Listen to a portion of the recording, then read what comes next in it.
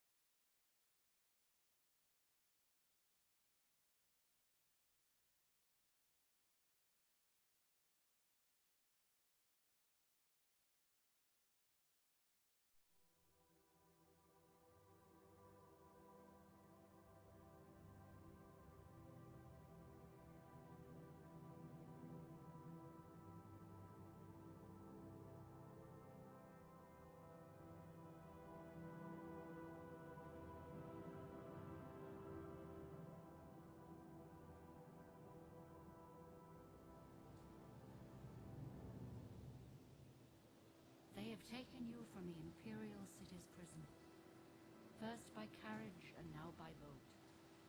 To the east, to Morrowind. Fear not, for I am watchful. You have been chosen.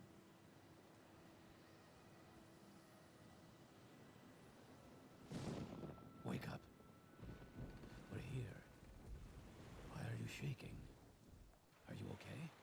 Wake up. Stand up. There you go.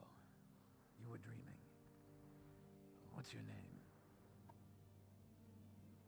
And we're back. All right. So yeah, feel free also to explain as far as what we're seeing briefly for this. Okay, so we are a prisoner.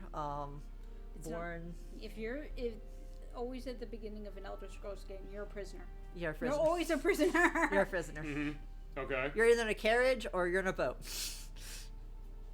And somehow you're important, even though you don't have a name. So, well, what are we going to call ourselves? We don't have a name yet. Okay, so what should we call ourselves? Your choice. You're the one calling this part of it. Okay, what are we, super old gay Saturday? Sogs. It's what your choice. Whatever you want to put in. 'Cause that's the short answer as far as it. Back. Also, back, by the way, to go to the music, it is someone we actually have heard on the show before. It is Jeremy Soule who did this music. who also did this music of Secret of Evermore for the Super Nintendo. Putt Putt Travels Your Time. We've been playing the Humongous Entertainment games to the show, as well as Spy Fox and Dry Cereal. Let's see, what else? This, both of its sequels, Oblivion and Skyrim. And also Harry Potter the Prince of Azkaban game, and Prey, amongst many others. He has tons of credits. I think Icewind Dale he did the music of as well. Come with me. Also, one other thing, Proto, I'm going to request this. If you can go into the menu, are there subtitles to this game? Whenever we get to his case, if you hit the start button, go to options. Should be. Wait, it just...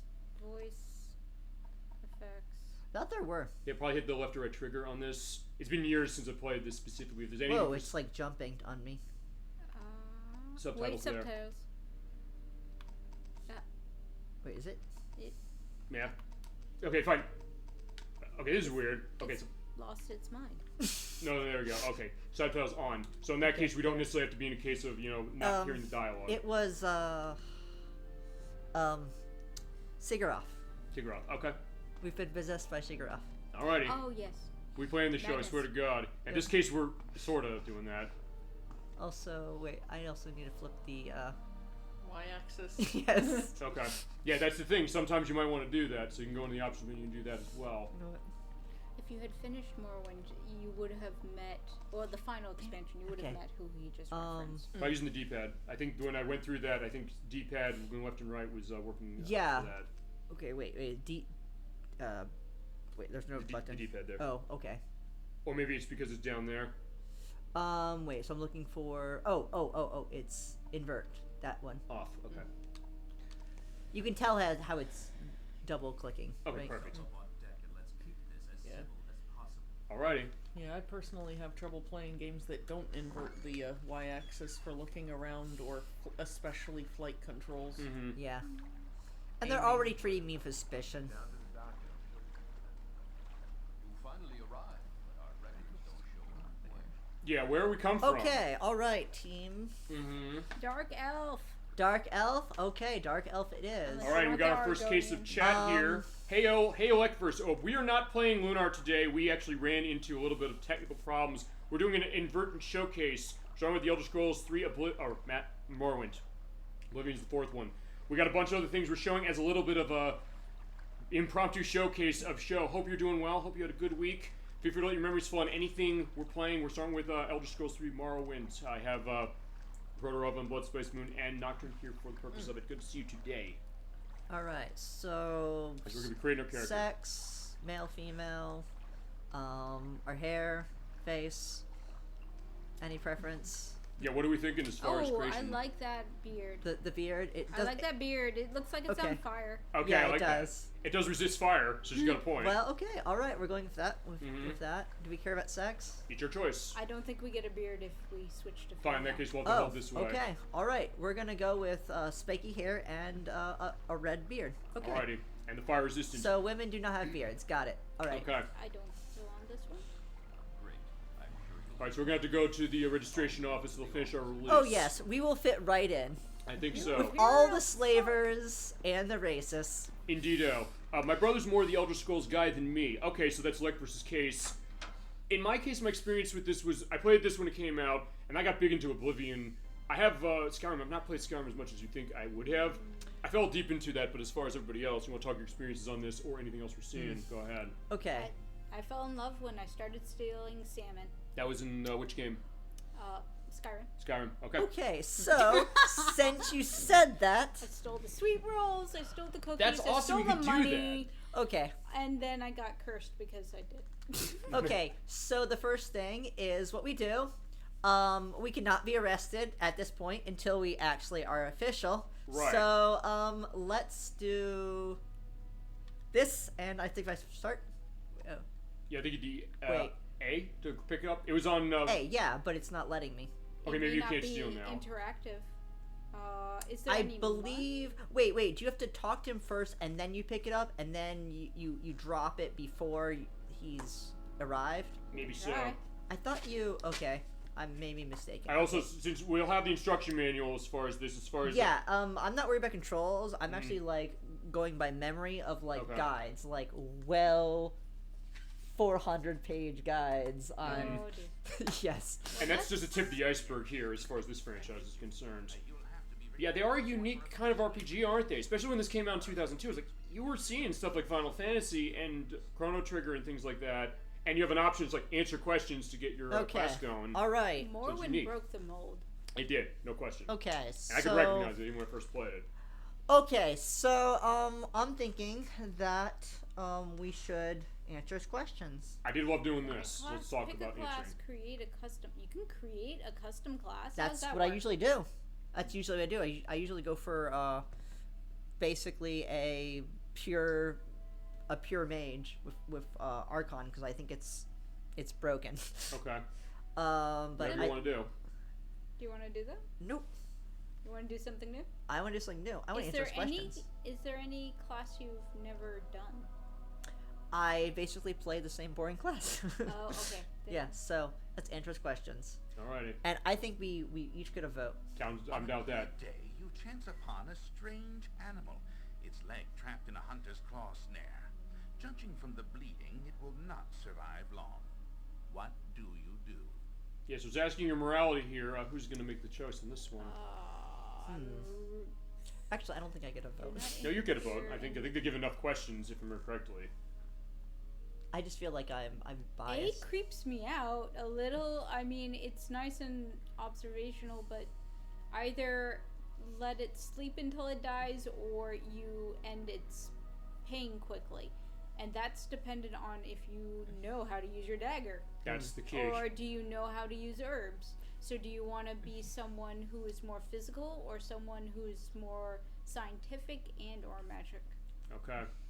That's that idea. I feel I feel like they're too linear.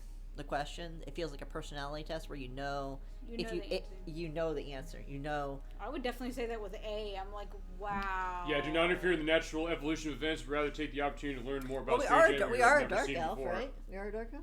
Yeah, dark elves do magic, but they can also, I think, do physical stuff. So we're gonna go. So your so A freaking is physic? what? Chaotic. Wait, that's neutral. Yeah, What? I think so. Yeah, it is because you're just letting them That's pure die neu- without pure doing neutral. anything. Yeah, but you're also watching something struggle to die. Potentially. Actually, quick thing from chat. Right now I'm playing Yakuza Like a Dragon. I've not played that. Have any of you played that? Nope. Any of the Yakuza games? Okay. I know my husband has. It's a good one as far as from what I've heard. I've not played that one. I need to get one of the new ones, which has D'Antonio Okay. ported in it. All right. So there's like 10. There's like 10 of these. So Do we want to be merciful or do we want to watch it die first? Do we want to watch it die? You're giving a sort of nod, but sort of a not No. head shake. I don't know. I don't want A, but I will leave that up to you guys. Okay. You know, I do get a vote. I'll vote mercy, I guess, as far as merciful end of its life. I'll do this is a personality thing. So that's Y or X, which is more merciful to you. All right, Nocturne, what are you thinking? I'm going Y. Yeah, I mean, my vote would be either for Y or A, honestly. Okay. We have an A. Spicy. Okay. Okay, so So Y is fine. Y. Yeah. Y. I'll go with Y. Y. Yeah, Okay, Y. we're goody two shoes Like, here. We're also gonna say Y as Okay. far as it. I would kind of do like half a vote on Y, half a vote Okay. on A. All right, so we got to do chores as far as choice on summer afternoon. What are we gonna do? Fuck him and go to the catch fish, I guess. It doesn't say that. Feasibly. Work in the forge, casting iron for a new plow, or gather herbs your mother's preparing dinner.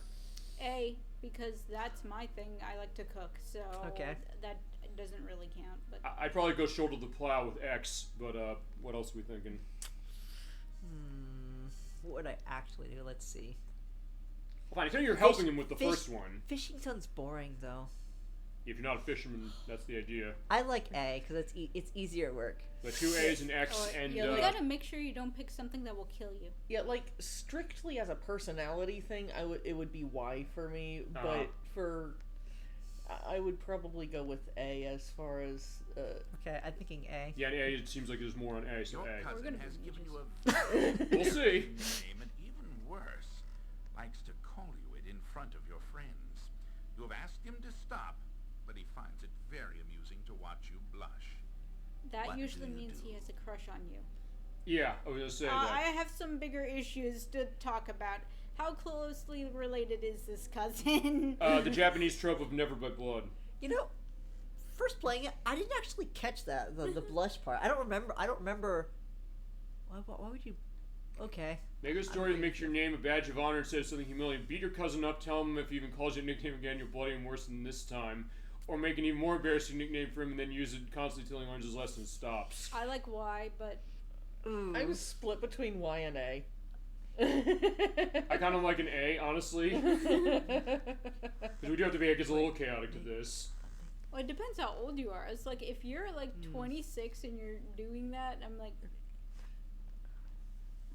I mean, I feel like a little bit of the implication here is like when you were younger or Yeah. something. Fine.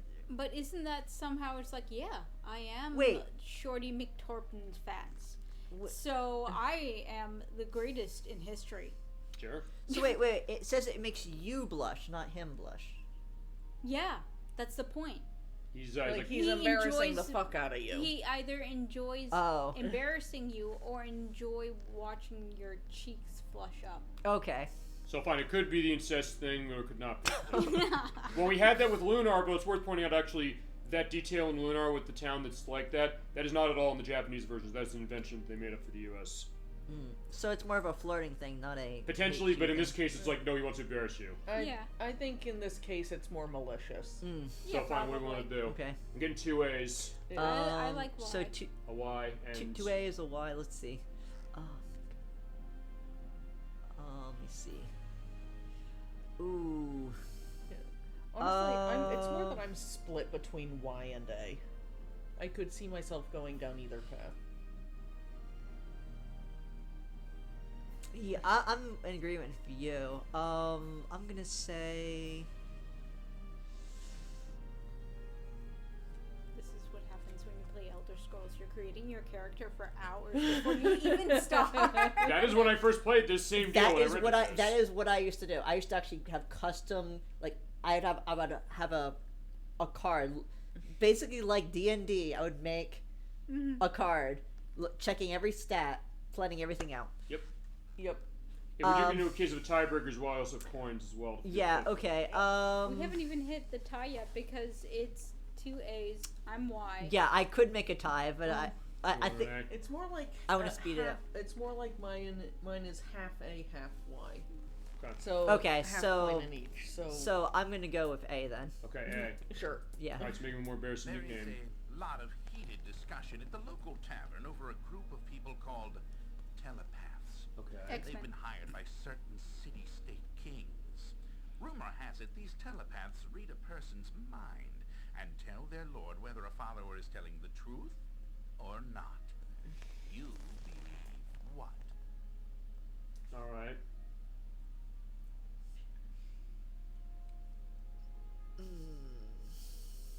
So the question of, do you actually utilize them?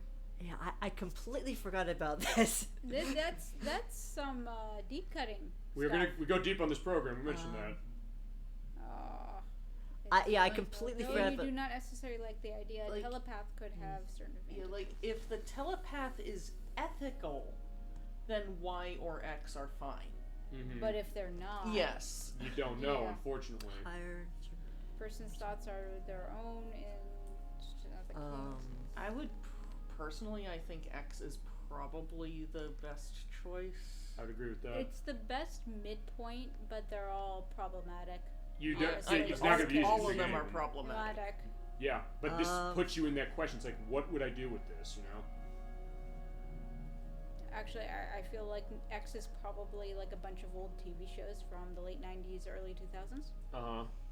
A telepath or some sort of ghost whisperer or something along that lines where it's some sort of magic advantage. Well, you mentioned X-Men, yes. So Yes. that's that idea. Oh yeah, I was waiting like, so we've hired some X-Men mutants.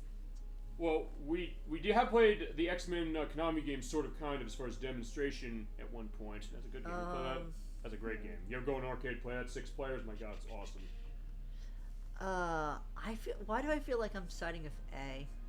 You're like, I don't want to take a risk whatsoever, as opposed to that, or saying yeah, is it necessary? I feel like I feel It like reminds me too advocating much of like the Red Scare.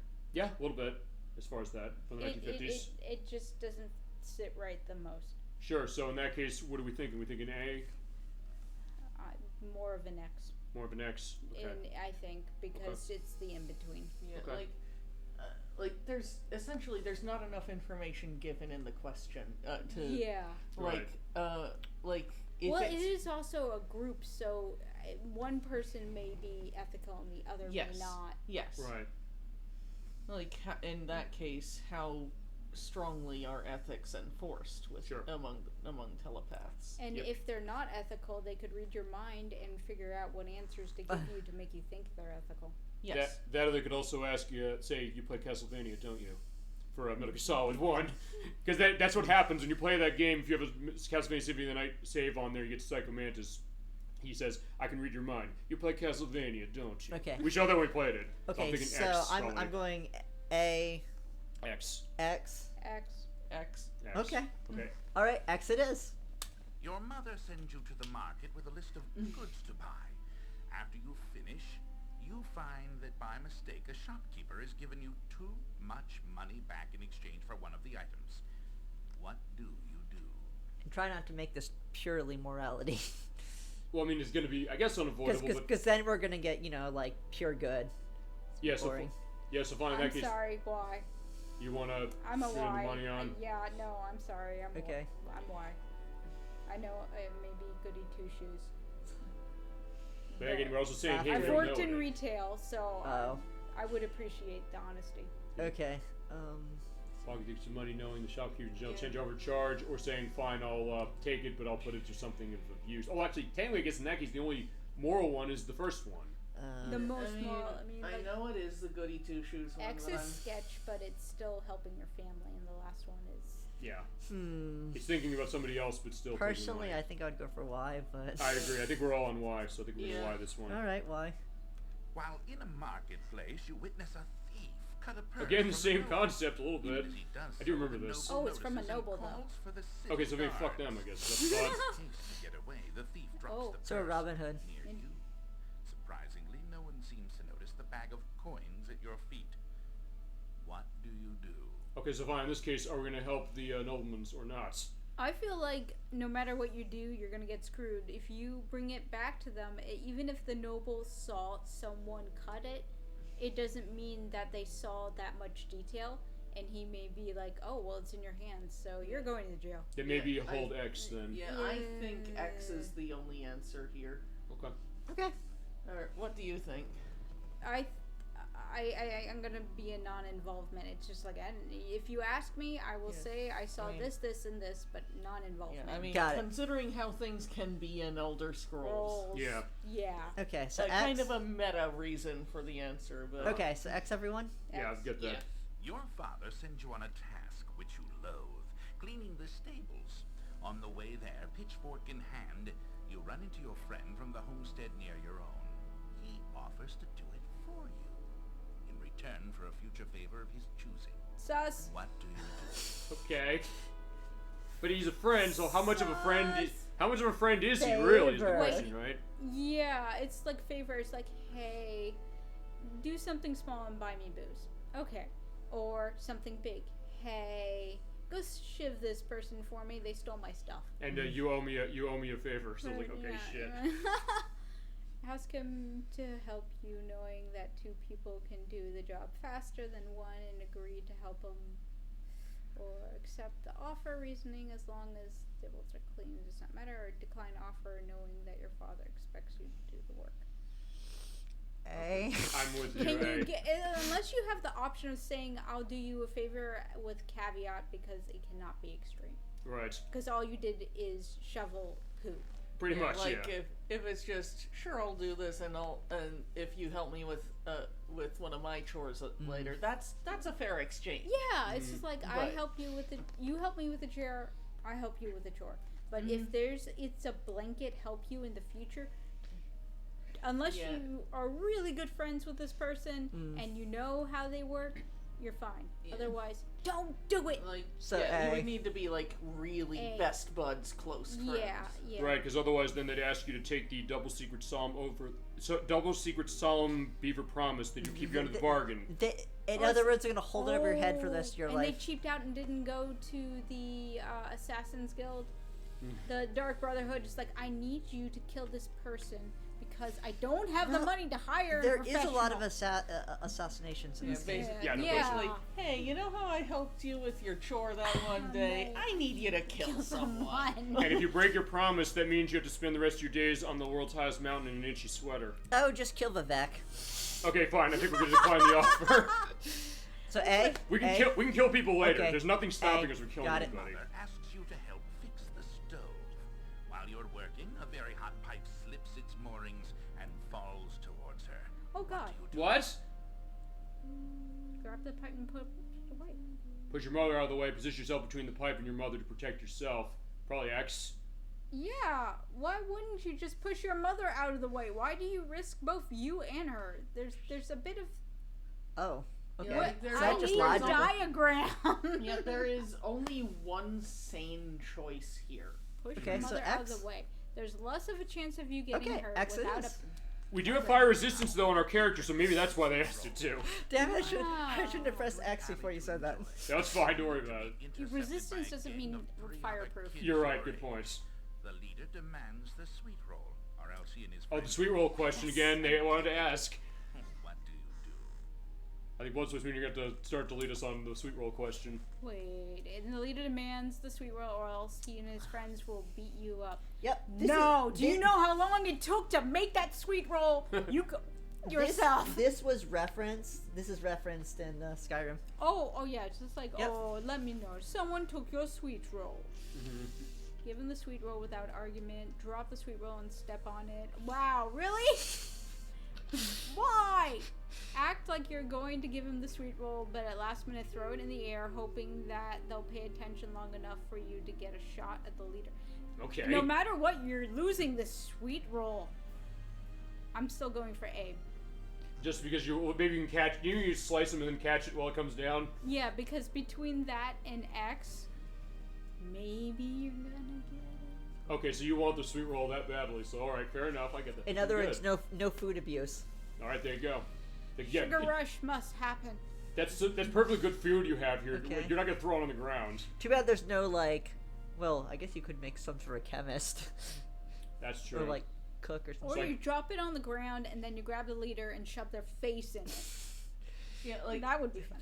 there's no fun options for this one. Yeah. No, that's So not. fine. You're No, gonna. I can find. I know it's A for you all the way. I'm probably right at that. Okay. Yep. Okay, so I don't know. Am I in I'm kind the of A on train? A myself. Let's go on the A train. I think if Okay, you're A agreed. train. Entering town, you find that you are witness to a very well-dressed man running from a crowd. He screams to you for help. The crowd behind him seems very angry.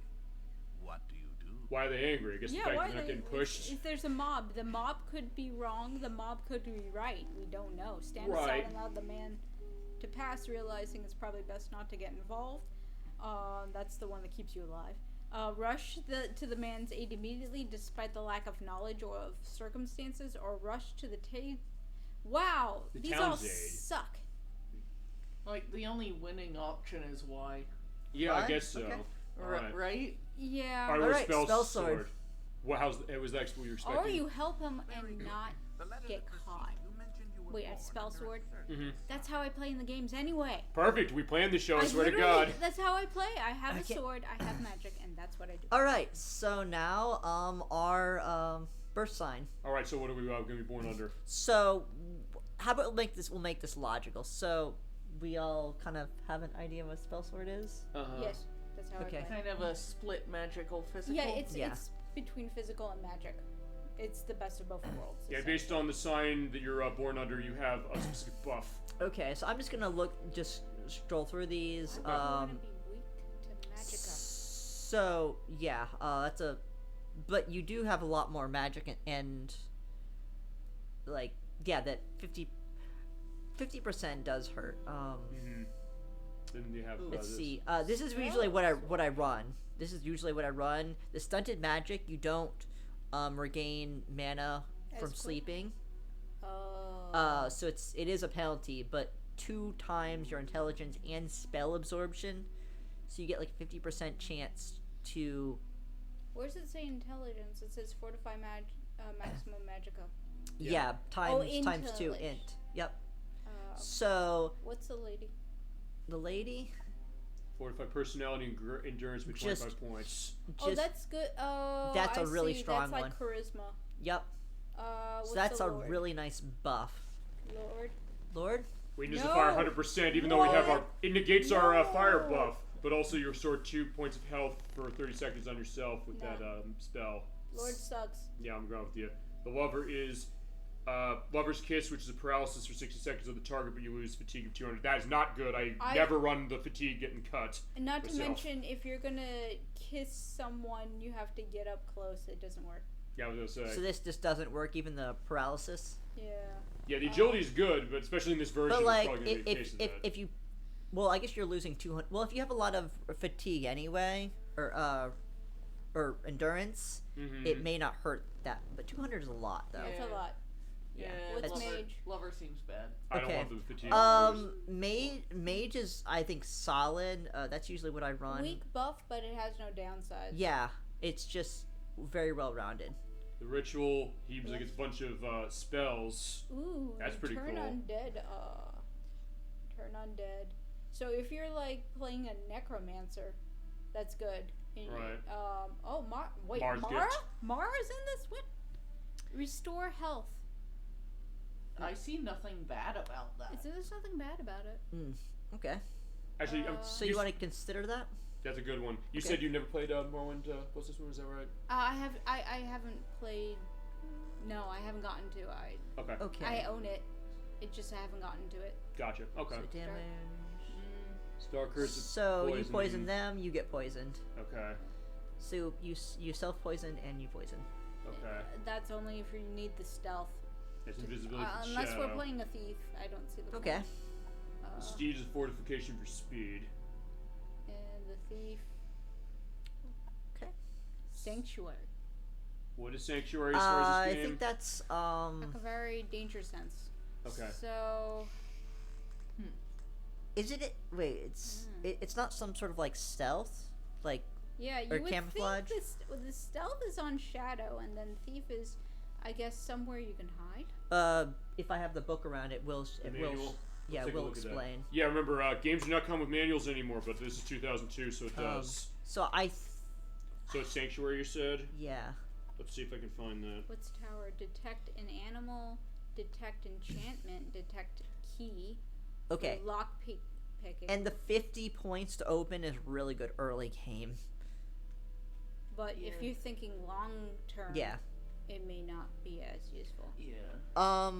Like those are some big early game buffs. Yeah. Yeah. I'm sure. And in this game, you can't change, right? Or can you? No, I don't you think can't. so. Yeah. Okay, and warrior. Fortify attack. So Yeah, that's it's kind of only like if the you're equivalent of a going- mage. Yep, What was that called? it's sanctuary. Sanctuary. I'm trying to see if there's anything in the And there you manual go. for Sanctuary. Yeah, I'm kind of tempted to say ritual. Ritual is Like, really good. Ritual seems like it would be That's good, yeah. strong. Granted, the Mara's gift is strong early on, but kind of falls off once you. Well, It's stronger. you can make your own spells. Oh, that's true. Okay. So And you can probably make like equip. I assume like you could forge things at least in the later games. No, I get that for sure. you can make your own spells. It would cost a lot, but you can essentially make like But a then Mara's again, gift. can 100 points make the difference between staying alive a little longer in a fight, even if it's much later in the game? You should just make a second spell. Just have a heal 1, heal 2, heal 3, Okay. and so it kind of I feel like falls off. Okay, two things. And granted, with powers, I believe it's only a once a day thing. Okay, quick thing. Oh. Two things. One, Yeah. hi Dolly Finn. Hello everybody. She's in chat saying hello to everybody. We are not playing Lunar today because we ran into Sorry. issues but we are having a preview of a bunch of things starting with the Elder Scrolls 3 Morrowind on the original Xbox. Good to see you. Hope you're doing well. Feel free to let memories fall on any of the stuff we're seeing. We're not just showing this, but we're going to have a bit of extended look at this.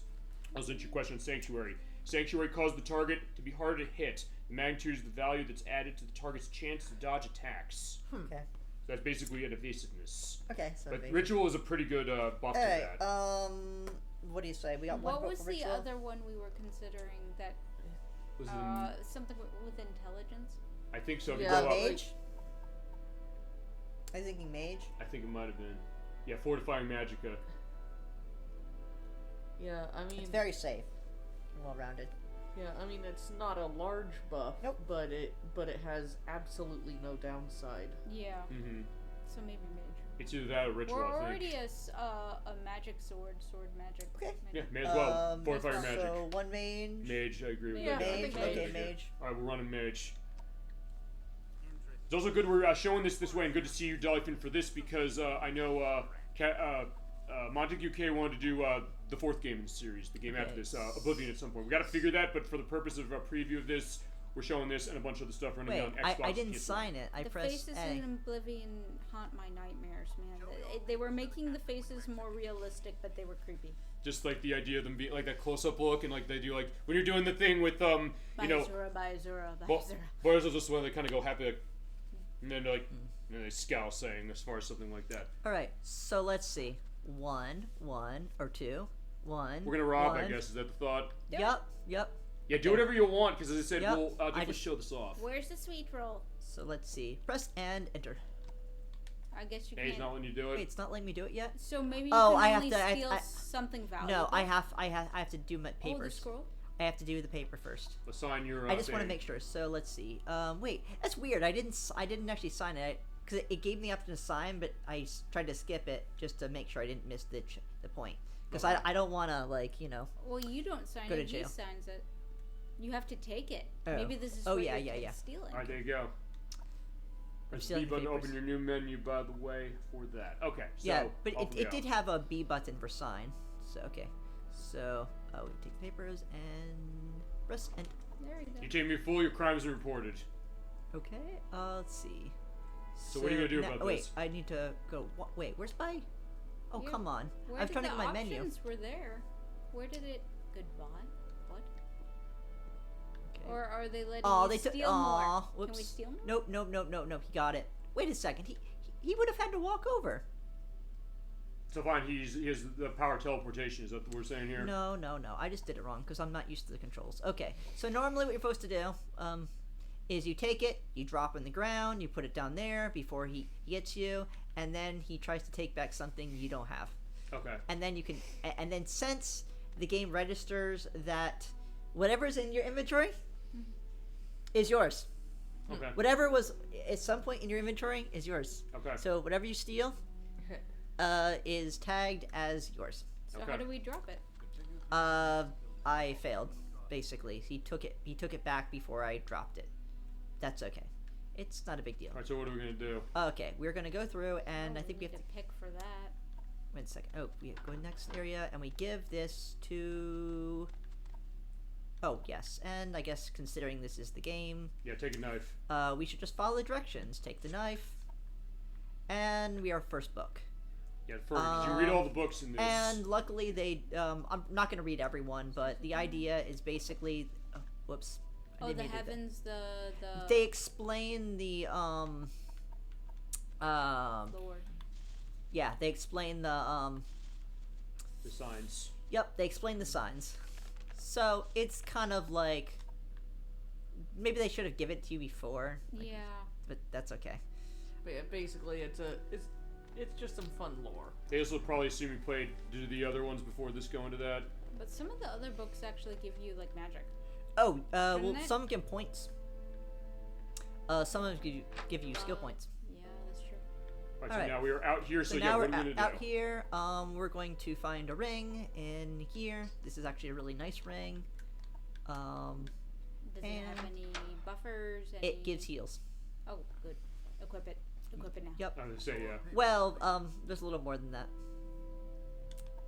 Okay, let's see. So now we have to give it to you. Give my Reese papers. And he tells me about Morrowind. And you can also ask him more questions. And yes, everyone is a walking encyclopedia in this game. Oh, and yeah, they all have absolutely. the same knowledge. Mm-hmm. Um, Because there's tons of lore in this franchise, Yes. especially this one game. and I'm just gonna flip through because there's so much. Morrowind. and we would be here all day. This is going to be a preview. At some point, we're going to have to come back to this and any of the other things we're going to show as far as this impromptu showcase. We call it the last-minute showcase. Yep. And we'll be coming back to Lunar, by the way, in 2 weeks. I have a backup. Ooh. I didn't explain what's going on with that. It's like, So I will now. yeah, I'm a little. This controller's not the best or something. Wait, scroll up. Oh, I got it. Oh wow, it's auto scrolling.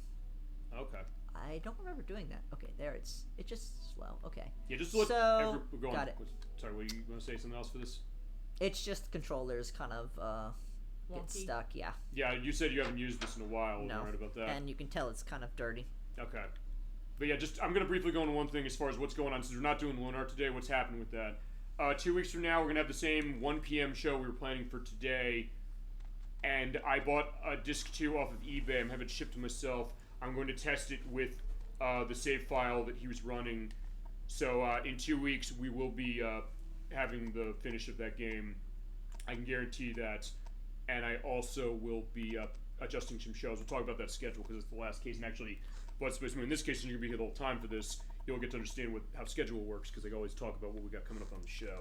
And since we did change as far as what this was, that's where you're going. Thank you, by the way, to everybody for adjusting as much as it is, but also the idea of coming up with great ideas saying, let's show off Morrowind. We didn't know when we were going to get to some of these things, but we have a little bit of a taste to all of it. Okay, so well, a ring. Why I didn't immediately equip it was because this controller.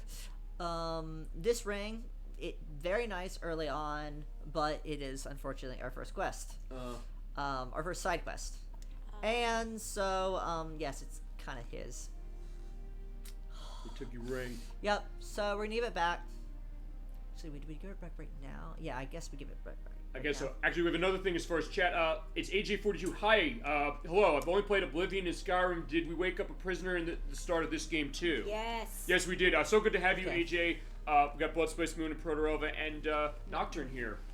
We had to come up with a last-minute thing because we can't play Lunar today. We were going to play in 2 weeks to finish it, but we're showing off a bunch of things, starting with Morrowind on Xbox and a bunch of other things. So stay tuned. So good to see you. Hope you're doing well. If your memories fall on anything Elder Scrolls, anything we got on this impromptu showcase. So okay, so let's see. I'm gonna wait till I'm just gonna do like one quest, and I think we're gonna like Go on to the next game. Yeah. Okay. Good taste. So okay, so we're just gonna finish Fargoth's ring quest. We're gonna hopefully time will go It's fine, fairly I think. quick, like in game time, because we have to wait till it's dark, and I have to find the what was it? What's it called? The lighthouse, basically, Okay. and that should be past here, I think. And I'm assuming that unlike Oblivion, this doesn't have weight. Oh, it does have weight. It does? Yeah. In terms of like slowing you down weight. No, wait, as far as like hitting the back button and you wait for a couple hours. Oh. I thought you meant like you get weighed down if And you being carry encumbered? too Yes. much. Encumbered is in this Yeah. game, not new to that. So, well, I can't sleep out here because being a bum. Well, is it sleeping or is it illegal. waiting? Because if I hit the back button, I'll just resting here is leave it. illegal. You need to find a bed. Okay, so you do actually have to be in a bed in this one. Because in Oblivion, I know what they did is that you could wait somewhere just for time to pass, or then you have to go sleep. In this You case, can you do have to go that in sleep. Skyrim too. You can do it in Skyrim as well. Okay. Okay, so let's see. Okay, so let's see. There is a ring quest up here too. Wow, this controller. I may need to get a different controller. There is the other one we have there if you want to do a swap off, so you try that one. I may just clean it. Okay, Okay. so see if I can We make a get his special trip quest. just for you. Same low price. I know he gives you some sort of ring later too. Mm-hmm. Basically, this guy says, like, I don't think, is it Fargoth? It's one of the NPCs isn't, like, happy here. Right. And, oh wait, I have to get, Well, if people were happy, they probably wouldn't give you quests.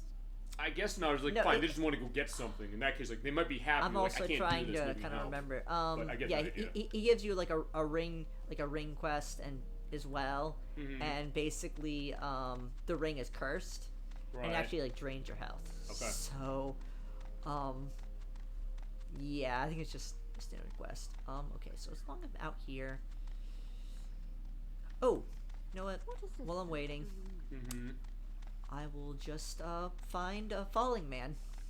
Okay.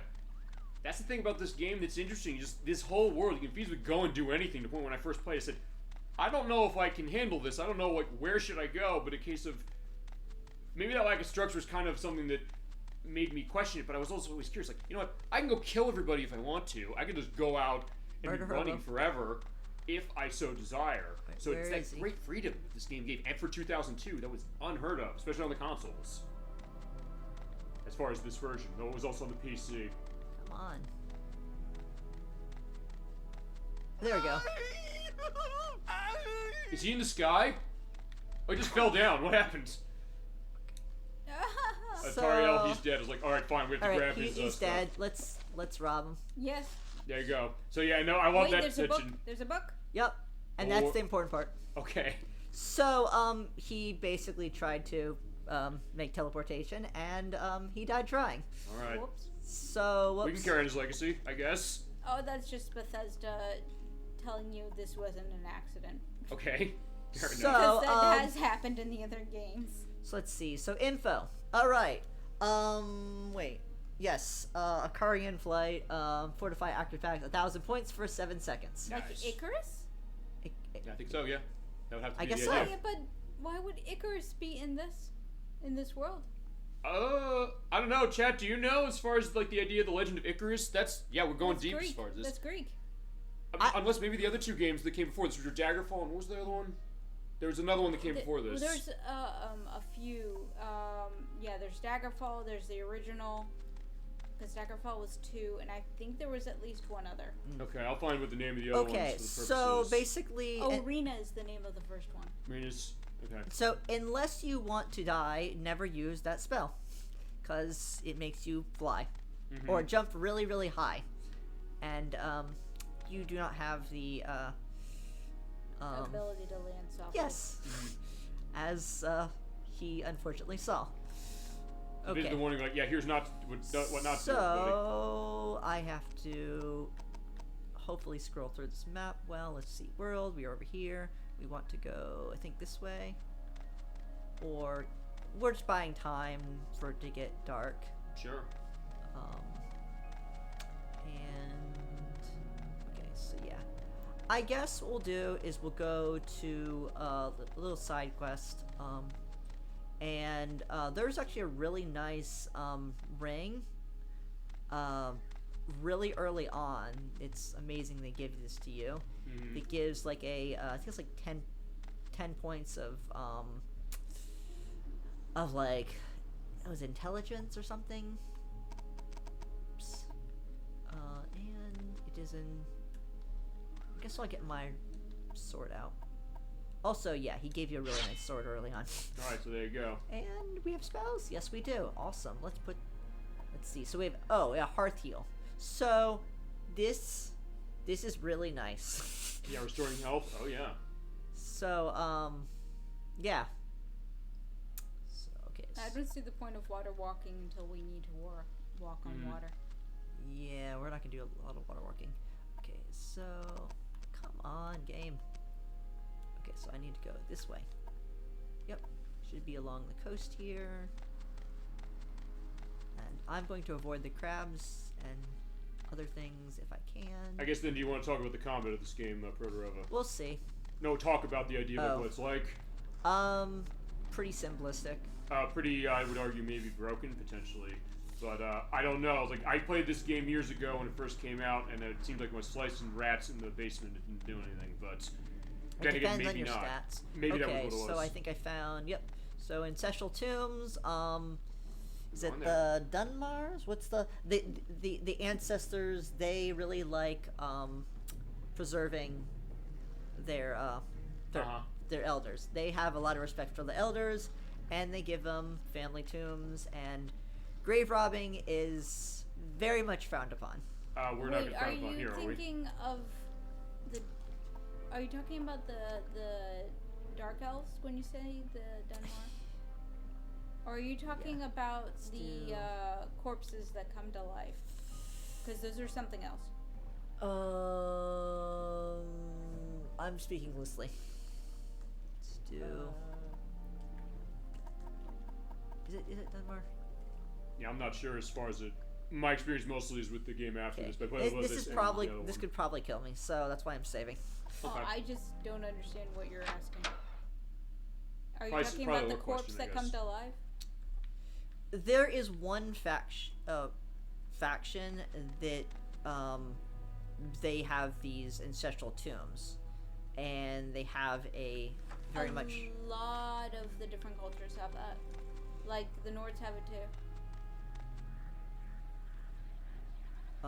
I guess this has a little more stuff. Like there's full-on catacombs of Yeah. buried bodies in Skyrim, and that's again mostly Nord. Yeah, and ghosts. Okay, so yeah, there you go. The spectral things. Like, there you go. Let's kill some ghosts. So if I don't have magic here, then I'm pretty much dead, Uh-huh. because these things are. Whoops! They're a Don't bunch waste, of man. cranky ancestors. It's like, hi, Grandma. Well, I'm also robbing their tomb and stealing. Hi, Grandma. Can I take this? I guess you may, Blood Space Moon. You absolutely. Oh, okay, you saw that, right? It went through the door. I like that. And I Is think that headless? I think so. things are generally scaled to level. Okay. Wait, what the hell? Okay. What? It looks like you can check the. For the corpse. Yep. Oh, it has a lesser. I'm also. This is weird. I don't remember there being. Oh, I wasn't even pressing the button. Also, I don't remember there being a like a particle effect. That should be going away. Okay. Something's a You little do buggy. not have enough magicka to cast the spell. Yeah, because I. Yeah, the blue. Okay, so this will Far. probably kill me. So I'm going to save. Okay. That is trapped. This is kind of what I mean by the ancestors really. They should be respected. Uh huh. Yeah, like, yeah. Don't desecrate their Let's see. tombs, Wait, otherwise why are you we will die. day 20? Oh, that's in the world. Okay. Probably so. Yeah. Yeah. Okay. Well, that or Or it's a previous save. Well, actually, wait a minute. No, Is- it's not. Just want to make sure. Well, this isn't, but actually, maybe because I set the clock to March 23rd when we're doing Yeah, this, is that yep. the reason why? Okay, so let's see. That has a lock of 20. I don't know if we can pick that. I can we? Yeah, I was believe- gonna say, do we have any picks yet? I don't think so. Well, do I? Oh, come Do I on. pull that? Oh, I don't have the open. Yeah, I don't have the open thing. Okay, so this thing. Okay, let's see. What is the damage? Ah, come on. Okay. I press it lightly. Good. Okay. So, life tap. 10 Okay. points. This is over time. This is like 9 points, so I'm gonna need to heal. Oh crap, and I have no mana. Okay, so what we're gonna do. Pull that store out, probably, right? Yep. Okay, so look at that. Glorious ring. Mentor's ring. Yup. So that, and that, and that. And next, we are gonna die. Oh, or not. Sweet. No, we're living. Okay, there you go. Okay. Alright, and alright, we're gonna get out of here. And we have oh, we have no mana though. Because the double click problem. Also, the thing I'm wondering, I want to ask you this: is this complete with your controller? Or is this the case because the triggers on the original Xbox are analog based? That it's going to be that maybe this game reacts to it that way. I think it's just needs to be cleaned. That's all. Okay. I wasn't sure. 'cause It's been- just double. It's just catching. I just wasn't sure because I haven't played this on Xbox Yeah. since 2002. That's how far back I have. Ho, ho, ho. All right, what is that Run, thing? run, run, run, run, run, run, run, run, run. Or pull out the knife and stab him. No, I'll probably die. I have like no health left. Come on. Okay, okay, I have to pay attention a little more. Come on. Okay, which direction am I going? Oh, cool. Oh, okay, this way, down. Alright. This way, and is it this?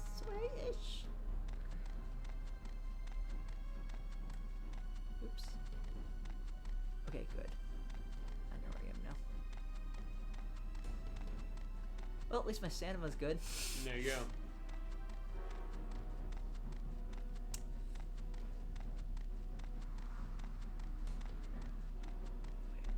Here's the town. Town? Yeah, probably I guess just follow the path, I guess, is that the case now? Pretty much. Just looking for the bridge. Okay. There's a town over there on the left. Oh, found it, yep. There's a house, yeah.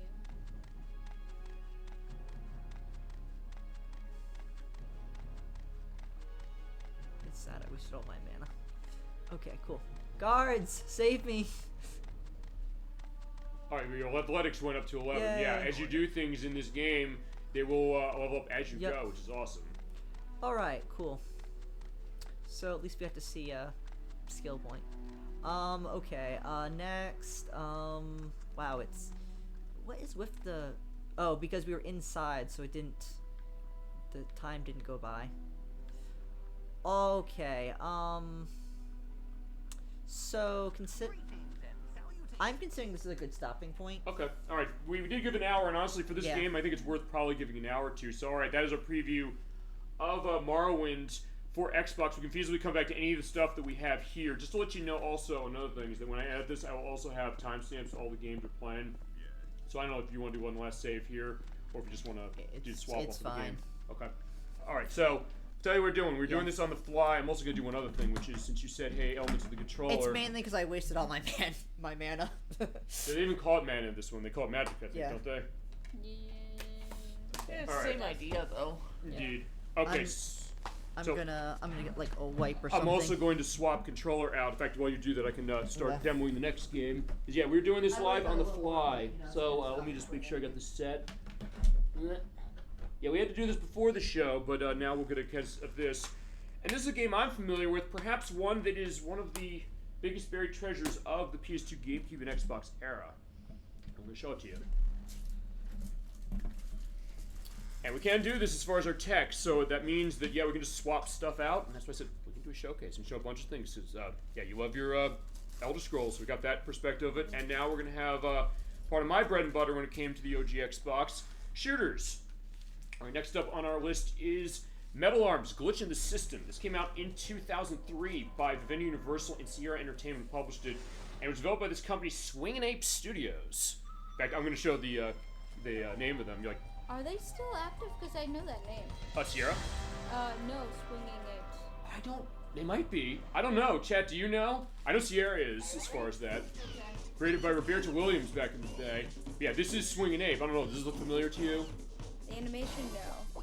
Okay. The name sounds familiar. Maybe I've heard of it with a different logo. Maybe so. Did you? there's- I unplugged it. It's right here. It's down here. What? Oh. It's right And there. you said I this swapped- was an arcade No, originally? No, this is a console game where it's Metal Arms, Glitch in the System. We're playing on the Xbox. I said it is feels like an arcade game. It wasn't an arcade game. It is on the PlayStation 2, GameCube, and Xbox as well. If you're curious on what you're seeing, this is a buried treasure for this It era. kind of is, yeah. It definitely is. It's one that doesn't get talked about a lot, but we're gonna give you a little bit of a preview of this. Also, And just the volume. you want to play this one? Yeah, you want me to run it? Yeah. Absolutely. Yeah. So, how did you come to this one, Protorova? Feel free to tell your story. I think it's probably a friend that recommended it. Okay. That idea of being Or recommended something a game. like that. The idea like, hey, this game is awesome. I'd love to play it. We've had that happen as far as everybody in the best chat on Twitch and also all of you in the room. I came to this because this was on a demo disc that I got with the official Xbox magazine. I said, I heard this game is really good. They give it a 9 out of 10 as far as the official Xbox magazine. I said, this is not a big release of that year. The way stuff like Ratchet and Clank Going Commando or Jack 2 or Final Fantasy X-2 or I'm trying to think about the big games in 2003 that came out that year. But it was something that the people who made this clearly believed in it. It has this unique perspective of, yeah, you're this cute little robot running around and shooting. And it does have like an arcadey style as far as, that twin stick shooting case. So yeah, if you ever played something like Halo or any first-person shooter on this console, you can feel right at home. And it also has multiplayer for up to 4 players. It's not online though, we're pointing that out, but that being said, it wouldn't be online anymore nowadays because the Xbox's case being turned off. Xbox Live is no longer. Yeah, you're right. It's actually called Xbox Network now, which is very, very weird. Oh. So, all right, let's do a start look at this. Let's keep consistent as far as what this is. If anybody wants to take a run on this, feel free to let me know. And also, as far as this controller. What do you say? A level or two? A Maybe? level, or if you want to show off parts of the multiplayer, that's also a possibility as well. And I think, although I'm not sure, that this game might have. So you're familiar. You're quite familiar with this game, I'm right? familiar enough. I haven't played this actually in a while, but it's always one that. Oh, I haven't either.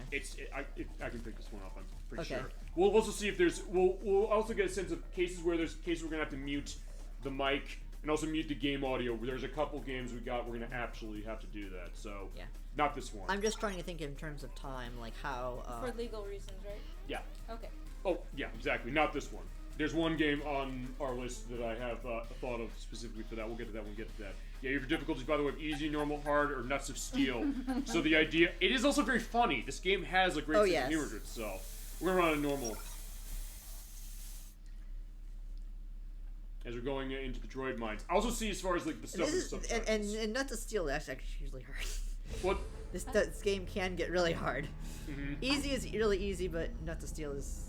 I have a dumb question. No, it's not a dumb Who question. came up with the word droid? I don't know. Because the earliest I ever heard was Star Wars, but that Right. doesn't mean that, Lucas or any of the writers came up with the word. Well, They may have been older. I'll look in the edit to see if I can find anything for that. Well, It's a good I'm story. absolutely certain that it derives from the word android. That makes sense. And But when then, was that? Who started? Is it like I a? think that was probably a term from some kind of early science fiction literature or something. Okay, so we're thinking I'm not completely certain. It's just I'm certain that the term is much older, is significantly older than Star Wars. At the very least. Unfortunately, my brain keeps on going to Metropolis from the 1920s by Fritz Lang. Yeah, so but this I probably don't is. know if they used the term in that or not. It's been I too long. think they did. They might have, or they had like automaton. I think they might have called specifically, perhaps for that. Automaton, probably.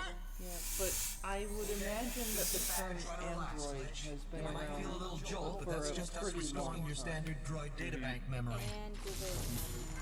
Also, flashlight warning on this, and you probably also heard some of the stuff in the dialogue where they're saying like, about did you fix him? Of course they fucking fixed him, but they did censor it. That's by the game's design. The game does that. We did not do that. But it does have this kind of 1950s style of stuff for it. Everyone gonna be watching Fallout? I guess so. Yeah, when they bring it out, I'll be curious. That's a franchise we have not shown on this show either yet.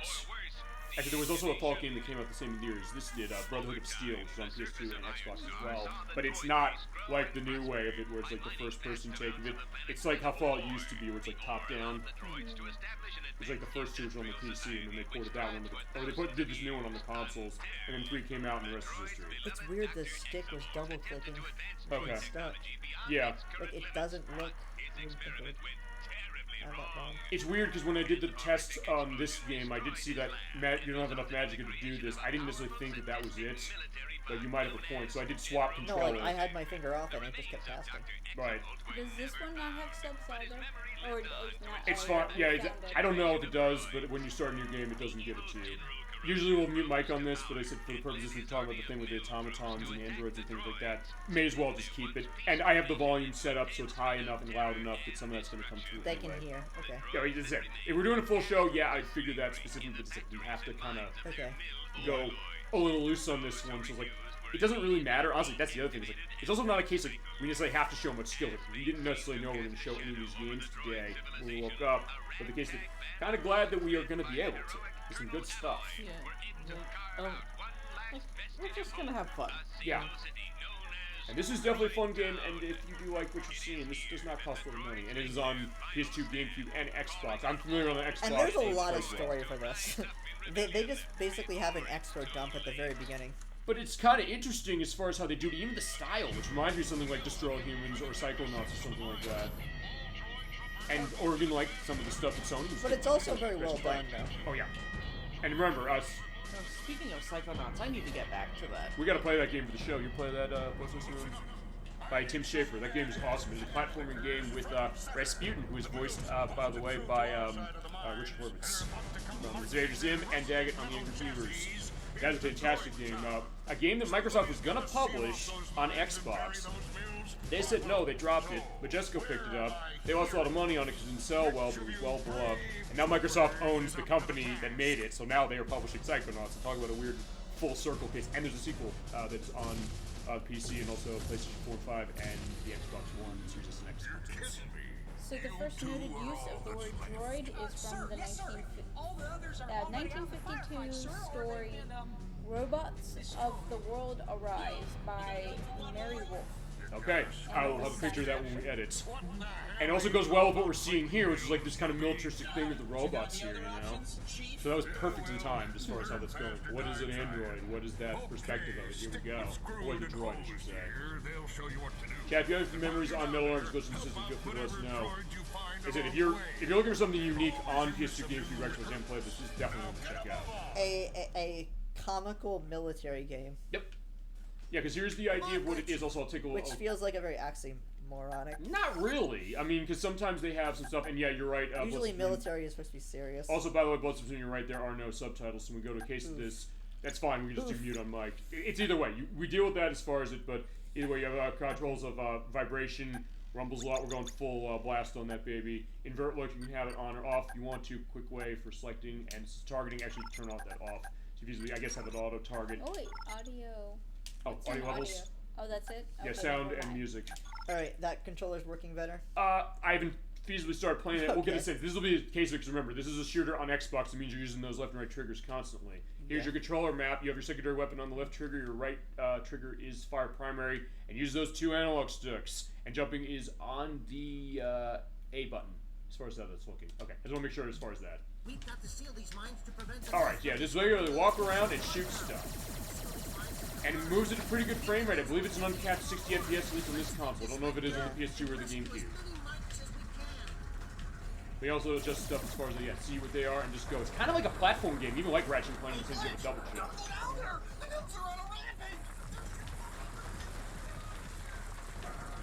Oh yeah, and mention the weapons. The weapons are very unique. Very much a Ratchet & Clank case in the sense that, yeah, you do have your traditional pistol, that's nice, and does have a full rapid shot, but then in other cases you'll have more things going on. So your standard, unlimited ammo, laser that has to recharge. You also have melee weapon, which is on the black button, which, okay, fine, he's using the GameStop controller S variant, sort of, which actually I like the fact they have the top buttons on the black and white buttons specifically. But yeah, there you go, we gotta go down. You're beating this game, Pro, by the way? Yeah. You have? How long a game is this? If you remember. Your left thumb stick to move, and your right thumb stick to aim. Jump over these rocks by tapping the A button. I would say you probably beat the main game in maybe like 20 hours, maybe. Okay. It's about 3-4 parts. I get that.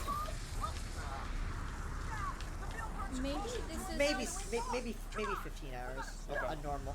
I don't know if certain things are just a hallmark of all first-person shooters from this era, but or I'm third seeing person as well, yeah.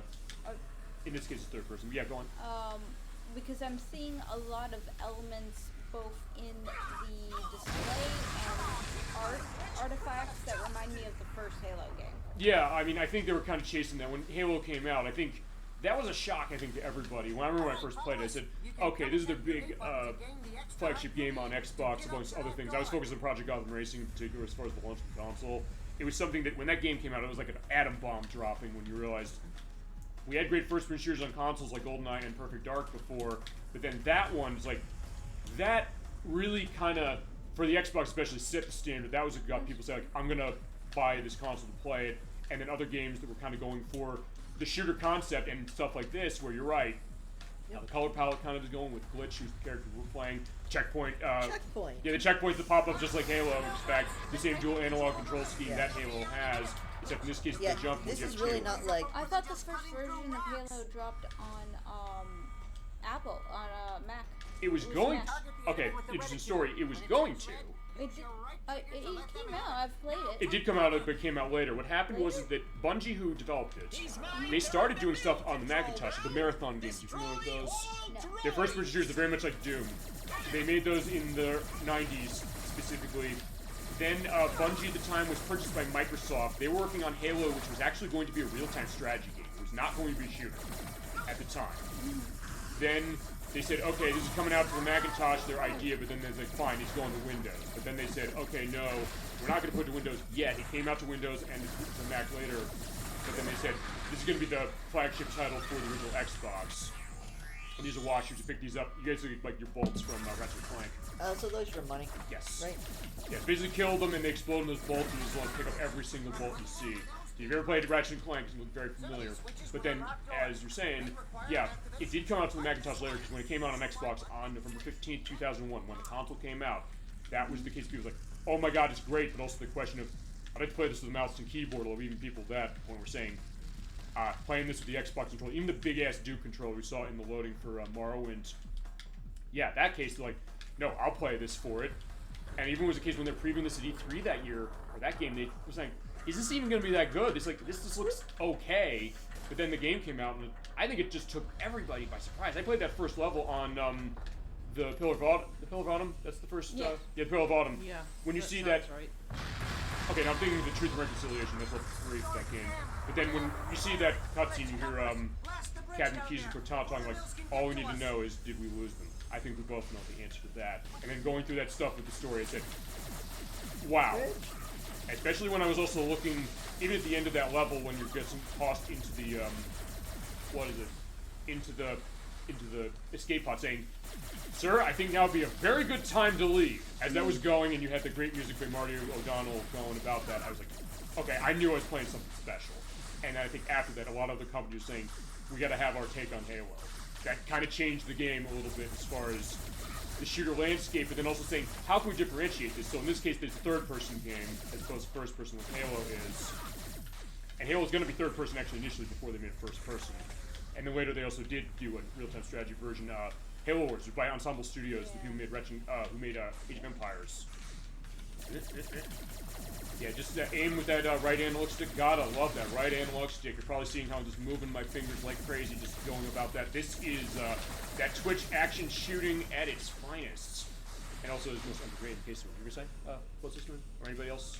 It was just about what elements, because my first reference would have been from Halo, but that doesn't mean it came up with things like the radar up there and how they depict rates that may just be where 3D was at the time. Sure.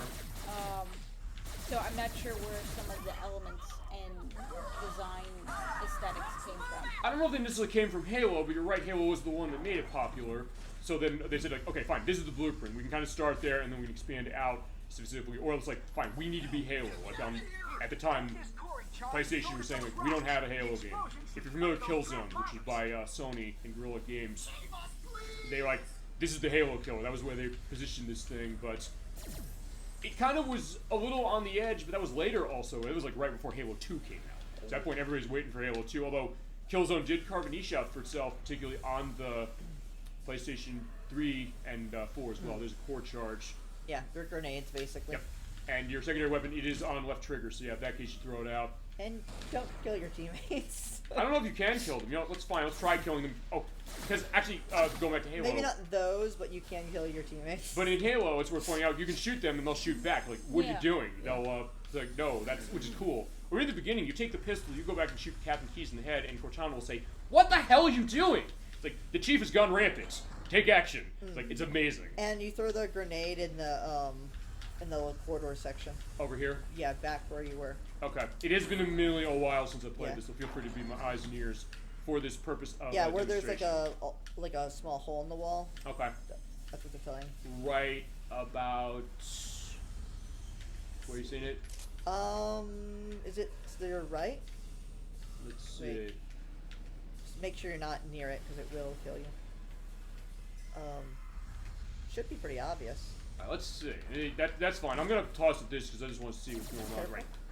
Yeah, but you do. Oh crap! There you go. I got to dive out of the way. Like, there's your mission failed. But remember, like with Halo, boom, checkpoint done. Here you go. We're here, so we're back to where we are. Here, take this core in charge and throw it at those rocks. Throw at those rocks.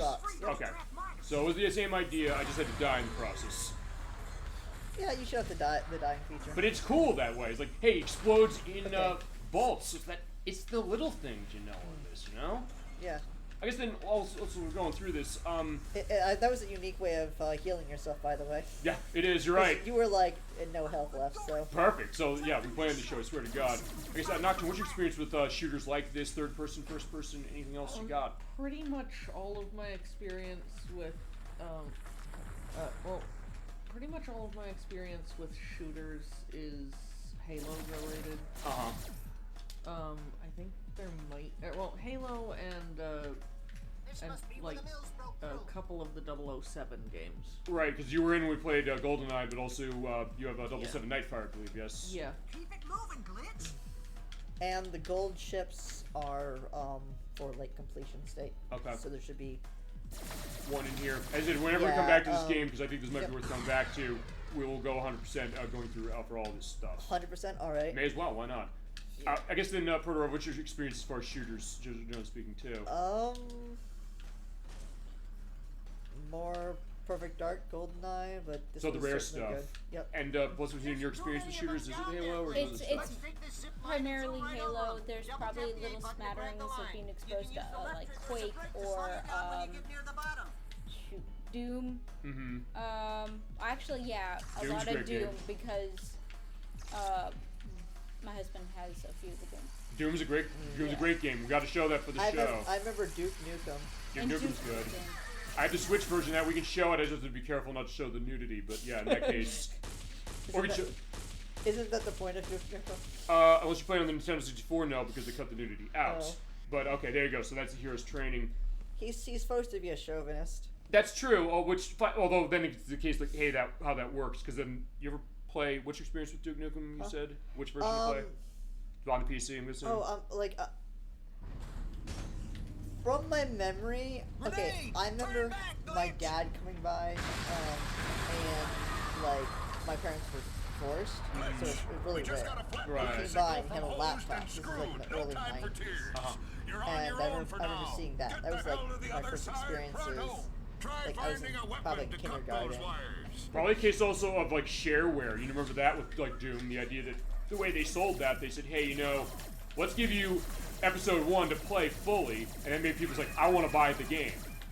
And same with Duke Nukem. Yeah. They said, fine, we're chasing Doom. Probably a very expensive laptop in the early 90s. And yeah, laptops cost a lot of money at the time. They were like $2,000. $2,000 or $3,000, yeah. Yeah. That would be a cheap one now. Depending on where you go, yes.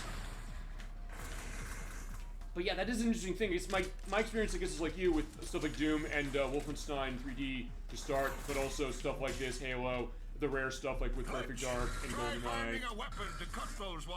Alright, we got the Ripper. So yeah, here's your stuff. You have a mining laser. You can upgrade them, so it is like Ratchet and Clank or something like that. And yeah, that basically dislodges their arms and legs. There you go. Yeah, so they can't shoot. So yeah, it is a very violent game when you think about it, but because there's no blood, it's something that, alright, how cute, is like, hey, it's a robot, they'll just have their arms chopped off, but either way, Okay. It's cool stuff. Yeah. Does anyone in the chat know what the first shooter game was? As far as first person? First person or third person? I know that Wolfenstein 3D was 1992, as far as really early ones. So it's a better idea to not be fighting them across the river. Just go to them and just I'm trying to see where to go. As far as going up on the pipe. Yeah. So the red wires, that's what you cut the wire. Yeah, gotcha. That's how you cut it. Okay. And now you can go across. There you go. So yeah, the idea of interactive environments, which you didn't get in Halo. So yeah, that's how they're differentiated. Like how we're gonna differentiate. You differentiate by saying, hey, more. Oh, well, I guess you could knock it down. That works too. That's that thing. It's kind of open. You can say, hey, I can do this. If I don't want to do other stuff, I can do that. You need to actually cut it with the. Yeah, I'm getting that. Or do you want to also take over as far as this now? As far as it, because I'm not gonna play much longer. Okay, I can take over if you want. Let's see. I just have to go get the cutter. The cutter's over here. As far as I can test out the controller too. Yeah, fair enough. Okay. Yeah, you did get a sense of that. I played this, as I mentioned, demo-wise, but it's also something I never came back to it before. I always liked when I played it. Plus, I kind of remember this a little more. Yep, there you go. Sometimes those things come out. As far as like earliest shooters, I'll have to get used to. I mean, I know Wolfenstein, but I can't remember if it started with Bethesda or ended up with Bethesda. It ended up with them. It was id Software who developed it, but then id Software, they And now they were can. bought. Fine, they were bought by Bethesda specifically years later. Although, fine, but they have it now. So yeah, all the Wolfenstein, all the Doom Why'd I stuff, throw a they grenade? will do that. Also, it's fine. What was you're probably also wondering, what was Bethesda doing in like 1992? Arena, I think. No, they're making Where's Waldo on the NES. Oh. Yeah, I was That like, was the early stuff. yeah, you was like, there's a Where's Waldo game, like the early, elements of Bethesda software. It's fine. We're getting that later in the show on schedule because we're playing the first game by Blizzard next week. But like, you're saying we're doing Diablo, StarCraft, or Rock and Roll Racing. We're playing Justice League Task Force. Well, what if the Where's Waldo is a shooter game and you have to find him?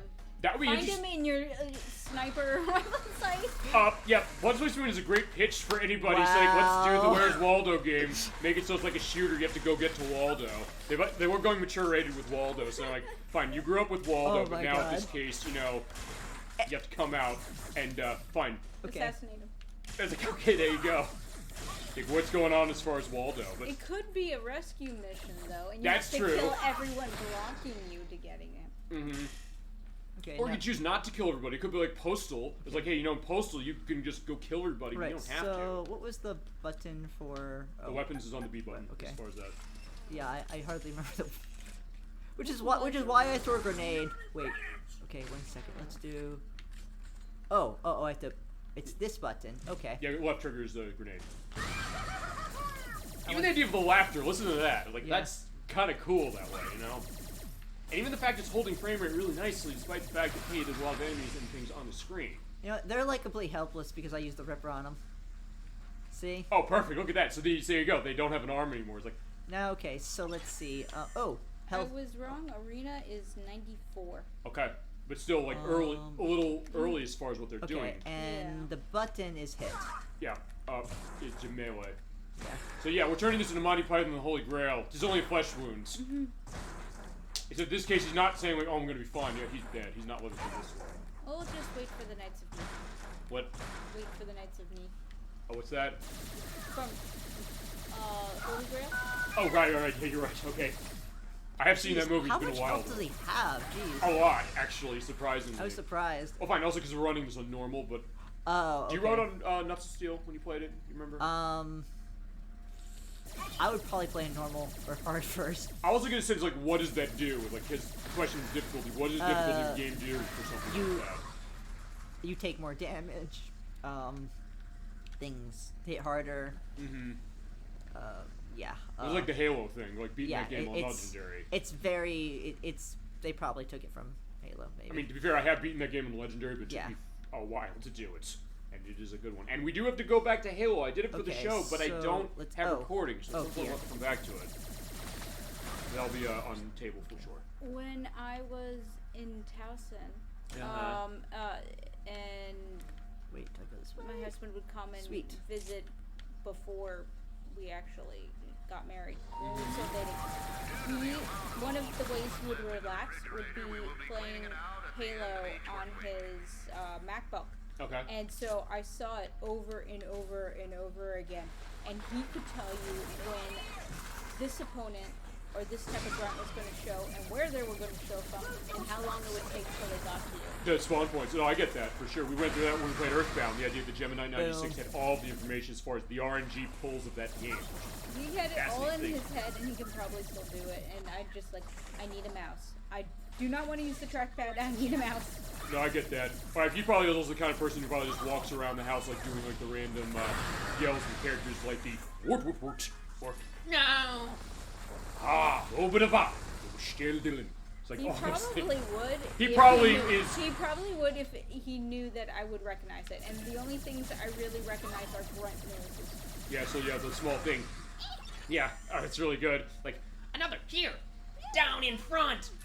Not again! yeah, they do say that when you stick them with a grenade, so it's like, hey, that basically is the thought of it. Yes, the arcade. Oh wait, I need more chips. And we will show that as far as a full play of this game. Yeah, we're just gonna do this level, and that's be it. Yeah, but if it's a good showcase, especially if something that maybe you didn't play, you know? This actually does look pretty good. 1 It's like a B. Yeah, I think you'd like this one, or if you don't, if you like Ratchet and Clank at all, I think you'd really like this one too. I Any play those? actually don't have any experience with Ratchet and Clank, but I do know that it's been recommended to me before. Yeah, I'm a big one on Going Commando on the PS2, but there's a Okay. ton of them, and they're all some really good ones. Actually, don't you have the remake of the first one? You got this as a freebie on PS4. That sounds right. Yeah, if you did like that, like what you're seeing here, this admittedly is more of a shooter in the way that, like a Halo is as far as how it controls than Ratchet and Clank is, where that one kind of focuses, it has shooting to it still, and upgrades of weapons as you go along, but also it's more kind of in the platformer realm. Because it's by, You know what? God, what was the name You of the got a company? grenade. It's Okay. Insomniac, who made, of what we played Spyro the Dragon, and they also made Disruptor, and they made the Resistance games on the PS3. So, in that case, yeah, it's kind of, they go more in the platforming direction a little when it comes to that. Nice job cutting them for the chip. Okay. Yeah, this is a fun one, and it is, it's also worth pointing out, this Xbox version, if you do have an Xbox 360, this is backwards compatible with it, but it's worth pointing out because the way they did Xbox variation of that for the emulation, it's software-based, so when you put the disc in, it might have some weird stuff. It's not, because we're running it off of his original Xbox for the show. It might not have, but I don't know to what degree this game is severe with that stuff. I mean, Marvel vs. Capcom 2 in particular, I showed that for a showcase. The OG Xbox version running on 360 is unbelievably horrific with like the visual tearing going on, to the point where they then re-released it as far as a downloadable version, but then they delisted it because they lost the license. But yeah, the original Xbox version runs fine on the Xbox itself, but running on 360, oh boy. But I don't know if this game is quite to that degree. I think there should be a health pack somewhere. I should definitely show you Blood, Space, and Moon now as far as the Marvel vs. Capcom 2 thing. We did it in the fighting showcase we did a couple years ago. I said, I'm going to show it running on the disc on 360. Then I'm going to show you the 360 version. Like, that runs so much better. There's the secret chip for the computer arcade Yeah. game. So that's for 100%. Okay. I remember when I think it was PS3 dropped and people were running PS2 and there'd be like this sort of halo around everything. And there we go. I remember that sort of Boom. residual, but I don't remember about hearing anything with Xbox. The only thing I really remember with 360 was the Green Ring of Death. Red Ring of Death. Red Ring? Yes. That makes But it was sense. because remember when they were making the 360, the initial thought was like, hey, certain games are going to be able to change the color for that for stuff for gameplay. But then you realize like, oh wait, no, you can see those three lights. Your 360's not working, and most of them were broken because they were rushed to market. But then they did fine. We're going to have this massive case of fixing for people and like extending the warranty, and they did recover from that. But yeah, that idea. Even to the point where I ran into cases of Red Ring of Death, I called them up. I openly said that. I said, I got the Red Ring of Death, and the guy on the other end said, oh, 3 red lights, not good. So he knew exactly what I was talking about. But yeah, that idea, like, that was a big part of it, specifically because of the stuff with the hardware. But the later versions of the 360 did fix it, and they did fix a lot of the consoles, so it is the case where it definitely is better Alright, now. so a robot Did controlling they a ever robot? figure out exactly what was failing to cause it? I believe it was something with the internals of the hardware. Particularly, I think it had something to do with aspects of like the motherboard. I think I can have an official answer as far as the edit on this. I think that's what's going on as you're doing a remote shooting, right? Okay. Oh well. Usually I go through and I kill everything and then I shut. Yes. So, I don't get killed instead, but Yeah. that's okay. that's another thing. Like, hey, unlike something like Halo or even like Ratchet and Clank, some of the Ratchet and Clank games I think do this. You can kind of control the other robots. Like, hey, go kill everybody. So normally, like those control points, you get a stronger. You get to control something strong. Yep. So, oh well. Okay, wait. So where do I go? Let's see. This is the Yeah, this there's is the, Well, that's where that was. that's where I was just at. Where you were before in the air ducts, that's up. That was up above. Up on the Yeah. walkway. Yeah. I opened the air. Oh, this is back. Shoot, that's going backwards. It is also worth pointing out one thing is that this another highlight when it came to games in this era. Sometimes the question of okay, you Yeah, might have to look like into if- stuff in the environment to see up where you that need to ramp. go. Isn't that where I came? That's where I came from. Yeah, Well, that's where you are the now. air duct was one on up the right. there. Is this Yeah, right in here. That's where the air duct was that you were okay? So Probably somewhere through here. wait. what's this? Yeah, sometimes the progression can be a little weird. It's not just this game. There's other games that I know do this, but I guess in some ways Yeah, it kind of comes this with is the not territory. a complicated area. Oh well, I haven't picked up these yet, so might as well. And you know what? Let's slice that. Because I can, cause as much mayhem as possible. And you feel that rumble going on, yeah. If there's any game you crank the rumble up, it's on this one. I'm back here. Wait, can I? Oh, I can access again. Nice. Also, it looks like you can enhance your health to get another bit of health to that. Oh, that's the battery that I picked up. Awesome. Okay. I didn't realize I could use this again. Maybe because it's an easier level. It's a starting level. I guess it's one and done. We go later in the game. Yeah. So what I think that's happening is essentially you can't you can't access the next area until you blow up this area. Oh, gotcha. Okay. So you do get, I think you get unlimited robots here. Gotcha. But usually they're you know, you only get one. You can't just randomly mind control a whole army. I was gonna say it would probably be based on enemies. That's something that Psyops the Mighty Conspiracy did. This is a great game. I'd love to show that. We're gonna play that. Grenade! Throw a grenade! Talk about underrated games of this era. That's another one from Midway. You basically are playing this guy who has like psychokinetic powers and it runs on the Havoc physics engine. So what happens is you can pick the people up and toss them around and they'll go around in ragdolls. It's a wonderful game, but it's more than just that. It's funny to look at as you pick them up and then just toss them to the side, or like toss like a ball into like it rolls into and they'll get knocked down. Or basically suck their energy up so much that then their head explodes. Oh, Mortal did Kombat, I as far as blow the everything? company published for Midway. But yeah, that's another cool one. No. So what you're supposed to do is kill everything and then commit suicide at the top area Okay. to blow up the area. Or wait, you know what? We just blow that up. That's how I killed myself before. 'Cause Okay. I blew it up right next to me, and I'm getting picked off. Grenade. So you can see how much faster I can kill these things with this one than my normal. No, I'll get that.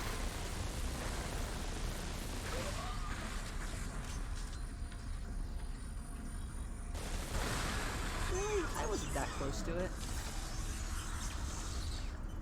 BS. Alright, more walking. Or comically running. I like that too, the idea of stuff with the animations. Nocturne, you and I were talking about that with some of the games you've been looking into or playing recently. Like, hey, stuff they're doing with animations for that, especially this kind of era of console. And I think when I go here... There you go, that's There we all go. you need to do, and then open the door. Checkpoint. Yeah, it's fine. Something's exploding, so it's the case of not a scripted event. It's the case of you're busting something down to go through, probably right through there. Yeah, I think it's here, right? This should open up.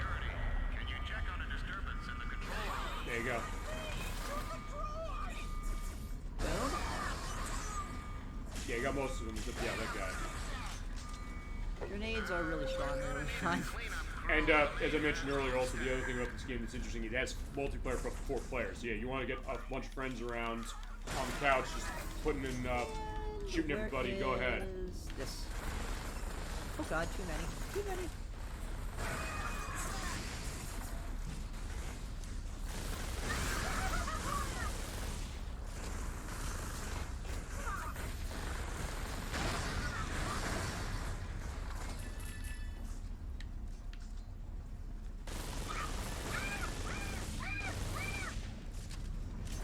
Punch. Okay, I'm gonna try to punch him.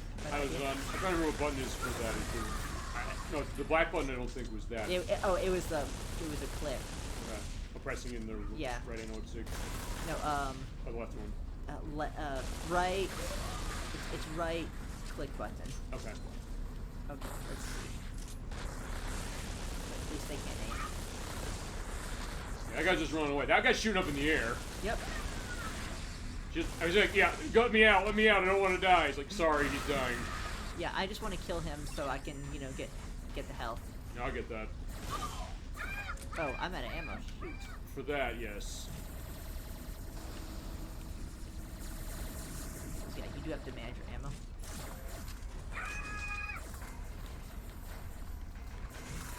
Oh, come on, now they're dodging. I also get what you're saying when you said about the idea of this being kind of like an arcadey experience, but also something that does have some depth. You can keep coming back to it and finding new things about how to do better at each time. They have some controllers that straight off look like an arcade game. Like we saw a couple earlier where it's the outer shape of the system looks like an arcade. Oh yeah, you're right. The machine he was using. Yeah, you're right. It looks like an arcade cabinet. Good point. Good catch on that one. Oh. Yeah, thankfully also this isn't a game like with Doom where you get crushed by the ceiling. And oh wow. Whoa! Whoa! I almost. Yeah, there's like lava down there. Yeah, I almost blew myself from the grenade, and almost fell underneath. Have you featured any horror games on your stream? On the show, we played. Let me think about that. We have. What did we play aside from Mansion? I don't think that counts. Yeah, I was going to say. It's haunted. But... Okay, fine. We have, because actually I'll also have linked down below all of the October block shows we do. We played the Dark Pictures Anthology, The Man of Medan last year. That's hard. What's the one about the Japanese? Fatal Frame. Yeah, Fatal Frame. Fatal Frame. We played that for the show. He asked, Proto asked for that one. That was actually one of the earliest shows we did. That's an interesting one from Tecmo. So we played that. We're figuring what to do on Resident Evil and when we start that, or which one we're starting with. I have that on my VR system. It actually came with it when I bought it as one of the featured games. But I haven't gotten around to actually testing it because most of the time I'm they doing, died. like physical activity games, or I did the free NASA VR and then Invaders. Oh yeah, I get that. So the thought, like, hey, that being a heavy case for you for VR. We're trying to figure something for VR for Tetris Effect Connected, just as far as that idea. We mentioned that before, especially now that the PlayStation VR 2 has been discontinued. Like, maybe they'll cut the price on that. Oh. But I have now it's called the Meta Quest. The Meta Quest. Yeah, like for some chat, he mentioned that specifically. He said it's actually a really good one if you're doing emulation of Virtual Boy, the Nintendo system from the 1990s, the one you put your eyes in the goggles. Familiar with this one? I was aware of it. Yeah. We talked about it last week because we played Wario Land on Game Boy, but they did a great Virtual Boy version of it. But to the horror thing, we played some stuff with Castlevania. We played Bloodlines. We played Adventure Rebirth, which is unfortunately something you can't buy anymore, and they have not re-released it. And we did what's the one? Rod of Blood. We did that last year. Do we count the Mega Man Legends games kind of as horror games? A little, sort of, kind of, in certain areas? You did jump in some areas with that first one. I would argue that there's... I definitely think you could argue that there's some horror-ish elements, but I wouldn't straight up call them horror games. Yeah, I mean, so to answer your question, we have done stuff horror, and we do have some ideas as far as this year. I mean, we played Shadow Hearts, which is on PlayStation 2. It's an RPG that has this kind of macabre style. It's unfortunately a game that costs quite a bit of money now, and we're begging for a re-release. It's a big one of the Crusader 64, and he owns this entire franchise for our show and just in general. God damn it. And that is a really good one, for sure. So we have our stuff in our Halloween block. We do that in October, so every show that month is going to be a horror-based game. What I have on tap, I'll give you the brief thing while he's finishing the level here. I want to try and show Splatterhouse, the TurboGrafx 16 versions from Namco. Familiar with Splatterhouse? It's an old arcade game. They did a TurboGrafx 16 port of it. There's the Terminator on the Sega CD, which I want to show, if I can figure that. We'll feasibly have Shadow Hearts Covenant going, and then... I think what's the other... There's something else... Oh, right, Twisted Metal. We're going to start with Twisted Metal, the first one. We're going to start... Twisted Metal is horror? Is that... A little bit. Especially you play Twisted Metal Black. That game's definitely horror. You want to say? I was gonna say, like, I know, of course, all the original Doom games, but Doom 2016 was pretty. Ooh, grenade. Oh, that's a great one. I need this. That's an awesome game. That and Eternal. And also, when you're saying Doom 2016, at first I thought you were going to go talk about Doom 64. You want to talk about horror vibe? There's a HD modern version that's by Night Dive Studios, who are miracle workers when it comes to taking these old games and redoing them. That Doom 64 port they did, it is probably one of the most terrifying games in the entire franchise, because you have this music by Aubrey Hodges, this kind of almost 9 Inch Nails sound like stuff on the soundtrack, and just kind of the darkness of it. Even on N64, you could barely see the screen, and you bump the brightness up. a lot. The new version fixed that specifically. Another joke. That's a great one. I do want to show that too, for that idea of horror. So actually, yeah, Doom counts as horror, and the new ones, 2016 Eternal, they definitely count for that. Oh, okay, so that's. And also Doom 3. Doom 3 also definitely leans in the horror a lot. If you ever played that one. I got exposed to it. I think I don't know how quite legal it was, but my husband got some sort of port on the Mac. Maybe it was like the shareware thing, because they did it with Doom, where like... It was not legal. I don't think so. There's the question of like, was it legal because you had it free, but the question of like, they did that on purpose to feasibly sell it, but you might be right. It might have been a case of, as you said in part 1 of Lunar, saying that I didn't play until I had legal copies. So that idea, you're right, of finding something like that and then getting a sense of, hey, you know, what is that going to be later, you know? He was so happy when he got Quake on his laptop. Actually, if he hasn't bought the new versions of it, the two that Night Dive did, they ported Quake and Quake 2 to everything. It's on every console. It's on PC. It's on all the consoles that are now. If he hasn't played those two, I'd highly recommend both of those. It's just Metal Arms. Yes, Select versus it is. If you played this, Metal Arms Glitch in the System. This is a game that has not been talked about enough, and part of it has. It's like we're including it in the showcase case, and we know at this level, we'll go on to the next game. Yep. Yeah, feel free to let memories flow on this baby, and if you know anything about it, because it's one of those games that I tend to run in blanks on that, but I'll say this, whenever I ask everybody, like, have you played that, it's not a case of me saying, like, oh, you know, anything specific, but also the case, like, yeah, there's something cool to see. I haven't played it, but I've seen the box art. I'll have a picture of the box art when I edit specifically. It is on PlayStation 2, GameCube, Xbox, and you can play the Xbox version on the 360 if you so desire. It is a lot of fun. Yay, health. If you like third-person shooting games, and if you like Ratchet & Clank, but kind of want to lean on the shooting part of it a little bit more, yeah, it's definitely a good one. Underrated, and sometimes we get those underrated cases. Bestia on Twitch has given us great underrated cases of stuff I missed out, like Ranger X and Sega Genesis one stuff. more bit of health over by those cells. Yep, there. Is that what the light is? Yep. Yeah, like the isotope over there. Ooh, also. Yeah, guns. Yeah, I was really low in ammo. So I guess it is like Doom in the sense you're looking for, health and ammo as you go along. Yeah, health pickups and ammo pickups are a lot less. Whoa, that was close. Are a lot less in higher difficulties. Yeah, so there you go. That's also how they're basically going. And because we're seeing enemies at this point, yeah, you can just do this as a, blow them up and get going.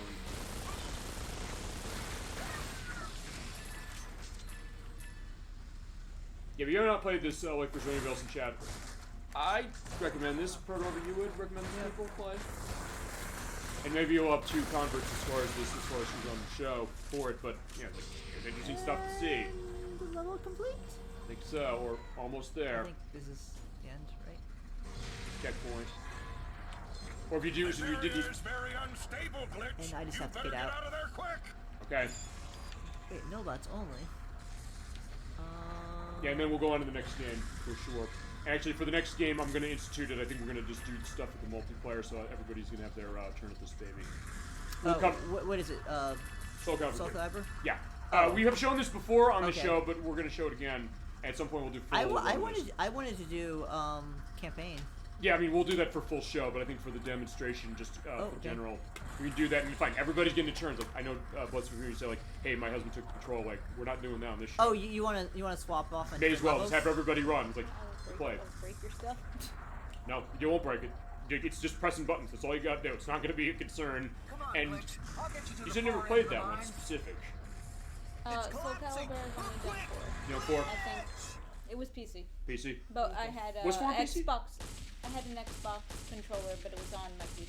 I knew 4 was on the PC. I knew 6 was. All right. Oh, okay. Wait. I'm not sure then. All right, so there you go. That is our demo of Metal Arms Glitch in the System. Very good, underrated one from Xbox. That was a much longer level than I remember.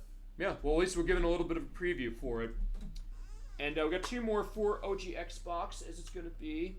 And then we'll do a little stuff with PlayStation. So do you want to like do multiplayer, like I lied 1 at versus 6. 1 or what? I lied at 6 because Geralt from Witcher is in it. Right. You were saying? Yeah. So you're saying something, Proto? What's up? Oh, I was. So you want to do like we'll have 1 versus 1? Yeah, one on one. Okay. We'll alternate this off. Oh. Yeah, I'm not sure I've ever actually played any Soul Calibur. I mean, but I do enjoy watching people play it. This is your lucky day. I think you should give it a shot because this is a fun game to play. I think you're going to have a good time with it if you'd like. Well, in terms of time, like... That's fine. We can, that's, I think, the way as far as it. We'll be able to Okay. manage it that way. All right, let's take a look as far as Soul Calibur 2 and Apparently you have Intro. stuff saved to it. No, Oh, cool. Love this game enough. You go. We showed this in the fighting showcase. I showing like again. having all the characters, so, you know, on games like this... That's true. Soul Calibur 2. Yep, there you go. Okay, so you can also go into extra mode, so basically do whatever there's Okay, so I just want to get these markers off, so... Alright, so Actually, is am I this- missing anyone? Actually, What are these? What about there's a question mark at the bottom? that's random. That is random. There is, as far as the characters he's missing, it's, the assassin, I think Yoshimitsu is unlockable in this, and who's the other character? Yeah, by the way, this is Soul Calibur 2. We're- Yoshimitsu, like, Tekken. from Tekken? Yep, he's in this game as well. Alright, so, okay, so... Yeah, just go into original mode, go to versus battle, and who wants to go up first as far as doing two-player on this baby? Okay. All right, and I'll have names, by the way, when I edit for the purposes. Versus battle, you say? Yes. Okay, who's up first? Bloodless Moon and Proto-Rebel. I'll have the names of who's fighting. Am I first? Yeah, both you. Okay, let's see, who should I play?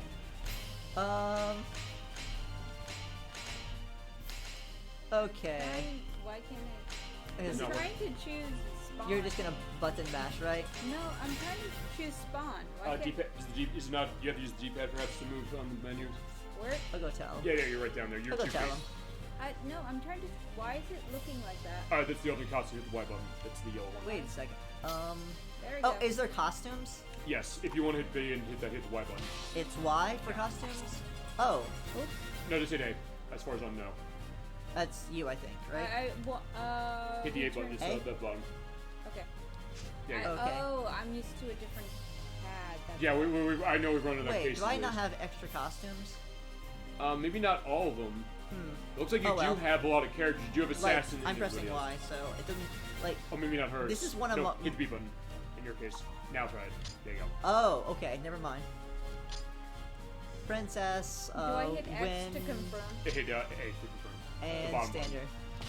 Let's go with Select amount Win. and health. Just it's handicap. Just Yeah, hit 100. handicap. Hit A. So tell them it's spawn and where you're fighting. By the way, this is Soul Calibur 2. If I Random. didn't mention this. Random. It came I'm out. fine with random. All right.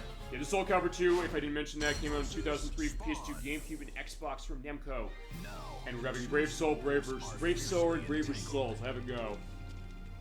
This is a fun one. I'm just gonna, like, mess around. All right.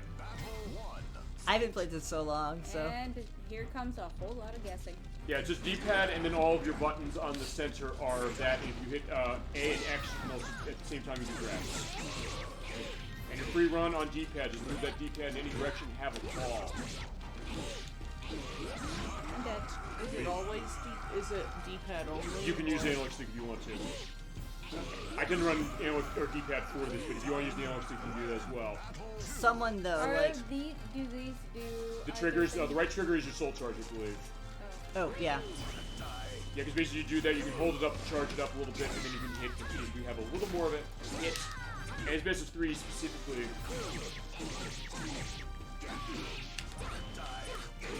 Trying to get Also, out. there's also out of the ring, so if you knock them out that way, you'll be set. Wait. And A button is your guard. A button is your guard, and X and Y are attacks with these tricks. I would have grabbed it. Yeah, I'm gonna keep dying. It's fine. If you want to run more run as far as it before we swap off the people, feel free to do that. Nah. It's one of those cases where you kind of get into it maybe more if you want to get Yeah. shot. You want to try it again, Blessed Moon? Yep. Yeah, go ahead. Okay. I think I want to watch just a bit Okay. longer. Alright, so fine, both of you keep Let's see. I'm gonna pick... well, I wasn't, like... I couldn't mess around too much. Wait, of course I found Here's him. Yoshimitsu. Wait, Of let's course I do... did. Wait, Raphael. Raphael and Yoshimitsu. The arrogant bastard. And let's go with... What do I have? There. I'm gonna go stabby, stabby, stabby. Alright, because he does have the rapier, he's like the fencer as far as... Yes. Yoshimitsu. The fighters face a gruesome quest. And the wonderful music, oh my god. it's so Sung-mina. damn good. Sung-mina. Yeah, you have to say it that way. Fine. Wait, Cervantes. what's... Is there a taunt? There's a taunt, right? Uh, Actually, that is... I don't know what the tone is. It might be on the What black light the button. heck did I do? You're bouncing as far as it. Go ahead. You did a great move with Yoshimitsu. Yeah, so unlike in Tekken, where Tekken you didn't have the sword running as far as Okay, you did a guard. There you go. Oh, cool. We got the I'm dead. the guard I'm impact. dead. Right, the guard impact. I want to at least show that once. Yeah, it's forward and the A button as far as that you were able to reflect their attacks. Yeah, you actually got a guard impact too. You are not even worth killing. I love Raphael. Battle 2. Fight. The voice acting is so great. Voice acting's awesome in this game. And the whole game is awesome. Whoa. You can do the running kick. That's a great thing to do.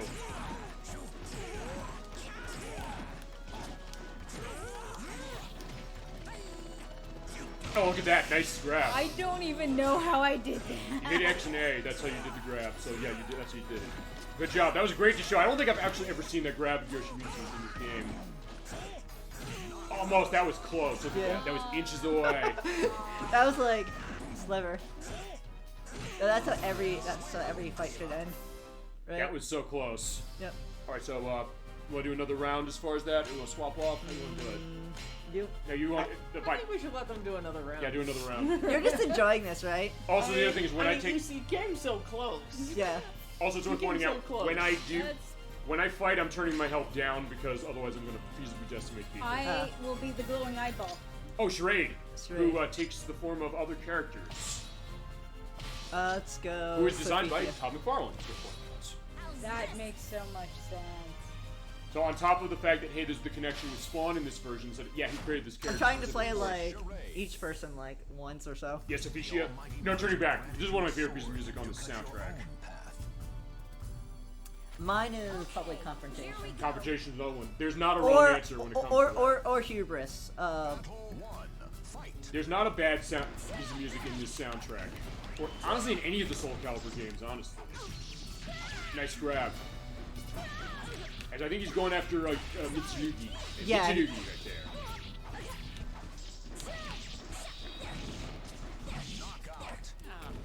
Actually, he's kind of like, who is it, Mokujin in Tekken? The tree? Yes. Actually, no, we put Tekken 3 for the show. Electors wanted to see that. We had a great time with it. Can't be defeated yet. Battle 2. Fight. Oh, what's her name? Talon. Was it Talon or Taki? Oh no, it's, Wait. Oh, no, it's Maxi. Oh, that's Maxi. Wow. Maxi has the nunchucks. Maxi versus Sophicia.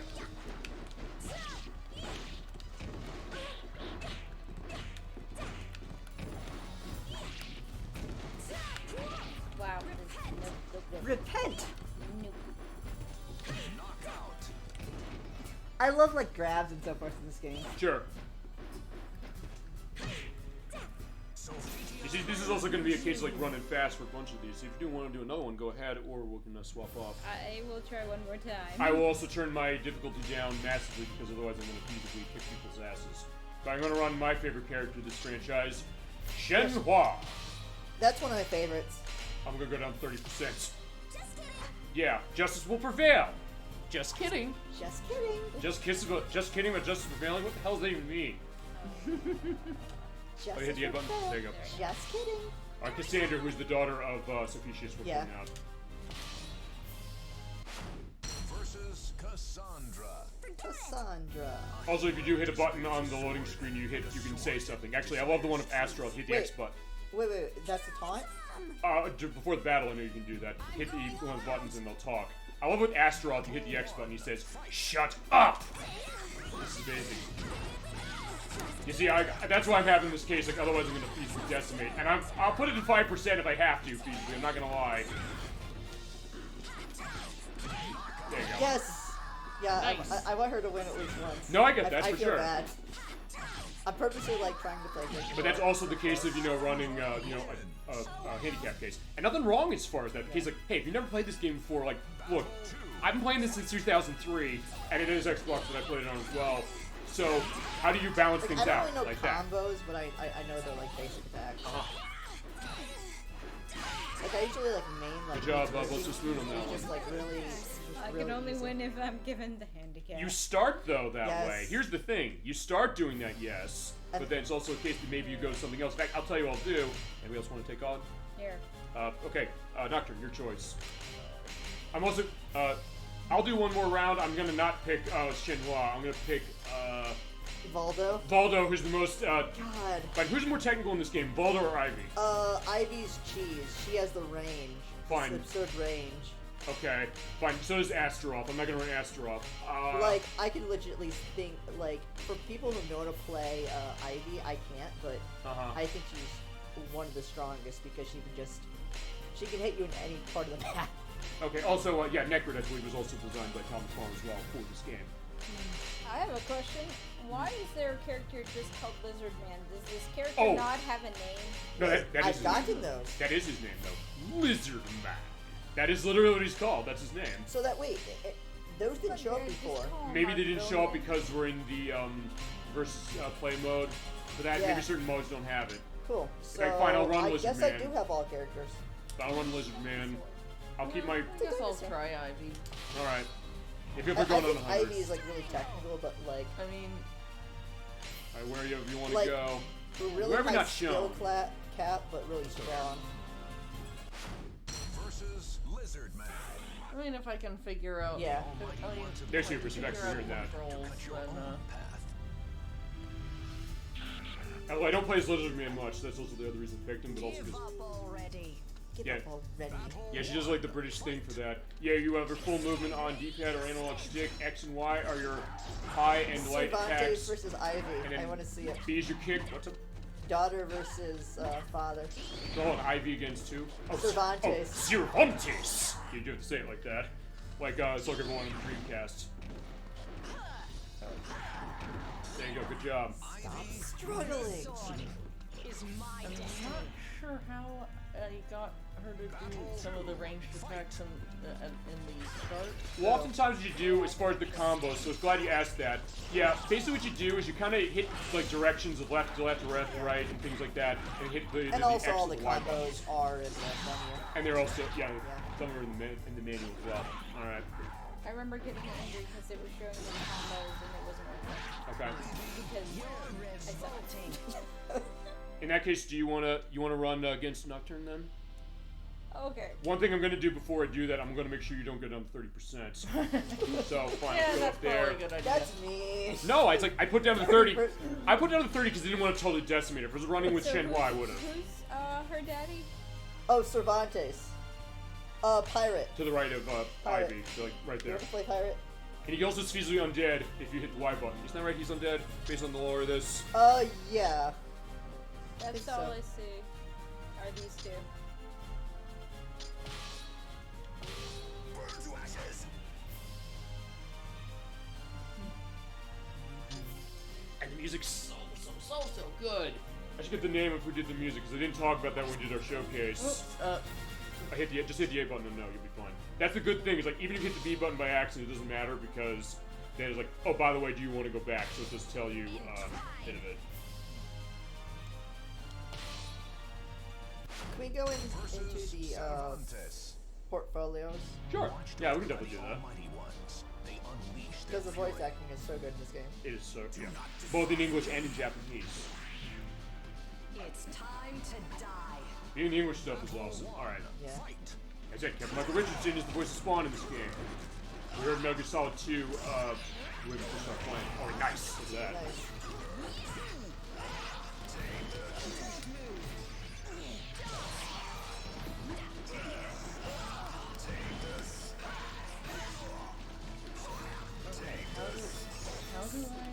So, soul charge, like... Nice, yeah. Yeah, you can do that.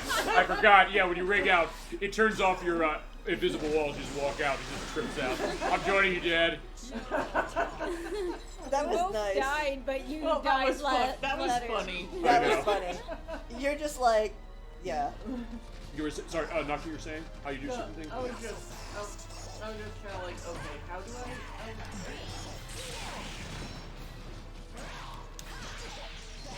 Oh. I'm just kind of pushing buttons. No, but at the same time, here's the thing: it's like you are pushing buttons. I'll tell you this because I think, I don't know if I think you said this. Okay, good job. Feel free to do another fight while I go into this. Bro, didn't you say that we may have an off-screen discussion about I did not mean to this? cut you off like that. Oh, what? No, it was No, funny. like that's the I was idea. like, oh, I just felt that. Oh no, now you felt it. Yeah. But now you have a You rematch, just like though. clumsily like fell. You didn't even like legitimately fall. You're just like, oh whoops, I just fell off the edge. Well, now you have the idea of like, hey, rematch time. Okay, but yeah, to quickly go back to this. Ronan, you said once, if I remember correctly with this game, the idea that it's conducted to button mashing, and I guess, yes, I wouldn't recommend this game for button mashing. It has a higher like skill cap. Yeah. But I did beat Tekken 2 by button mashing. Which is by Namco as well. I don't advocate for this playstyle. Learn the game. Well, here's but I legitimately did beat Tekken 2. But here's the thing about Soul By Calibur. brute force. I'll say this about Soul Calibur, any of them in particular, that's interesting about is that it's like, hey, I'm mashing buttons as far as I think Nocturne found her main, Ivy. Yeah, But well, I mean, I wouldn't say that a character selection is a main until you've actually tried playing a decent number of them. fair enough. But so far, you've been playing as just Ivy. But point is that Well, I mean, I kind of want to just first get a She has feel a nice for the game. range.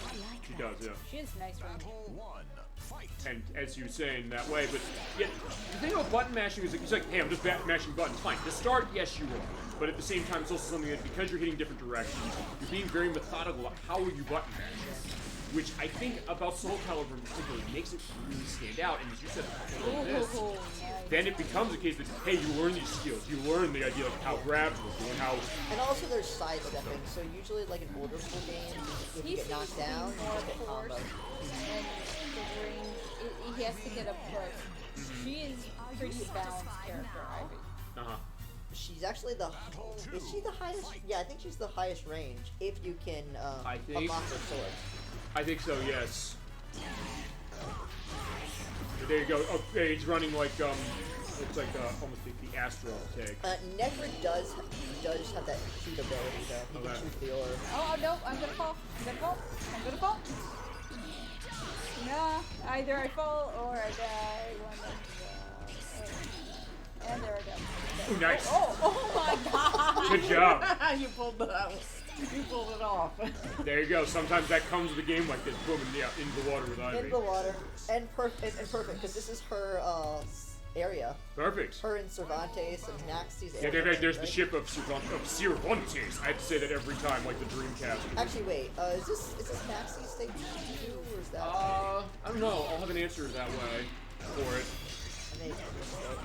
I don't know. Like, that's what the other support was friend. So I'll have an answer like whose stage. It might be multiple character stages. I know it is multiple characters. Okay. Good job. But I'm thinking the port is Naxi's. All right. Like, I know what I'm doing is a little bit kind of button mashy, but I'm also like tilting the stick and everything. I think that's what I'm saying about this game is that you can't just keep hitting the same button and winning. You're Right. saying like, hey, what am I doing with this? And you're finding new things. You're both doing things. You said, Yeah. I never saw that with Yoshimitsu, and I never saw that either myself. So Yeah, I thought the Show it pogo stick I was like, was how did I do hilarious. this, and how do I get out, and what is it doing? But it's also the kind of thing. Am I right in saying it's also the one more game mentality? I guess. Protorova and Nocturne, you too as well. And at some point, Protorova, you and I are gonna go balls to the wall on this one. You said you wanted to look at the portfolio? Yeah, I do. But we'll do that last. As far as the last thing we'll do, we'll have, I guess, maybe a fight between you two, and then a fight between Protorova and myself, and then we'll do that. Sound fair? And then we can go on to the Also next game. Sung Mina has a really nice range. Oh, you want to show Sung Mina? Sure. I'll do Sung Mina now. I'll save Yoshimitsu, because... Is he your main?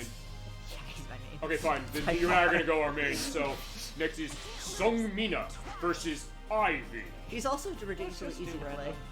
Okay. I mean, it doesn't really matter because I don't know any of the stages anyway. Mm-hmm. Yeah. We had to show That's off the idea. To the tune of Raise Thy Sword. I do have Unblessed Soul as far as the music in the first game, which is actually the stage of Ivy's. That's amazing. At some point, we will show off those other Soul Calibur games as well, and full run on this one. Because, yeah, this game is awesome. You know what? This will give me time to remember the buttons. How Sung Mina plays. Yeah, really.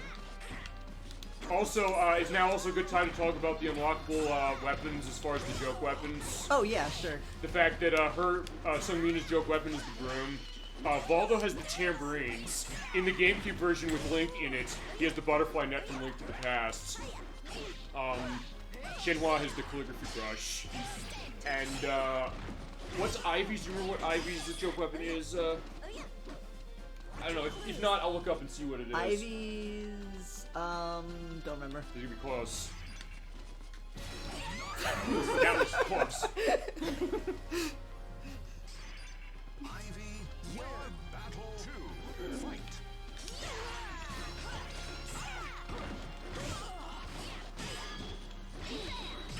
Yeah, as fun as this.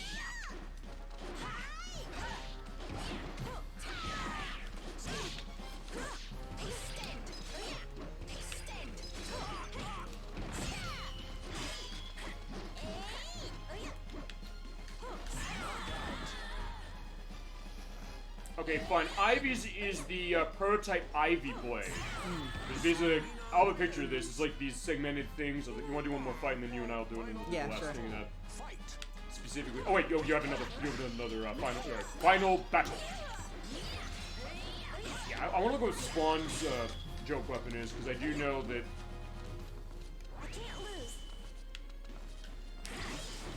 I did mention it when we did the showcase with it the first time. Yeah, his joke weapon is Sorrow. It's an axe that was sold off as an antique. Yay. Good job as far as that. Alright. Alright. Okay. Alright, so yeah. Alright, so fine. Final battle. It's like, let's get going on this. Alright. Yeah, so main case as far as this, you're running Mitsurugi. Yeah. Alright, Mitsurugi against, you'll do the red of Shenhua. Part of me kind of likes to try playing a more technical character right out of the gate. Like, I might end up settling later on someone less technical. Random, right? Yeah, fair enough. But it's kind of fun to just mess around with technical characters. Yeah. We're chasing death. This area. You're going to regret You're going to regret this. I love that. That's great. That's an awesome Shenhua.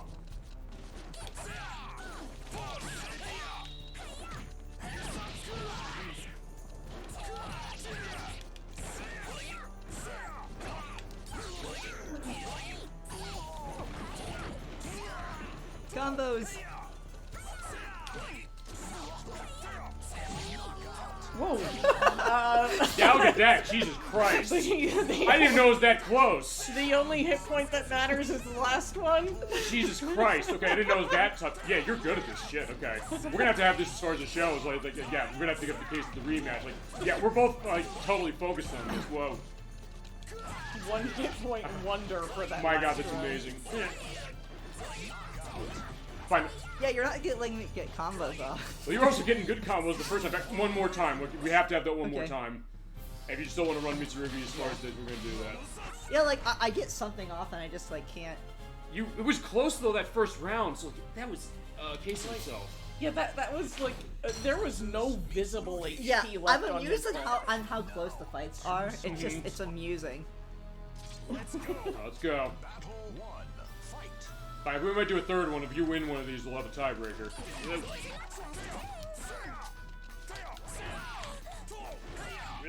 Also, yeah, that touch was just like, yeah, she'll grab her foot as far as that. No! And if I do get on the ground, I do want to show this at some point. If not, I'll describe what it is. No. Oh, there you go. There we go, finally. Yeah, I farmed the level like 70 area with Mitsurugi. Oh, so that's how you ran through the weapon master mode of this one? Yeah. You know that one stage, the higher level stage, where it's like insanely hard. Yeah, I think I might know the one you're talking about. It was just really quick because I could just do.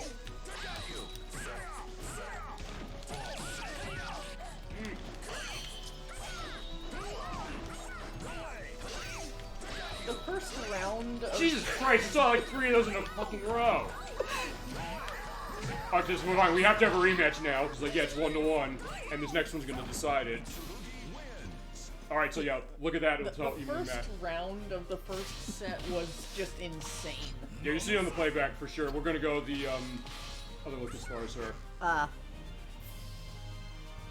Okay.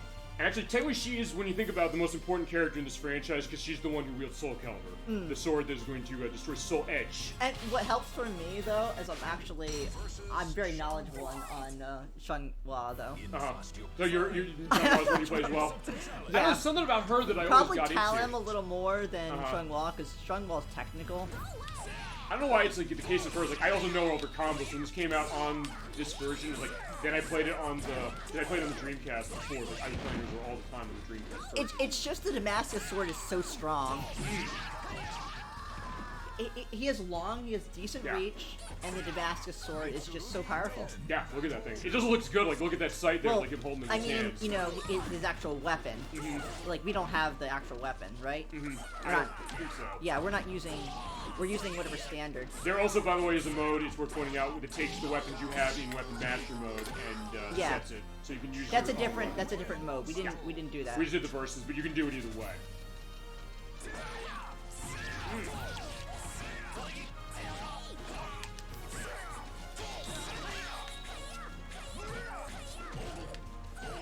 Let me grab you.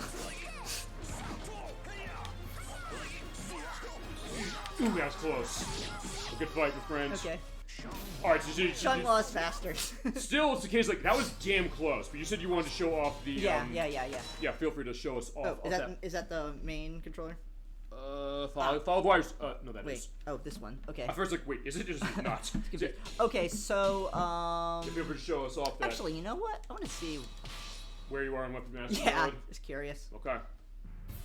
Oh, yeah, look at all that money you have and everything. So, what level oh, this isn't perfect, but... yeah, I believe it's Angle is the area. Angle? Yeah, that's the... Should I do one? Yeah, may as well. Wait, is this... Wait, this... The music should be different. I know it's based on area you go, they change it. 1 second. Where is it? This area? Yep, this is it. Alright, there you go. So it's this level. You can tell it's like epic, right? Oh, Sarah's Stronghold Boy. Yeah, these are like the legendary like leaders basically. I think I might remember that one. Yeah, so I farmed this, and considering I love confrontation, it's basically these two that it doesn't tell you how many fights you were in, right? I don't know, hit A. Oh, well actually I'm not max level. I know, I think in the explanation it just tell you how many times you had to fight. It said hit A. 140. 140. Okay. And they randomize conditions. Sometimes like drain your health and this isn't even completed. I'll do one fight just see what level. Wait, is there a way to check level? Whatever. I'll just be quick. All right, yeah, give it a shot. Versus Shang-Hua. There you go. So it's like, yeah, I'm not controlling Shang-Hua this time. Okay. This is revenge. Okay.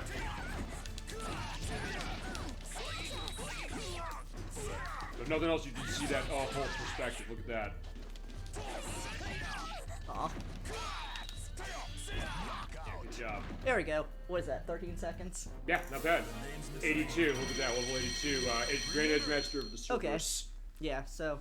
And you said you wanted to show off the, what was it, the encyclopedia? Yep. Oh, and story, wait, how did it go back? That's it. Soul Calibur 2. Such a great game. We'll definitely come back to this for a full show, see. I promise. Okay, so museum. Wait, not museum. Is it museum? Might be. Where else could it be? Probably in one of these. Art Gallery Battle Theater. You're saying where the character quotes are? Yeah, so it'd be profiles? I think it's... It's gotta be. No, actually, no, go back to the museum. I think it's in... It's gotta be either Battle or Demo Theater, I think, because... I think it says there... Keep going down. Back to Weapons, various movies. Okay, it's not that one. It's not that. That's cutscenes. This is their Battle between computer players. It's not that one. What the? Yeah, I don't know where I'm it is. confused. Plus, maybe there's something in the manual. I'll just try them all because I need to. All right. What's special? For the art gallery. Wait a second. Yeah, I think in this case you basically select one, or select it to Wait, show what was fight, I in? I think. Okay, let's just go to Mitsuda first. Oh, and I can pick weapons, so... Yeah, so there you go. These are all the weapons that you unlock. And... Oh, they don't tell you exactly this... Well, they don't say the bonuses in comparison to 3. Yeah, but 3 does basically, let's see... Oh, Damascus, like, slowly hurts you, but it's ridiculously powerful. And then the souvenir grip, that's his joke weapon. Yeah. It's basically just a souvenir sword. It still hurts though, but it doesn't. Even they changed the sound effects for that. So like when you do that, Oh, it's I'm missing a joke weapon. for her. Oh, the calligraphy brush. Yep. Hers actually was really hard to find that. Just kidding. Oh, wait, what? Give me 2? Yeah, I guess because you're showing like a battle demonstration. I Oh, think. oops. Okay, go back.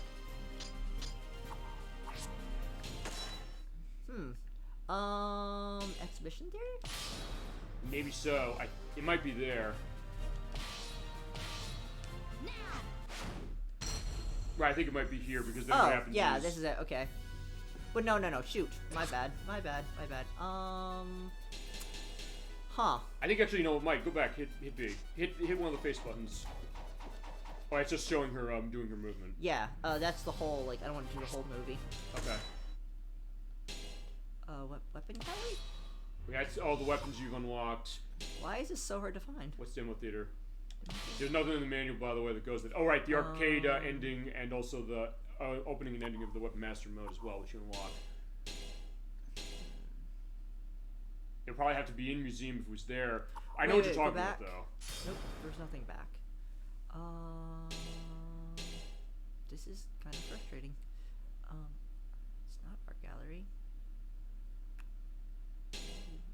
Wait, what? Collection history, maybe? Where's collection? It's under options, I think. Could it be something, You can look through.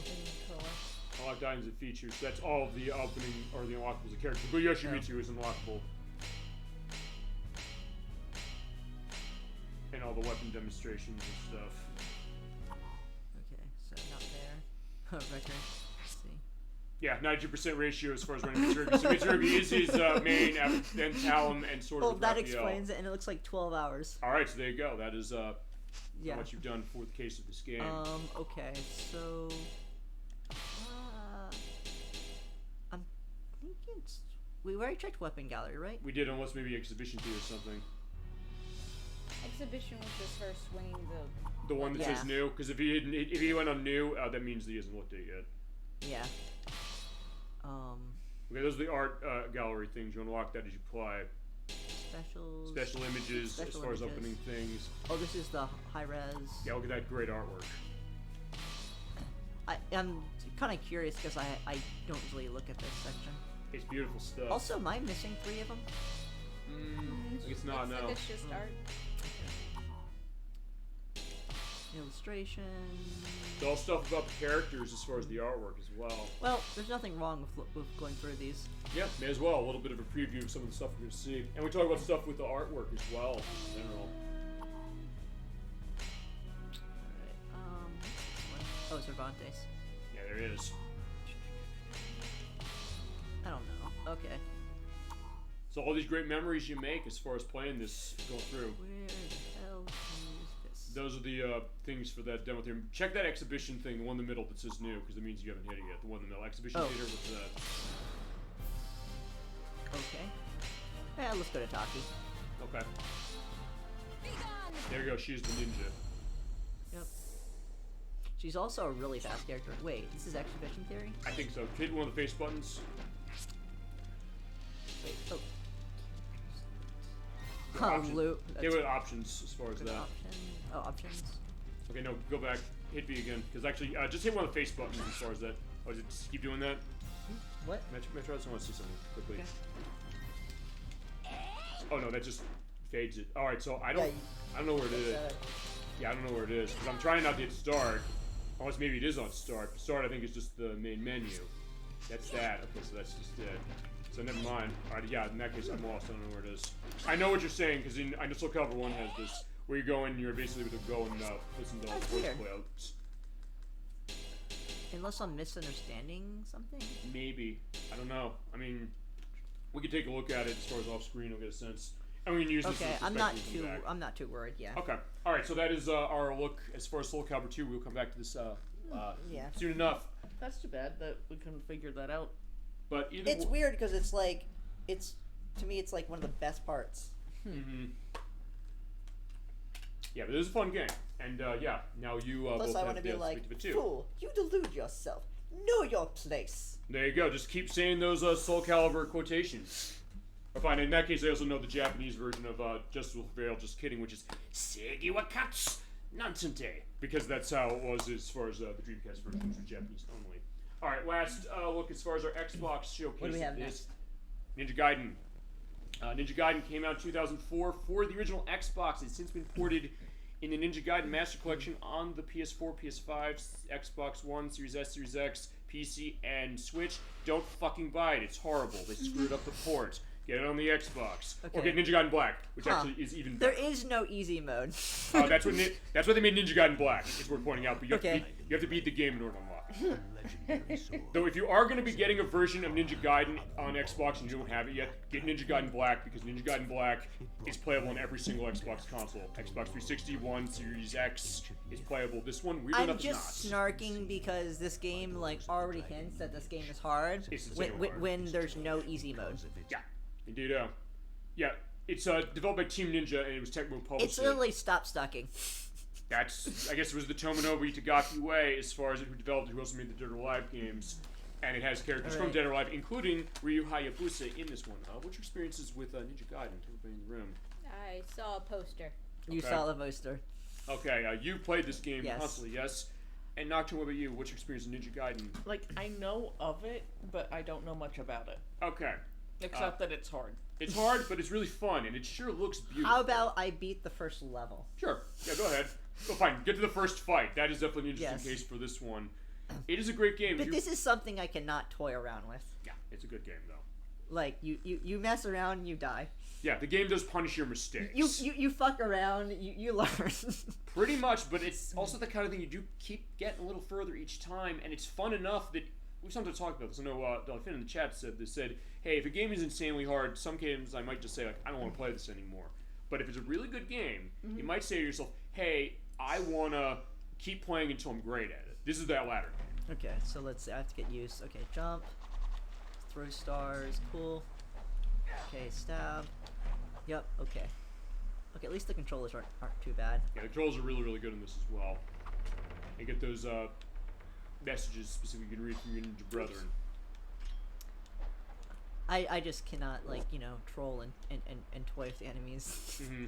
You can, though, when you get better as far as it, or just for certain things. You can. If you die pretty fast. The thing, Is that a rat? Yes. Wait. Oh, he goes away. I see. You can feasibly, I think, kill the rat, but I don't know. You sometimes won't. They'll just scurry out of the way. Wait, up? Yeah, you just keep going to the right. Oh, okay. I thought I could go up. You can go up now. Oh, I think the rat has Or if you hit the A issues. button, you go up. Oops. No, the rat's just losing Oops. its mind. Okay, let's see. Oh, why not interact? I think this is closed, right? Yes, it is. Yeah, okay. It's door to So, local deities 1, only. 2. Oh, not that way. You get to do that as far as bouncing off of walls. Yeah, It's that's a lot kind of cool. fun. Okay, so I have to go back to where I started. Got it. Sad. Because I fell. Worst ninja ever. Actually, what brought you to Ninja Gaiden, if you don't mind me asking? Another, I'm not sure. I think I just saw it. They were highly rated or something. And it was this version. This is the first one you played. Yes. Okay. And Because this goes back also- to the days of the NES. God damn it. Which is also a great game, but also an insanely hard game. Especially that third one on NES. It's nuts. At least I get practice jumping.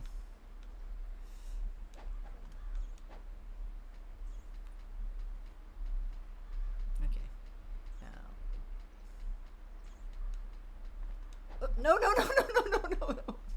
Not that again. Yeah, the controls are really, really good, but it's also the kind of thing sometimes you do need that kind of light touch. But I'm trying to I get up and it's immediately jumping. How do you know where you need to go? These the flower shurikens pop out, and they'll give you right now. They'll give you ideas of what you need to do and where you need to go. Okay. So I think it's up. Yeah, I think it's It is, up too. Up. Nope. I mean, you do have to hit A once. Once. There Good. you go. Enough. Interact. Okay, so telling you can jump and so forth. Okay. And use the right analog stick for camera. And kicking open the boxes, though, doing that, you get the elixir of spiritual life. You're going to want to have those. Those are your health recovery. Okay, so, oh, yeah. I thought it was up here. Mm.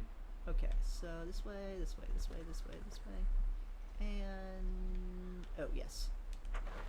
Yeah, now we got ninjas, so now we got to fight. Whoops.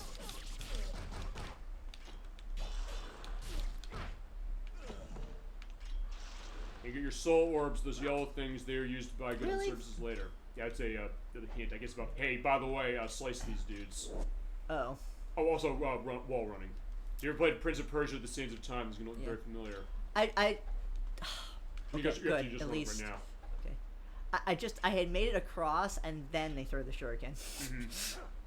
Yeah.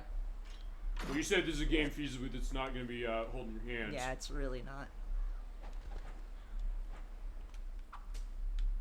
Okay, now that's better. At least. Yeah, flying bird flip. Okay, so 1, 2. I was like, we'll up the volume on this game because I forgot this does get kind of essentially quiet. Well, you're not supposed to be a loud ninja. Mm-hmm. It's funny, like we said that when we played Shadow Dancer, the Secret of Shinobi, the case of, being more stealthy, which, fine, that doesn't really come to this because then they notice you and then you fight them. Although I guess, I don't know if you ever played Tenchu, Stealth Assassins. It was on PlayStation. There's other entries in the franchise. I was aware of it, but again, it's kind of stiff as far as how it is, but it does kind of play like that. It's more of a stealth game a little bit as far as that. And what I know, like for said, he wants to see from the show, Mark of the Ninja, which is on. There's modern versions of it. It was also on Xbox 360, but they put it on Switch. I think it's on PS4 and 5, and I think it's on the PC and it's on the Xbox systems as well. It's like a 2D one. It's by Clay Entertainment. If you made Shank, you played that. It has this beautiful art style about itself. Almost like it's a hand-drawn cartoon. And it's a lot of fun. It's also, but in the case of you have to hide in the darkness, you need to be careful. Oops. Yeah, you don't have to deal with that. nice. But they'll wait, don't worry. Yeah, but he's using the block button as on, the block, which is on the left bump, or the left trigger. Damn it. This area doesn't respawn, does it? Okay. Time you love recording yourself, right? Because then you see that. Yeah, okay, the reason that's happening... Maybe the elixir will respawn? Nope. Yeah, the reason that's happening, by the way, is that the interact button is X, which you use for slicing. For your regular slice attack. So, like, yeah, they put on the same button, but you sometimes have to be careful if you're close to the other idea. And also, yeah, hit Y button, stab them into the ground. Yeah, luckily these ones are easy. It's the white ones, they can legitimately kill me. Yeah. And oftentimes they will have increased the damage output to them as well. Alright, now we go through the door. I do love doing that. You jump off the wall and then slice down. But this is certainly a game where, like, every time you... Whoops. At least you can't accidentally go through the door now. Yep.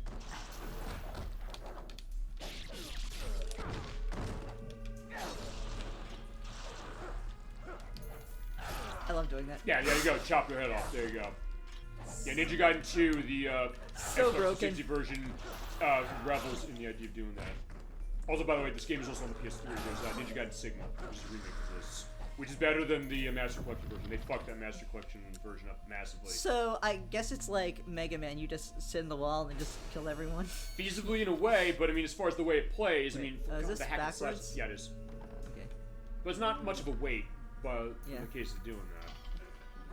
It's just very safe to Mm-hmm. do it that way. But this game is hard the way like Yeah. an older kind of game from that era really is. Killing something. Oh wait, is it an item? Yep. Yes. Yeah, sometimes the items will just be lying around and you can pick them up. Another elixir, cool. But you are in close quarters, you're seeing, so that also goes to the idea of the camera, which has been sometimes a bit of a criticism of this, but not too bad. And the game is so much fun. It's like, yeah, just keep an eye on that surrounding specifically, and you should be okay.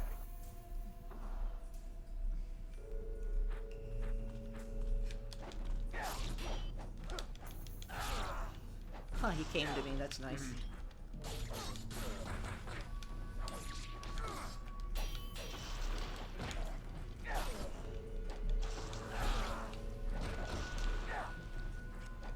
wall jumping. Yeah, I was gonna say, you seem like you've got this perspective down pat. You're doing really well as far as this.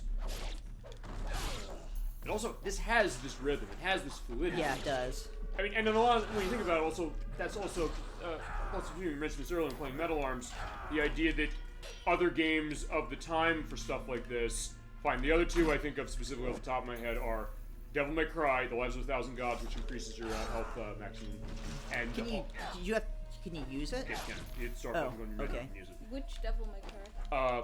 Any of them, because there's 1 and 2 were out at the time this game came out, and the 3 came out the year afterwards. And by the way, when we play Devil May Cry for the show, we're starting with the 3rd one. And we're on the Switch there's no point to wait. Chronologically, it happens first. Yeah, and also we're playing on the Switch because the Switch is the definitive port of it. Yeah. Vipers asked for 3, so at some point that's the idea. And there's no point of like waiting. Yeah, may as well just run it. Yeah. It's better than the PC version? I didn't play the PC versions of any of the Devil May Cry games. No, that's a pretty significant boost there. Yeah. So that's where you're going to want that, because as soon as that health is gone, it's just game over. Yep. And so you have to go back then to your checkpoint, which, by the way, is not like Metal Arms or something like that, where it's saving. Right, you have to go to save points. I was about to say, white guards. Yep. I find the other one also on top of Devil May Cry was the time, or find a little after this God of War. Came out the year after this game did. It has this same kind of spectacle fighter kind of experience. And that's a trapdoor. No! Oh, Going down the underground storehouse. With all those games, what they do have in common is they have that fluidity as far as how their controls are working, and also being this great spectacle that is great to watch. Well, at least I had to come down here once, at least. Yeah, just to bust also the bats.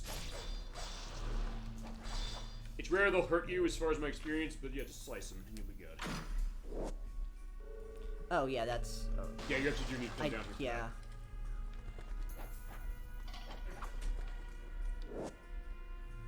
Alright, and let's see. Oh, up.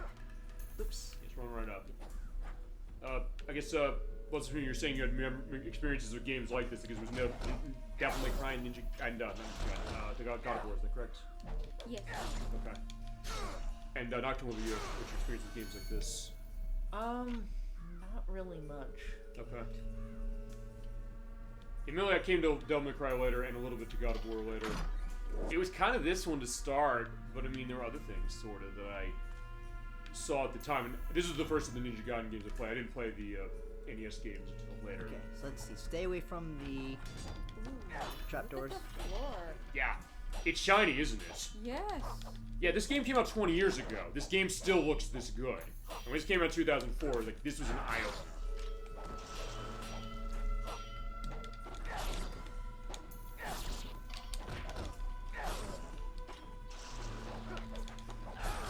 Nice. Oh, you get them both. Awesome.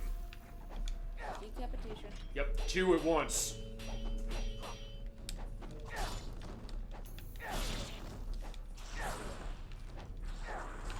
Ow.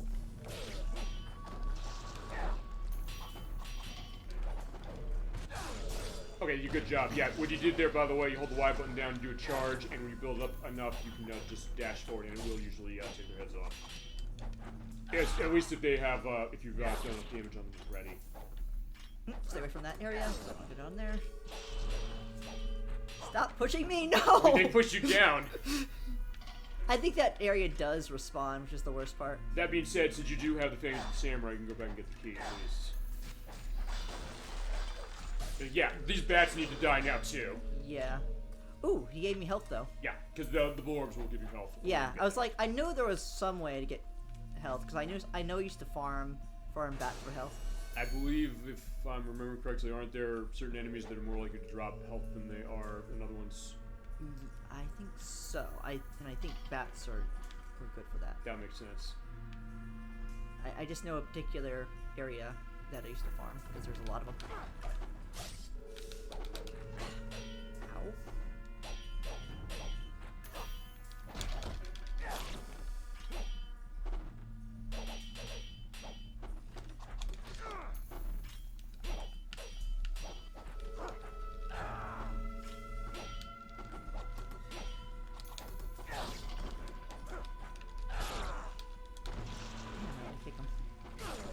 Okay, fine, his head came off that way.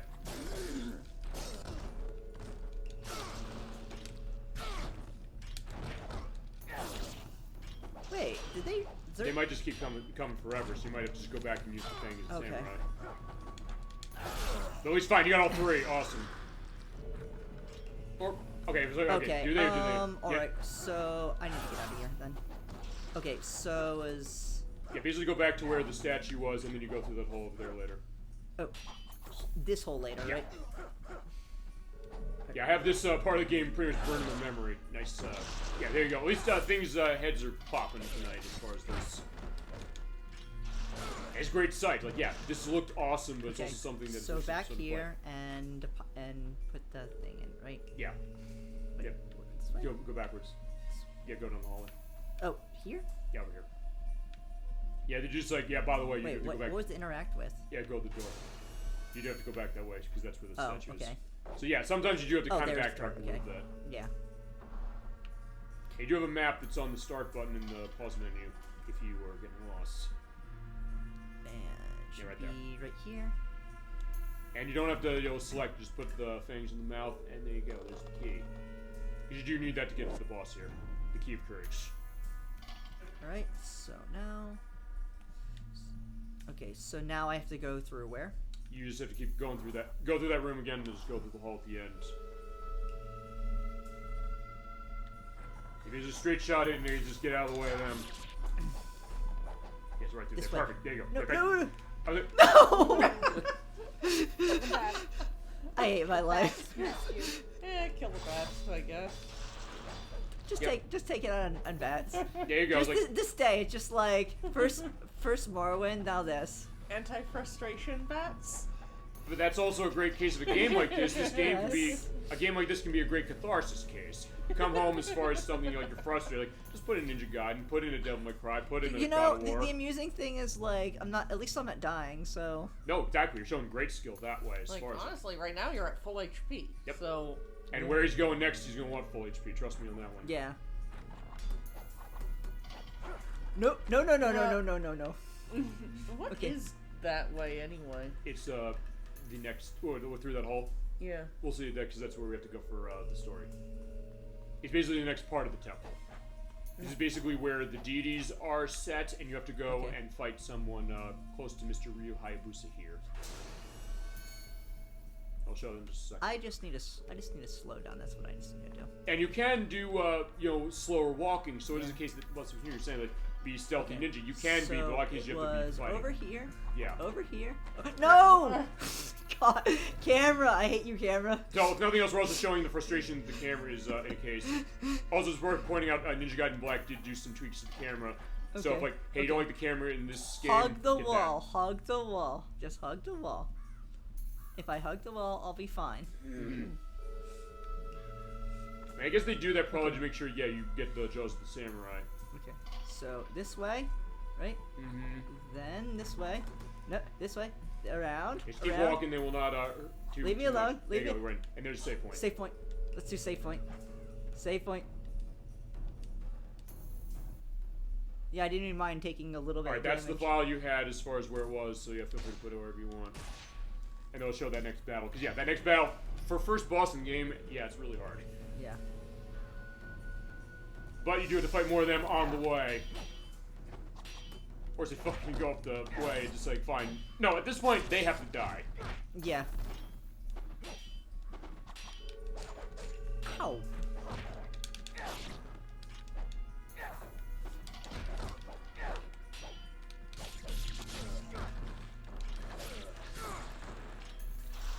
You got him. And I got my health back. Perfect. Yes. Sorry, he's in good shape. And he does have those elixirs of spiritual life if he wants to use them when he's fighting. I also have a talisman. Yeah, which is you normally wouldn't use at this point. Isn't that that recovers your health when you die, right? Yeah. Okay, fine. One more room, and then you get to where that is. Nope, I don't want to farm you guys. You have to. Oh, I have to? Crap. I think. Oh, fine. I'm seeing the bars on the door, so like, okay, fine. We gotta do that, and then we'll fight that, and then we'll go on to the next stuff. And so we'll probably rapid fire the next couple, just in general, to a certain extent. But yeah, I'm liking as far as what this is come. Oh, wait, you cut his arm off? Or something got cut off. I'll be curious to look back on the footage on that, see like what the hell was that? I don't think I've ever seen that in all my years of playing this game. Or maybe that's okay. Fine, something on the way. So maybe you didn't chop. Or it is off. it just clothes? Maybe.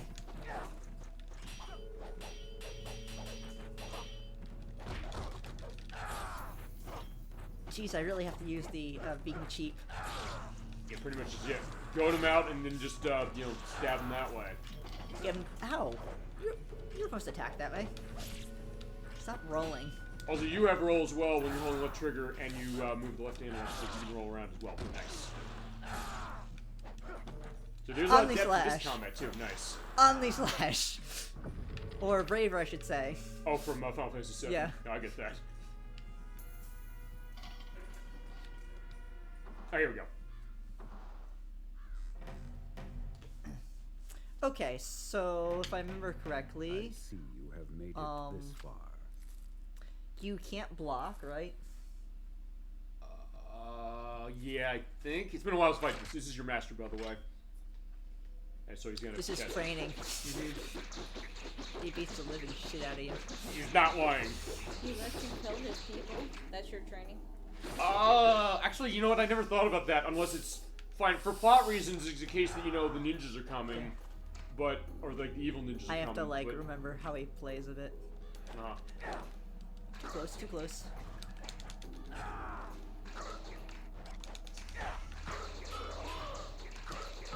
Ow. Okay, so I think I have to wait till he misses, right? Feasibly, I did it. You blocked that. Seriously? Got him. Oh, nice. I need camera angle.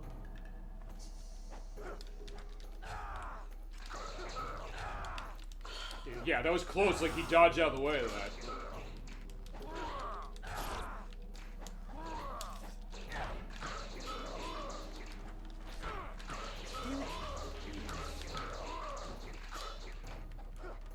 Well, I'm dead. So go to use your oh, there you go, your talisman. Yeah, when you run out of health, that activates. You also have your health, so yeah, if you do run into case before the start button, you can use the items you have. And yeah, those talisman are really expensive, by the way. So you wouldn't normally. Yeah, but right there, like you took off half your health with that one combo alone. Yeah, you would save those because those. But I also remember it's dependent upon you, losing your health. But that being said, the health will not randomly go in. Oh well. So you need to use it, hit start, and use that health, or not, or no, yes. Oh well, it's okay. It's fine. This is the tutorial, by the way. Feasibly, so you just want to show that idea as far as what it is. Okay, good enough. Alright, so that is the demo on Ninja Gaiden. It is a great game, though. And we're going to show that. Okay, so for the rest of what we got, we actually have to turn everything off. But don't worry, it's not cutting feed. Actually, what I probably should do is before we... Fine, for the purposes, it doesn't matter. I got to change stuff with console we're running. So, yeah, feel free to vamp whilst I'm doing this. Go on anything else. Where is the stuff for PlayStation 2? Yeah, we're swapping between consoles. Or wait, your PS... My two, it's under here. Right. Actually, you know what? Fine. Before I do this, you're going to see, why is it coming up on screen? That's intentional, because I want to get the disc out of this console, specifically so that... Turn off. Oh, right, because I hit the eject button. Oh. Yeah, fine. I'll have to close this case that way. And that was one of the easier fights. What? That I just got my ass handed to me. That was the first one, but that shows the idea that this game is not fucking around. Even early on, it's not fucking around. But it is a great game. If you ever played it, I recommend it. But in terms of male power fantasy, I would say it probably hits. You fight tanks, you fight dragons. But it's also... You don't save a princess. I don't think you believe you save a princess, though. Well, there is connection to Dead or Alive in the sense that Ayane, my main character actually from that game, is in this. And there's also Rachel. She was in this as well. And there's a playable... Oh, and you actually get Rachel's weapon, which is, really wickedly powerful. She's also playable on the PlayStation 3 version, it's worth pointing out. So if you've not played on... For, power fantasy, granted, with this type of game, don't have an ego. Never have an ego, but still, when you get the stronger weapons, you always get yourself killed going, I have a nuke. Mm-hmm. I'm going to use it everywhere. Oh shit, I died. Mm-hmm. Okay, so we're good that way. I will nuke the tank. oh crap, the tank can fight back. I mean, of course it can. Alright, so you're seeing there I'm switching inputs, because we're running another console. We're running the PlayStation 2. So for that, I'm going to grab all the controllers that we had for Xbox. This is the first, well fine, one of the first times we've done this. Nocturne and Proto-Rova, you were here when we did this too. We did Mega Man X4, we did this going from Saturn and PlayStation. But now we're going to PlayStation 2, so the controllers of PlayStation 2 are... Underneath there. Right, yeah, thank Yeah. you. She's in good vantage point. But Ninja Gaiden really forces you to be patient and and really methodical. Yep.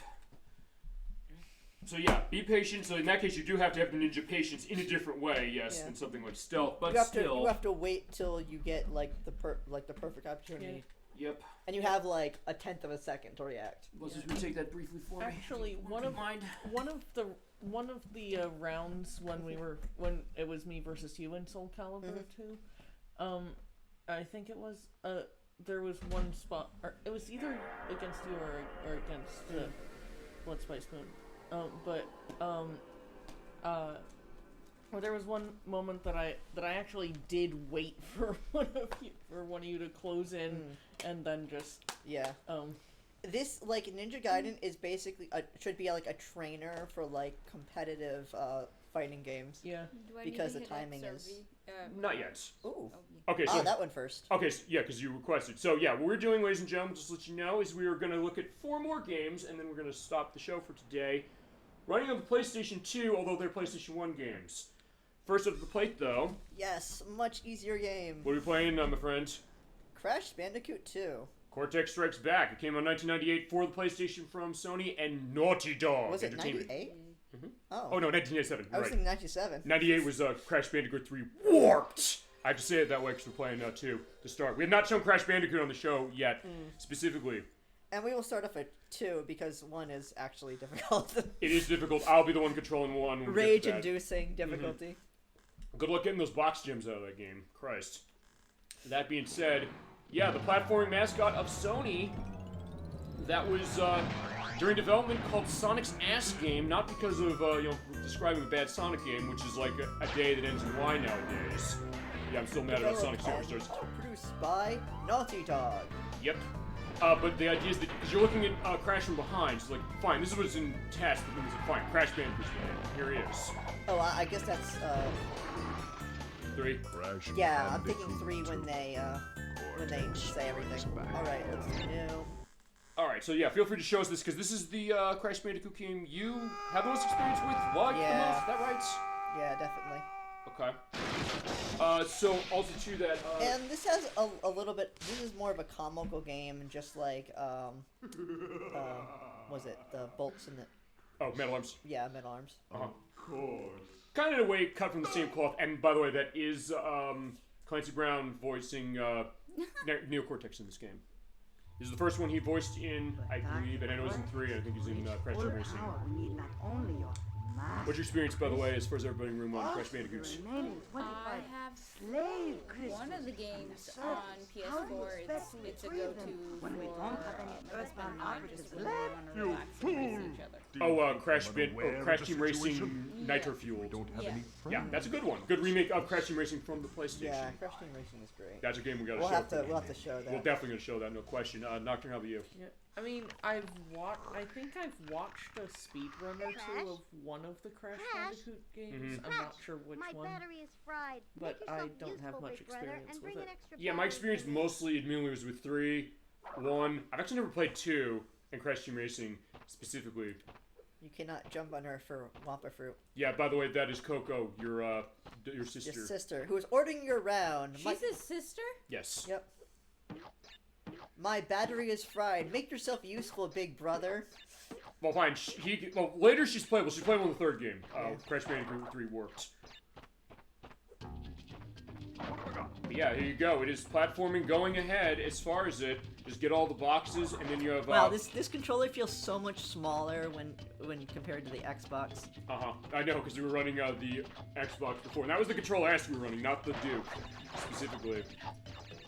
It's also worth pointing out with this game, there's some copies of the game that have DualShock control, or fine, they have DualShock support, or also ones that have analog controller support. Actually, yours does. So you can run analog stick with this specifically. Or you can play D-pad, because, yeah, for 3D game with D-pad, it plays really well still.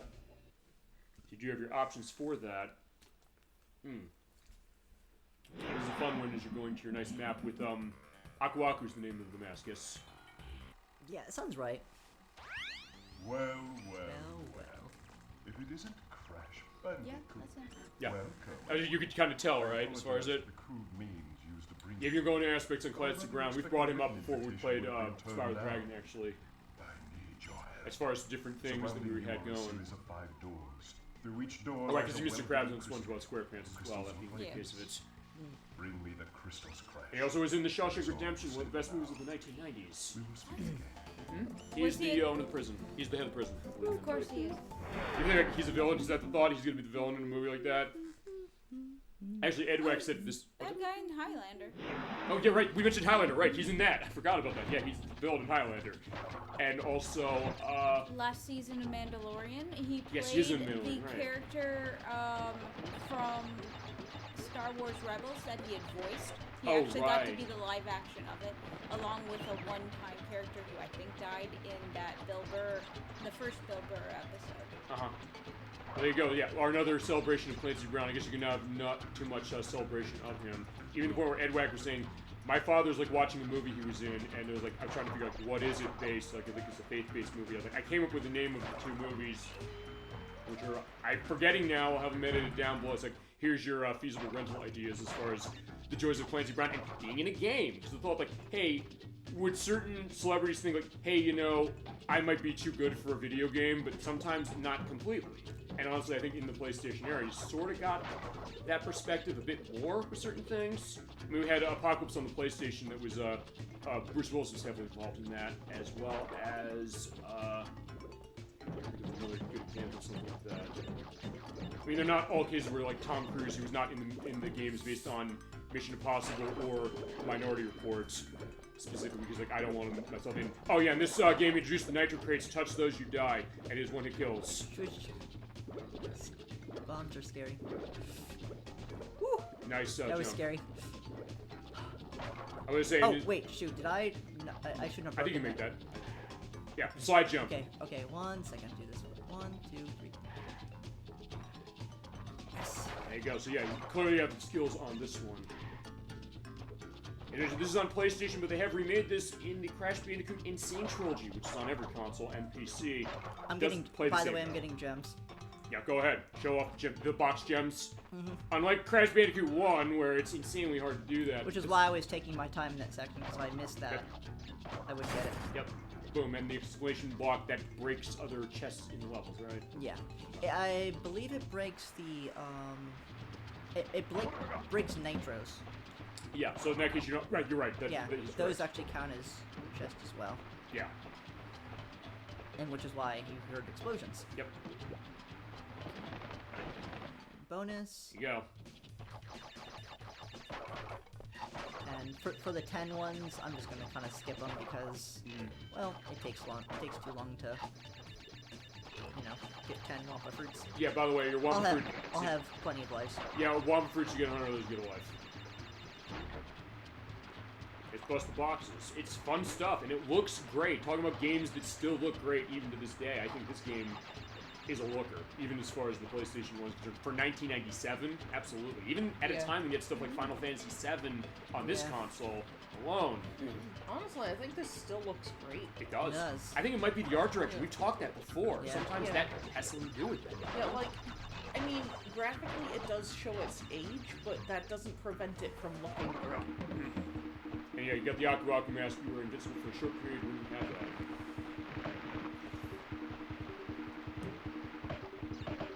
And yes, you also collect things. And I did get, okay, just make sure I got that one up top. Yep. But I get what you're saying, the idea that, hey, you know, sometimes the art direction of the game can kind of help and kind of give it a unique identity to itself, you know. And if you kill multiple things with jumping, yeah, you can get a life from that. Oh, really? But it's a little difficult. You so, have to like bounce into like a bunch of enemies. yeah, and like make that happen? like here, if I was real good, I could. Nope. Okay, well that hurt me. Yeah, the good news is that, yeah, because you have the Aku Master, you can take an extra hit without dying. Usually it's one hit kills. And you go back to the checkpoint. Good job. Yeah, I got the first one. Great job. And oh yeah, and I did get the gem right, or the crystal right. Yes, you did. Okay, because that would be funny if I got the gem but not the crystal. You'd be like, well then, I guess I'm doing this again. And you have that nice thing as far as Turtle is, he does the crash dance. He does like the hump there. He looks like he's high. Well, people sometimes ask that, like, what's the idea on... Well done, Crash. I knew I could rely on you. Now listen carefully. These holograms are hard to maintain. During the course of my intellectual pursuits, I have stumbled across a force that threatens to destroy the world. Crystals are the only means of containing it. The fate of the world is at stake. It is imperative, therefore, that you bring them to me. Also the lip syncing.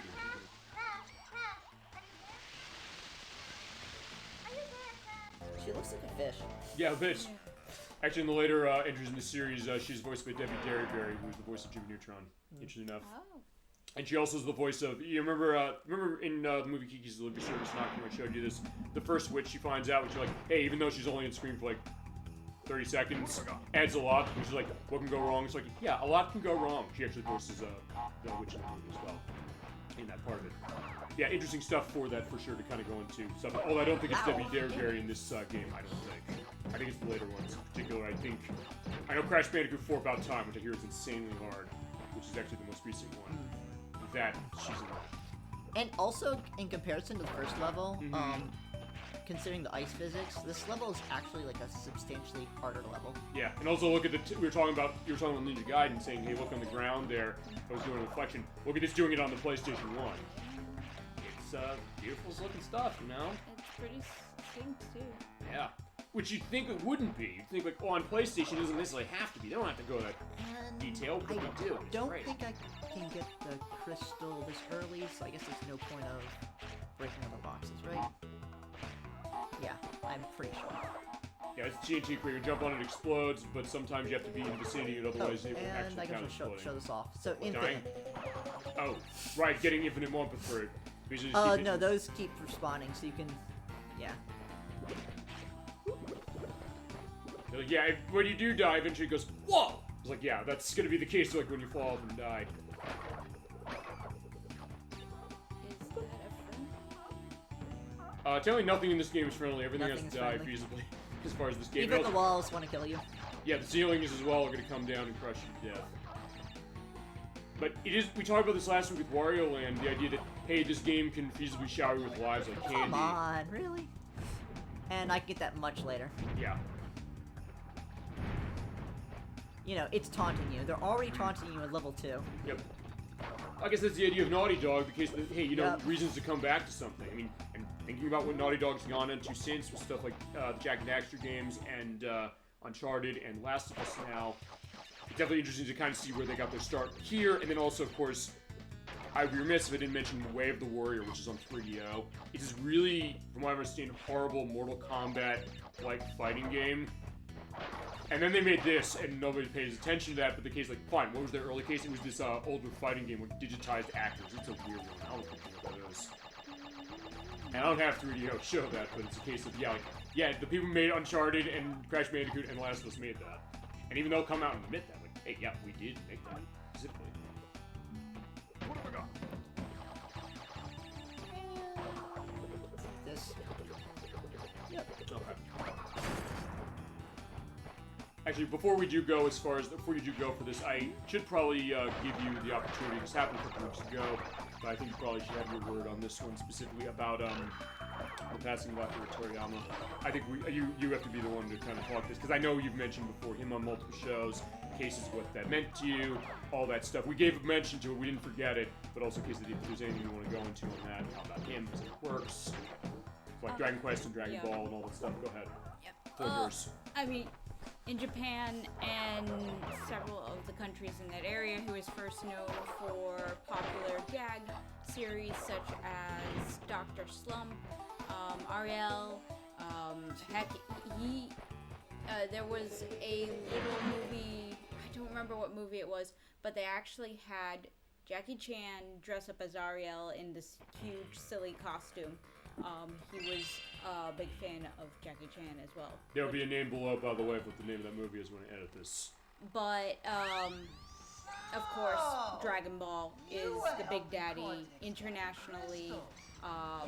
People both in anime fandom, manga fandom, games, heck, you hear about in countries in South America that are mourning over him in their sports, several soccer, or over there it would be football, tournaments, parades celebrating him, artists talking about how he influenced them to get into different industries, or how for many people, how the story structures were. Now, of course, he also did video games, such as Dragon. Well, I say he at least did the character designs. I don't think he did the writing with them.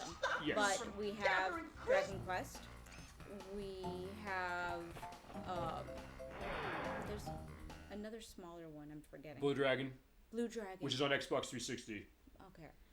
Hironobu Sakaguchi was involved in making that, his company, Mistwalker, and Akira Toriyama did do the graphic design on that and the character design. I'll have a picture of that game in particular. That's an interesting one. And it is available on modern systems in the sense that if you're an Xbox One or Series X, you can put the 360 game, put it in, or run on 360 that way.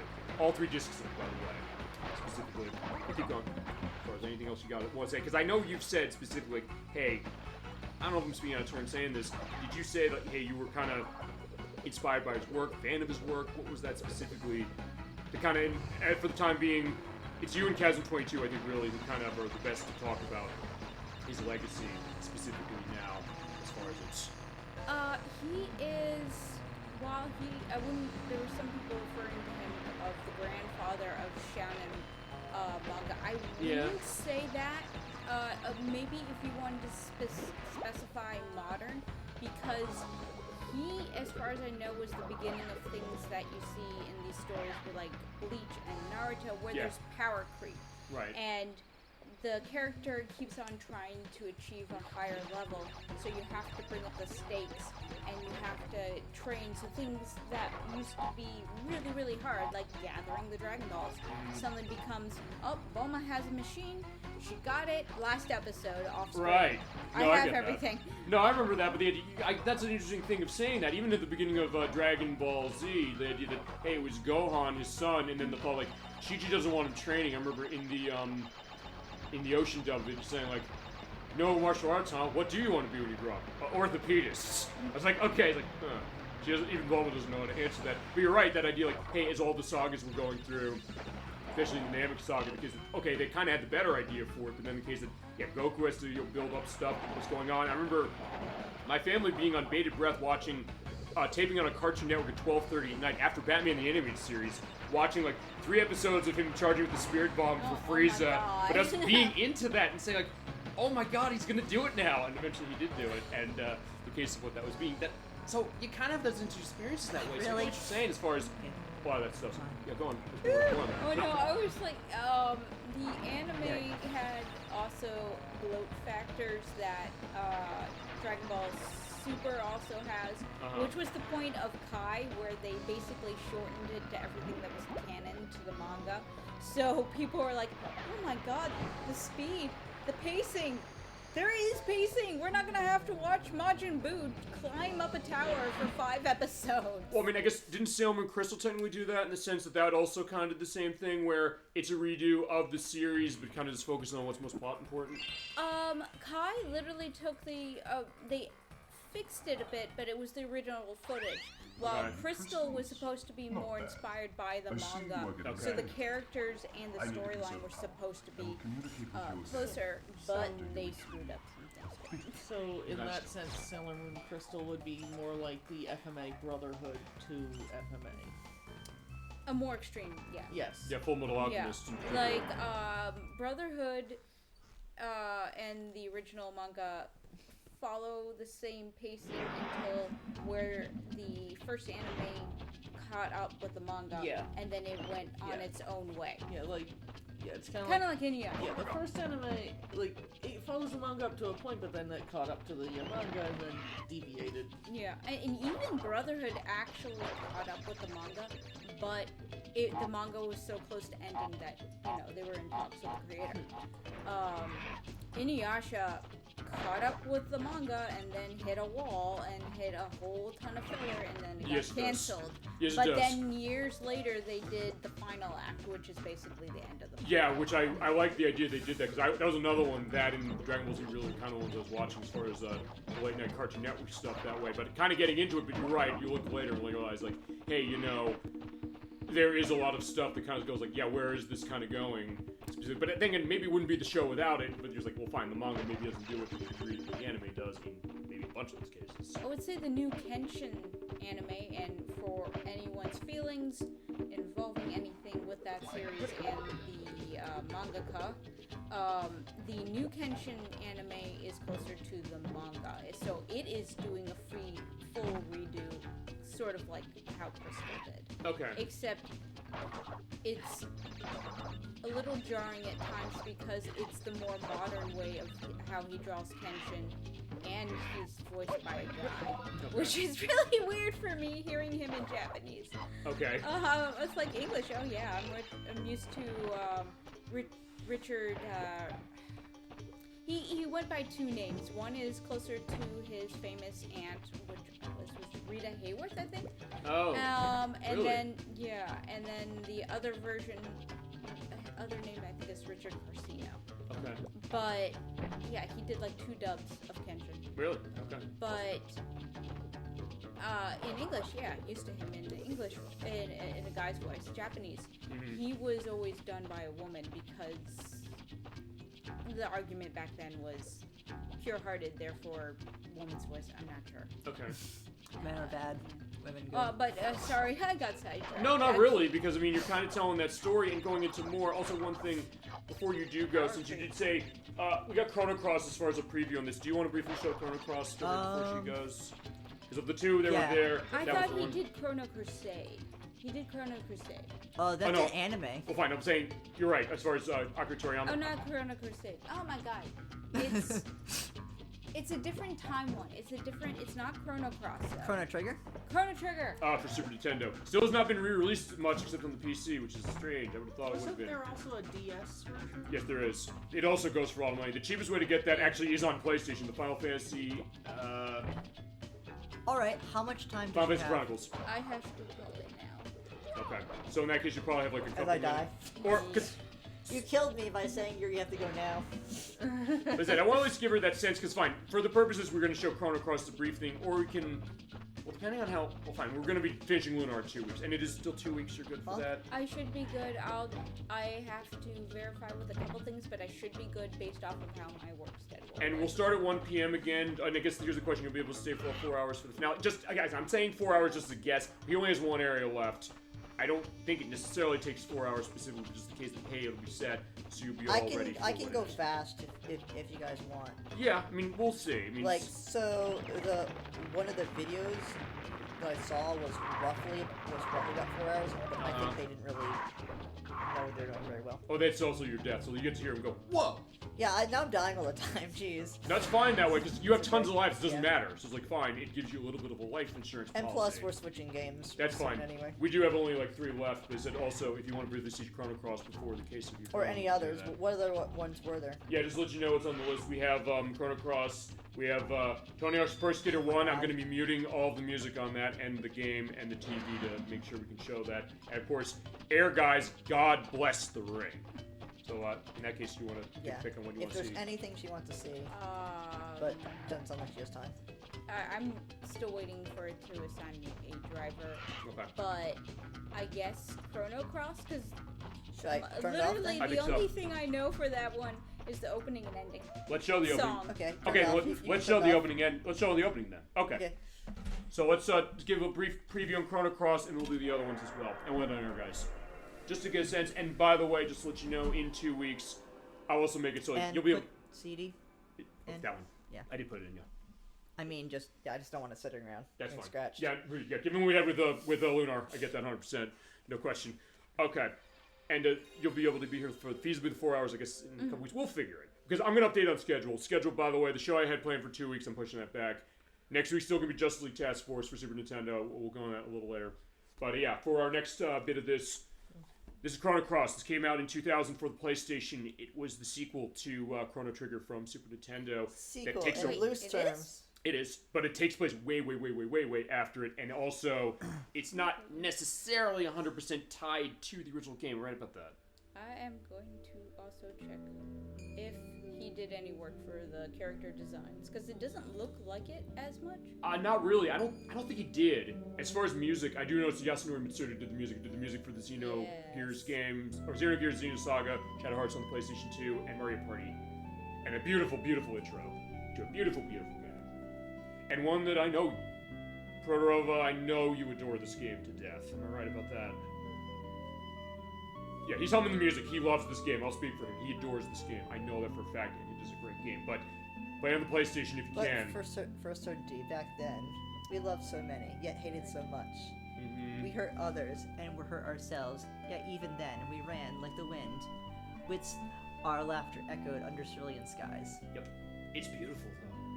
Here's how it looks, the music, the way it's art directed, and talk about banner year of RPGs again from 2000 with stuff like Final Fantasy IX and The Legend of Dragoon, which we had the preview program of. I'll have that link below. Look at this, my god. PlayStation 1, 2000. To be fair, they did better than the dragons in Legend of Dragoon. Well, there's something to be said about that. The idea that this game and The Legend of Dragoon were kind of competing against each other at the same time. And a beautiful violin, oh my god. Fine, I love Yasunori Mitsuda's stuff, and the Crusader 64 helped me with that one because he's a big one on Shadow Hearts, who did music on that too. But then just tons of other stuff we feasibly all play. And Mario Party, it's like, I didn't know I was like listening to Yasunori Mitsuda at the time for that one, but there you go. Well, my driver will be here in like 10 minutes. Okay, so at least to give a little bit of a preview. And yeah, that'll be the case for it. Thank you, by the way, to all of you. I'll say this again at the end of the show, but since this case was missing you, thank you so much for as far as the... Excellent scene, by the way. Yeah, absolutely. Thank you so much for, jumping on this one. Being open to kind of jump all over the place when it's come to the setup for this, all the games we talked about, but also the case that I think, honestly, I'm kind of glad this happened, because I think it means that we get to show a little more. That's fun. We get to get a sense of games that we like, where in schedule do we have some of the stuff? At least we can give you a little bit of a taste of it now. And also give a little bit of an idea that this is a preview when I do my This is Xbox Live Showcase in November, because it's going to be not just one genre. It usually is. But for the case of that one, it's not going to be that. Actually, just one question about Space Moon for this. I want to do one of the Yu-Gi-Oh! Games that's on Xbox 360. I'm gonna start off. Which one do you think would be a good one to show a little bit of an indication of? I've only gotten to play a couple, but I might ask my husband, what are you saying, on any console or a specific console? It's on Xbox 360. Actually, let me look that up, because I know that there's a couple they had, because the theme of this showcase, by the way, is going to be games that are being delisted because the Xbox 360s, we're pointing out, the store of that is shutting down for 19 years in July.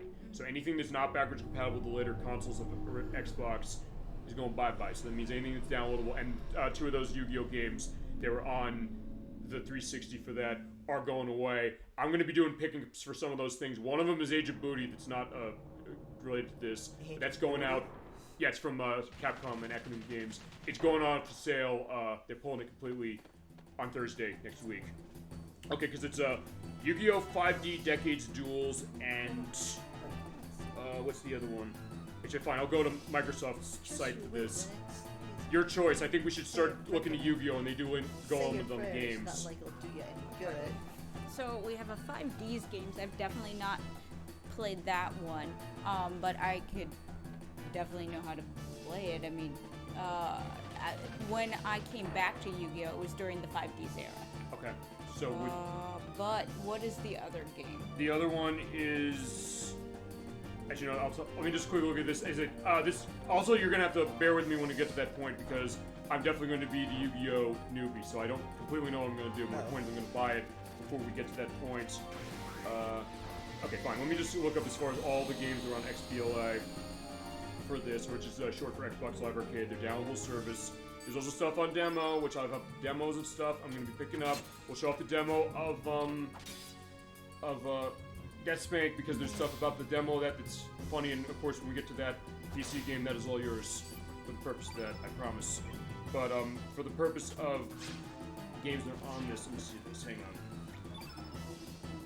on. Nocturne. What's up?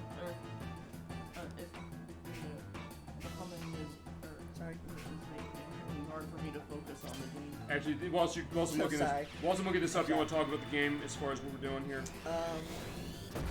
Yeah, this is the backstory, basically it's a prelude to the game, basically. Alright, fine, to answer your question, what's the is this? It's, they're both, 5Ds. It's, Yu-Gi-Oh! 5Ds Decades Duels and Decades Duels Plus. It sounds like one may be an upgrade of the other. So I should probably do the plus one? Maybe. I can try looking that up. Just, you know what, maybe if those are the only two games, then that would be easier and I can talk to him about it and see if he has any. I doubt he's played it though, because he didn't play any of the newer ones. We both played like older PC ones, and then he had one that was, I think, GX era for the PSP. Okay.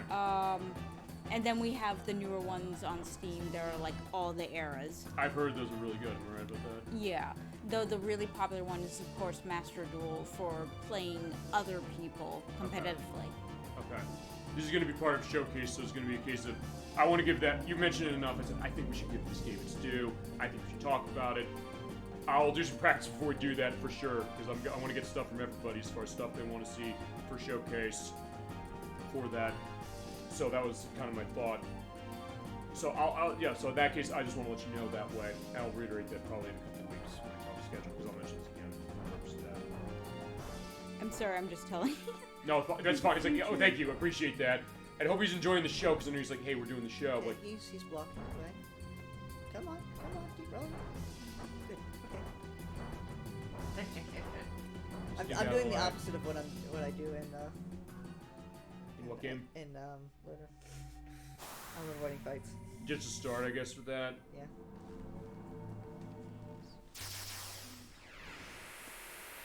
Instead of hobo murder everything. Mm-hmm. I mean, when just showing something off, with when, like, you know, what something like this, it should be. Wait, what the bloody hell just happened? He's his kid, by the way, and his Motley She's Crue. kind of a main. Well, she is, I should say. Yeah. I was thinking, Fargo, and then who's the guy? Surge. Surge, thank you. Yeah.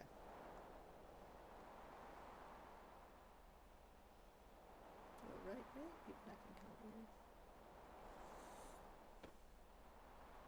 And different dialects for each of the characters. I kind of like that, though. Yeah, it's really good. Everything because he's the one who's introduced, I think, all of us to this game, basically. Am I right about that? Nocturne, you hadn't played this game before? I borrowed it from a friend, but also, I more foreshadowing. haven't actually played it much. Okay. Also, more foreshadowing.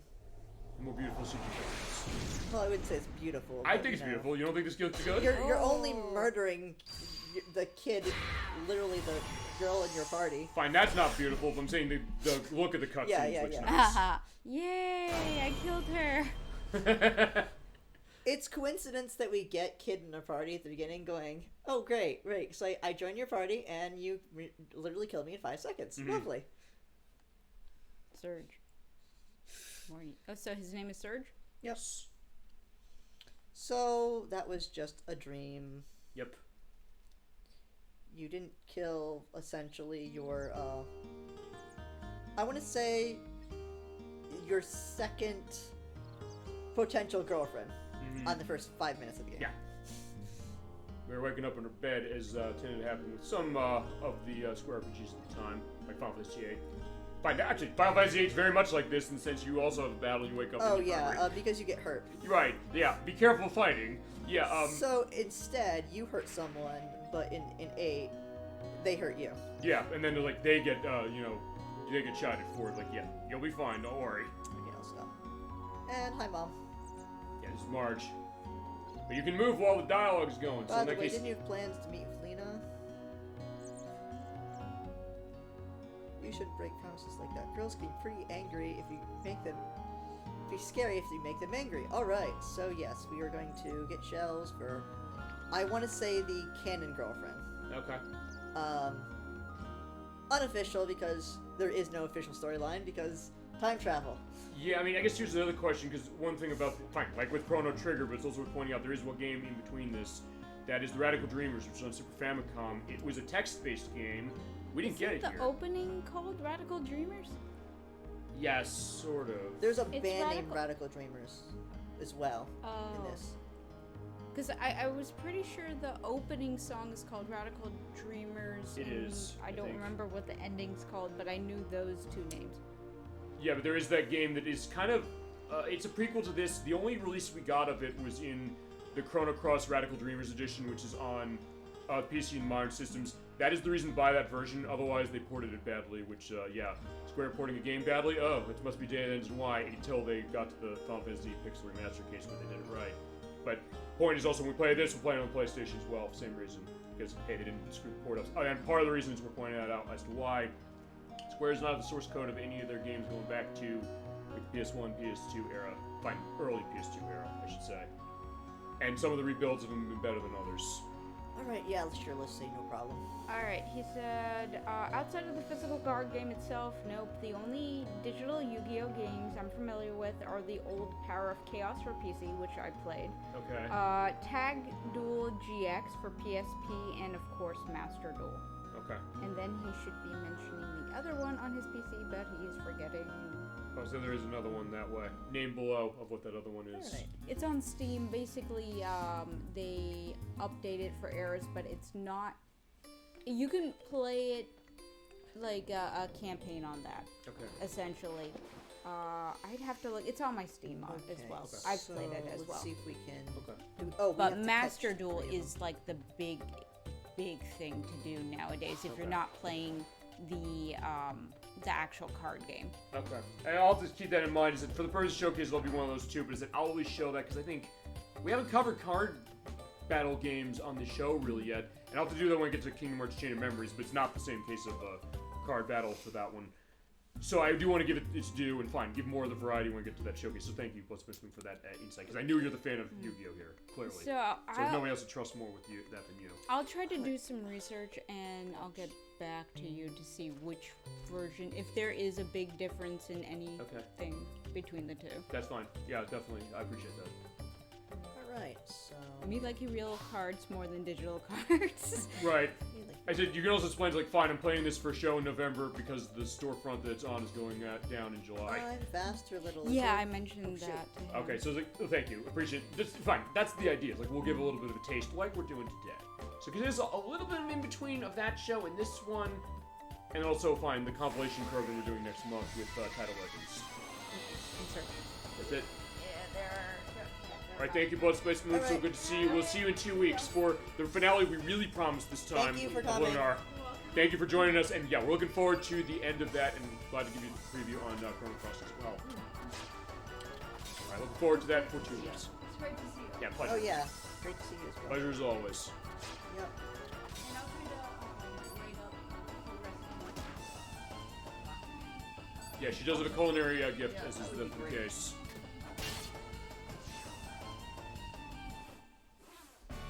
Much appreciated. Take care, have a safe drive back, and good weekend. Yeah, I know. I know, but that being said, definitely so. I appreciate that. And I love doing it for the show. That's what we're doing. Love really the game. appreciate it. Take care, everybody. See you later. Okay, so. Alright. There's that idea. Okay, so we got one of the Komodo scales. We need 2 more. Okay. Because we are a good boyfriend and we give our girlfriend nice gifts. We get to enjoy the beautiful look of where we are. And then we lose our mind, go to another world, and where we are dead, and we are sad. Well, that's I guess the start specifically for this one. I basically went from really nice to really happy to really depressing. What you said with this game, tell me if this is not right, you said that when it comes to this game, it is kind of playing a bunch of different kind of tones to itself. Yeah, it does. As we saw, you mentioned off screen one of the games we were thinking of showing, but we decided against it, that being The Legend of Dragoon on PlayStation, which also is very dark for certain things for it as well. More than this, probably, as far as how dark it is, I would think. Is that right to say?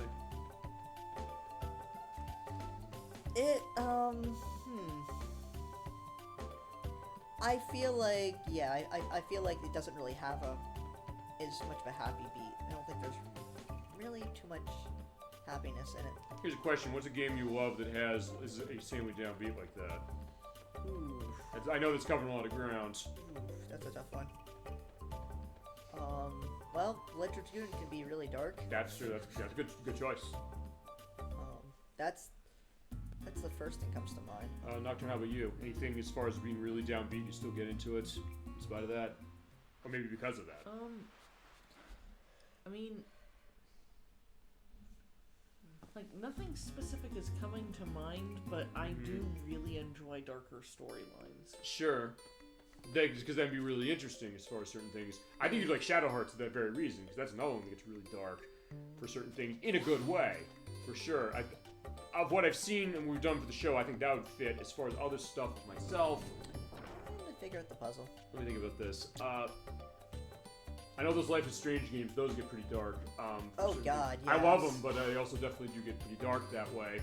The Walking Dead by Telltale, that especially, that's another one that gets that way. They're great games. Life is Strange just, I don't know, made me sick. It's very harrowing. It's a great game, though. I'd recommend that one. If you've not played it up there, as far as chat's concerned, I think anyway I can make you feel different now. They love that first one in particular. Okay. Yeah, like for me, gameplay first. If it's not a type of, if the gameplay isn't something that I'm going to enjoy, I'm probably not going to play it. Sure, but I guess I don't know. Is the case like with this one where, fine, you see something sort of dark at the beginning of this one, you kind of notice like, oh wow, and then you're like, okay, then you have to discover the game itself. Yeah. Like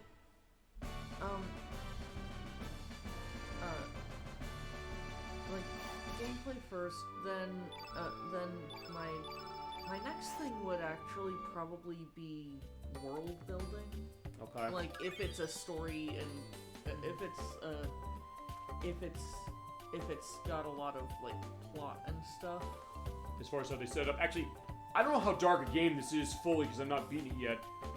I'm thinking a game I know you're gonna do at some point, Nier Automata. How dark is that game? That gets pretty dark. I was gonna say, so would that be a good candidate as far as that? Yeah, that would be a good candidate for dark game. Okay, because I wasn't sure how dark that game got. I knew it was kind of more, sort of dour and sterile, understandably because of the idea of how it's set up. More just as far as like what the atmosphere of that game is of what I've played it myself. We're gonna skip this guy. He comes back down. No, no. I guess he goes too fast back up. No, wait a second. Is he off the screen? Oh, whatever. I was first like, wait, is he gonna go right through you as far as like pass through you? But apparently not. Yeah, I would definitely say Nier Automata is pretty freaking dark. I think it's very philosophical. It is. It is. Like I don't like it when something is dark for no real reason. That's not for no real reason, though. Yeah, but like Nier Automata, there's a lot going on with it. Okay. Mm-hmm. It's not just the battle system; it's like the characters and the. Okay. It's basically it's like Bayonetta with more philosophy going on to it specifically. Bayonetta philosophy. It's the same developers as Bayonetta. It's Platinum Games who made it. Yeah. It's good. She got me into playing that specifically myself, and it's on all the consoles. I remember I liked the concept when it came out. It's fun. I think it is on the PC as well. It's on everything as far as the modern systems. Let's see if we can jump on. I want to wait. Press the X button to jump when they pass by. Boom, got it. There you go.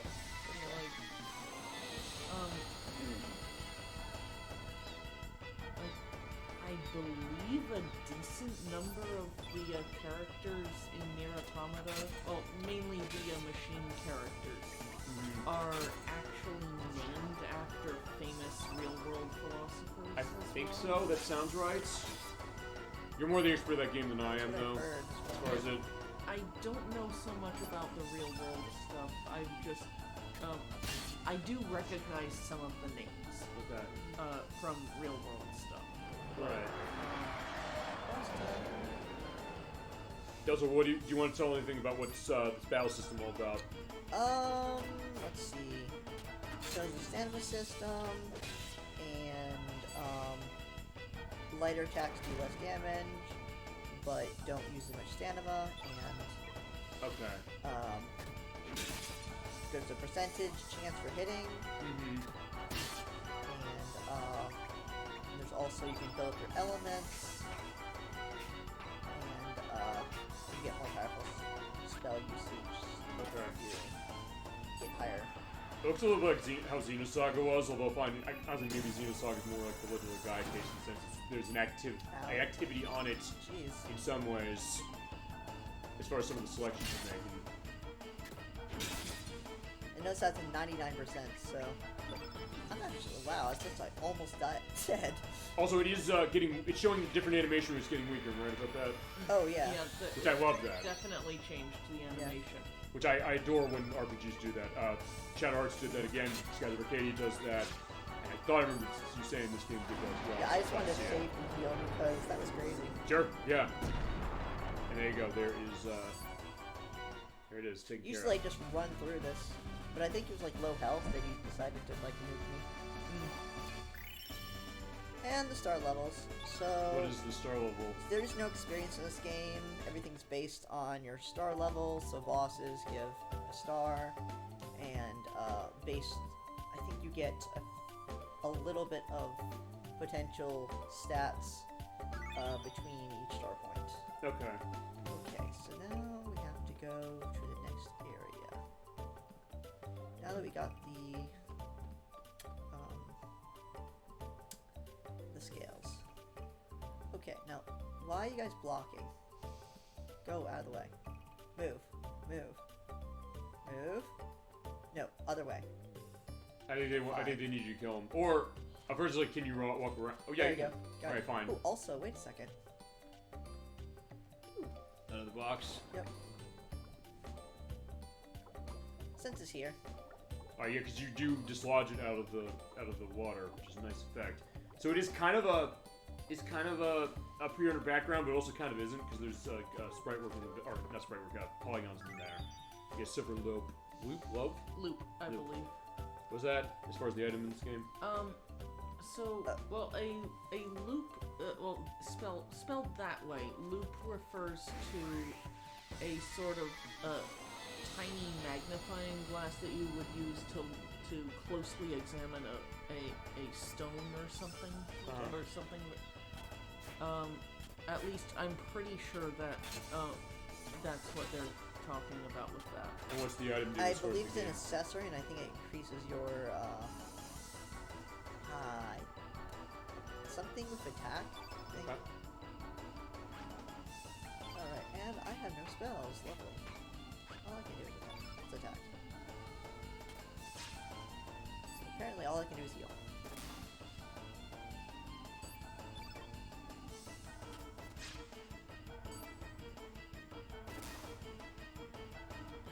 We'll have a punching match. Yeah, just keep going. Enjoy the beautiful beach atmosphere. My God, it's gorgeous.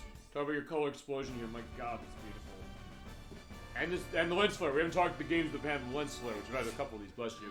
Thanks. Yeah, this is Ninja Gaiden, as it is of the two that are sticking out the most. That we've shown that, and Morrowind. Right, Morrowind has too.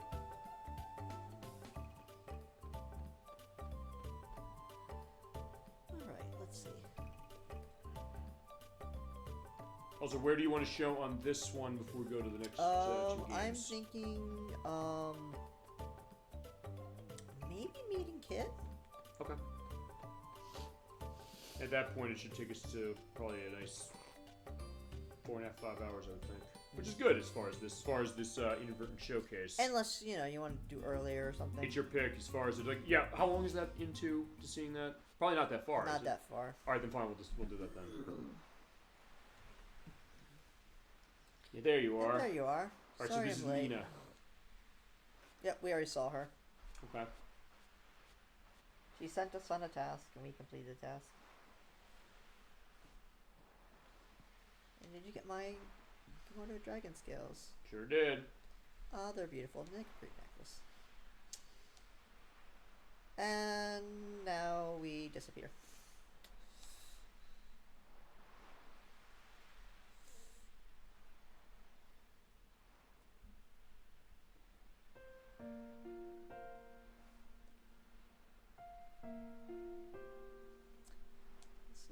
Oh, and the sea is a very much a theme in this game. Yeah. If you haven't already. Yeah, they showed that as far as on the title screen as well, and it looks great as far as how it looks, but also right how it's kind of going into. Which is why they had a kid just looking on the ocean. Yeah, the Sea of Time reflecting the passage of time, perhaps. As a guess, like I don't know the plot of this game, so I'm going further aside from what you've shown us, both today and off screen. And here we have Lena,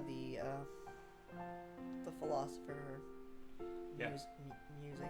As you were saying about Near Autonomous, we're getting our philosophy lesson a little earlier before we get to that We game. used to sit and talk like this when we were kids. The gentle sea breeze, the tranquil sound of the waves. Yeah, it is more Just like the two of us. It's more of a philosophical take on Kairi at the beginning of Kingdom Hearts 1. Alright, do we remember? Do you remember? Do you remember? Do we remember?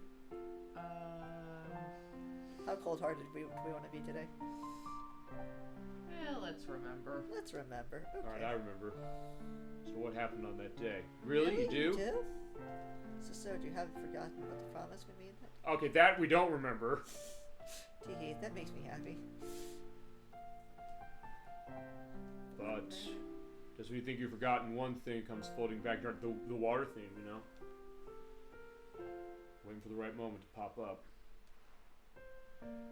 What was the promise we made? Yeah, good question. You may even remember this? Yeah, this is the promise we made, right? When we're all grown up and married and have kids of our own. Then one day, time's come. What kind of adults will be? What kind of life will I be leading? Yeah, very existential questions. Yep. Alright, but what about today? Fine, we're never forgetting this day. We have to answer that, and you know exactly we have to answer that based upon this show. Yeah. We have to answer that one. I'm just going to step in. We'll never forget this day? You're not going to... We're going to forget this show? I don't think so. We'll never forget this day? I'll never forget it. We'll never forget this day. Never forget it. Yeah. Hope you're right. But sir, there's something I've been wanting to... somebody else is talking to us, but not in a text bubble. Serge? He's like, who said that? What? What's wrong, Serge? Someone's saying my name and it's not you.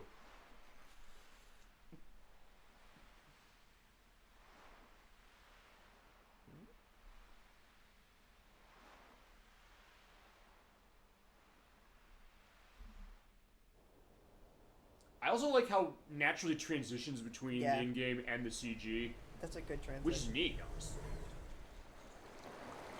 And as I said, look at this.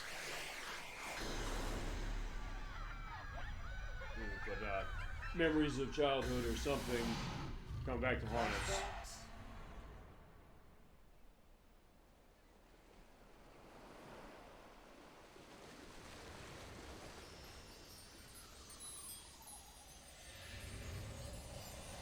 Where did Luna go? Yeah, she was here just a second ago, right?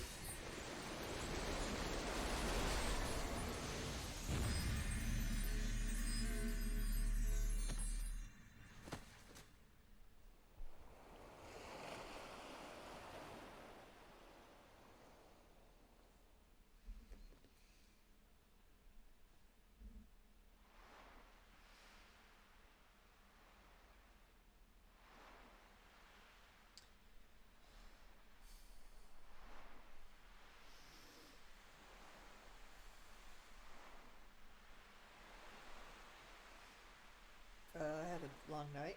I was say I was out drinking. I was like, I probably should give that up. Well, no, he's not. Like something happened as we saw. Yeah. Thought he might be a dead body. Ooh, boy. I guess they went dark fast. They probably poke it just to see, like, hey, are you okay? To be fair, like, what would you expect? Yeah, probably not. Good point.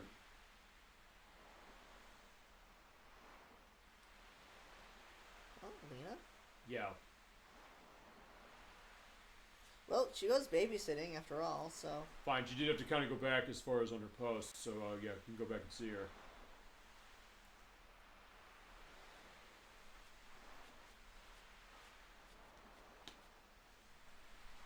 Yeah, this has a very melancholy feel to it. I guess is. I like that though. I mean, I guess probably a little more so than Chrono Trigger is a little, but also kind of nice. I guess elevation. Also, look at the change of music. Yeah. And also change of music here. Yeah. So all the music has changed, by the way. More minimalistic too. What? They're faster than me, aren't they? Slightly. And the tropical perspective. Yeah, you want to go on a vacation as far as this is a great vacation game. So I'm glad I mentioned this is melancholy because, and obviously I'm skipping all the jazz for time reasons. And yeah, demonstration, but yeah, and that great music. And notice how the lighthearted feel to this. This is one of the most depressing songs in the whole track. Really, that's saying a lot. Because there's definitely some more dark songs as far as something like this. The only one that competes is when you go for the Masamune. Okay. I'm pretty sure it's actually supposed to be pronounced Masamune. It is. Yeah, it is. As far as its Japanese pronunciation, it would be specifically. All right, but yeah, basically, really strong sword that you get late in the game from basically a possessed, possessed legendary swordsman, basically. Where it's like, I think the song is like between life and death or something. I'll have a link to that in the link list. Something along those. It's a really, but this is the only thing that competes with that. So and it's great music from for upbeat to, yeah. Which is interesting because we're talking this music, but also the idea of Yasunori Mitsuda did the music for this. Very, very somber. It transitions well as far as, and a lot of his soundtracks tend to do that. We showed that with Shadow Hearts, another case where you had like this bouncy music where you're going in one of the towns, but then you get into dark stuff. Like, yeah, it turns and it's amazing. And not as playful, but still welcoming. Like this theme, it has a welcoming feel, but you can already tell that you're. Well, I'll just say you're not. Yeah, you're not home. You're not home. You're gonna see that specifically. It looks colorful. It looks inviting the same way it did, but we're gonna see. All right, and I'll go to see Mom. All right, let's go see Mom. Let's go see Mom first. All right. Okay, so we live in was it this house? Yes. This house, right? Let's go home. We did our errand. Let's go home. Yeah, we had a nice day at the beach. All right, cool. We did see Weena. Wait. But wait a second, where is everybody? Maybe she walked out. Well, what? Actually, that's weird. Oh yeah, because the shadow. I love that touch. There you go. You have the shadow. Like, this is my island. What are you doing here? Wait, what are you talking about? Because we can't have a rest. Cool. I can't actually rest. I'm going to try it. Have a good night, man. I gotta put the curtains down. Huh. Interesting. That's neat. You ever see that before? I don't usually go there. Okay. I was just looking for Mom. Yeah, I was like, Mom, where the hell are you? I didn't see her. Because I thought she was on the other screen. Hey, Tenchi, I didn't arrest you for complaining, man. Aw, so did I actually have to pay for that? Weird that they ask you that after you've done it. Oh, here's the thing. I'll see if there's an answer to this. If you don't... There we go. Okay. Do that. Yeah, what are you doing in my house? The playground for you kids. Go play outside. Mom. Arch, who's that? This house for 5 years. Okay, Proto, you want to tell them? I'll let them sit on it for a while. Okay. Yeah, just push me out of the way, why don't you? So you're the crazy one. Wait a second. Something's up with this town, right? Alright, any other important... No, let's go to this house. This is an important house. There's not tails over there, but it's just like one tail, so it's tail, I guess. Actually, wait. Oh, yeah, there you go. What are you talking about? Also, they have a nice beach view. Oh, yeah. Nice. And we can see Weena from there. That's a great attention to detail. Okay. Alright, so no more procrastinating. Let's go. But But yeah, we saw there. I was like, wait a second. And everything is the same, right? We have Pretty the much. kid drumming off the ledge. We have him sleeping. And fishing. And we have the kid swimming. Okay. And everything should be good. I just give her. Lullaby heard her mom's wounds was kind of like this. Or returned to the mother sea embraced by her lullaby. Alright, so Lena, hey. Who are you? Oh, shit. Have we met before? Are you from Termina? Yeah, not to be confused with Majora's Mask. Hey, yeah, you. Don't you be trying to pull any moves on our Lena, you jerk. Don't be silly. Alright, she's babysitting to make sure, yeah, don't swim out too far, but... So, wait a second. Kids. I guess kids will be kids. Yeah, but what are you Don't worry about them. Yeah, what are you talking about not knowing who we are? You know. You look like the boy that used to live next door to me. I do live next door to you. Okay, I'm going for what happened to him. Yeah, what happened? What happened to him? Why do you want to know? It's really none of your business. I'm writing a book. Yeah. I'm writing a book on missing persons. That boy died. Yeah. He drowned when he was very young. This happened 10 years ago. Okay. Soon after his mom passed away, he was very young. Mom says his name was Surge. Okay, so... No! I'm Surge. Or, that's nonsense. Probably say I'm Surge. I'm Surge. Yeah, so you want to go into more now that the game said it? Okay, yeah, you got transported to another world, basically. Or another version of the world. Yep. The boy's dead, don't you understand? No, we don't, because, like, yeah, we should know that... Sorry, but this is not a cruel joke. We really mean it. This is fascinating. I remember when I first saw this, I was like, okay, that is quite a surprising twist. If that boy were still alive, I wonder what would become of us. What would have? Sure is weird. Why am I opening him to you this way? Well, I guess there's no use thinking of the past. It's not like Surge is going to come back. Mom just always told me don't dwell on a lost loved one. Oh boy. Oof. I get what you're saying when you said, you know, the melancholy of this now. Yeah. The idea that she's like, I remember him and now I'm dwelling on the idea of this. Okay, so we go and visit our grave, I guess. Sorry I blew up on you. Well, she's pretty nice that way still. She's the sweetheart. That's why I say, like, she should be, like, the canon girlfriend. Didn't you say this game, by the way, has multiple endings? Am I right about that? Yes. Okay. It's really either her or kid. I was trying to remember, like, hey, how that worked, but yeah, there you go. So, But she's the girl next door. Yeah. Aren't there also just a whole ton of yes, different party there are members tons of characters, which is one of the flaws of this game. Is flaws like, in what sense? They don't have enough character development. That's one of the complaints. Okay. Okay, so I can't. So honor the memory of us. Yeah. By going to see our grave while going we're to still see alive. our grave. Yes. How's that possible? It's like, yeah, something happened clearly. But you're right. Going back to what you said on the music, you're absolutely right as far as how it kind of does that twist. It doesn't tell you right away that hey, something happened. It's like, oh, what's going on there?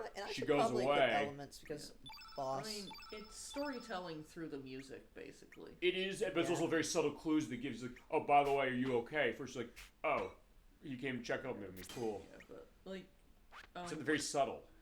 I do think I've at least played up through this point. I know I showed it to us. I know he has. Or maybe it was that, but maybe. Yeah. But it's but fine. That's that idea. When we come to this game, eventually, it's also one of those we're running on the PlayStation. But for the purpose of Radical Dreamers, we'd have to show the HD version. Wow, because this the only actually... way it is. Okay. Look at that shot! Oh my God, it's beautiful. Our gravestone.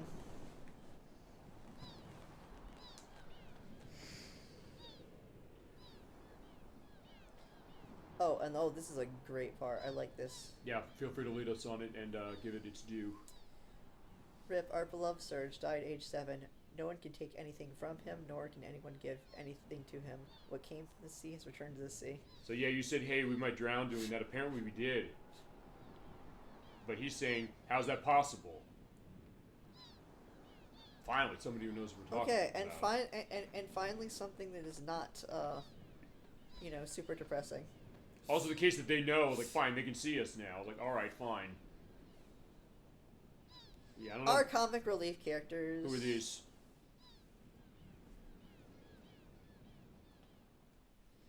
Who basically give us a tutorial in the game. Hold your seahorses. Yeah, who said that? Kid is such a badass. Yeah, this is Kid, by the way, once again. Look at that intro of her. With the wind blowing as far as it's just giving us the confident look. Like the, And a smirk. that smirk, I love it. The smirk going, I'm gonna kill you. Mm-hmm.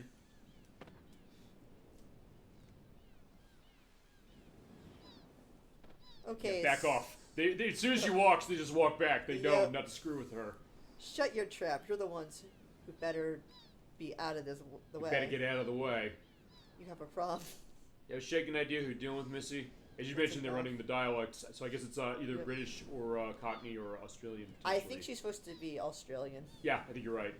I remember now. That's talking. For crying out loud, would you just shut up and get on with it? I'm gonna kick your sorry arses so hard you'll kiss the moons. Yeah, it's a great line. This game is well written, very well written of what we've seen of it so Fair far. enough. You leave us no choice. You'll regret this, Missy. Maybe we'll see. Yeah. As we get our aspect of battle. Yeah, that's like her catchphrase. Is the catchphrase. Yeah, but you remember. So you remember. She can back it up, though. That's the thing. Girl can back it up. Fine, they're Okay, calling her let's girl, see. but we saw who it was, sort of. Yeah. Alright, so let's see. I guess I'll just punch him. Yeah, how do you handle it's Salt and Kirsch, and who's the other one? Pepper. Pepper. Okay. Yep. Which, is it Salt or Salt? Based on the maybe right. look, it looks like it was Salt, like an O. But probably take on that. Yeah. Okay, it is O. Okay, it's Salt. That's the... It's like, by the way, remember elemental things, okay. Yep. You nincompoop. So there is an elemental binding to everything. So Right. So it's Salt and Pepper and Kirsch. And he's like, yeah, fine. This is this kid I'm trying to take. I'm going to tell you how to beat us. But I love that.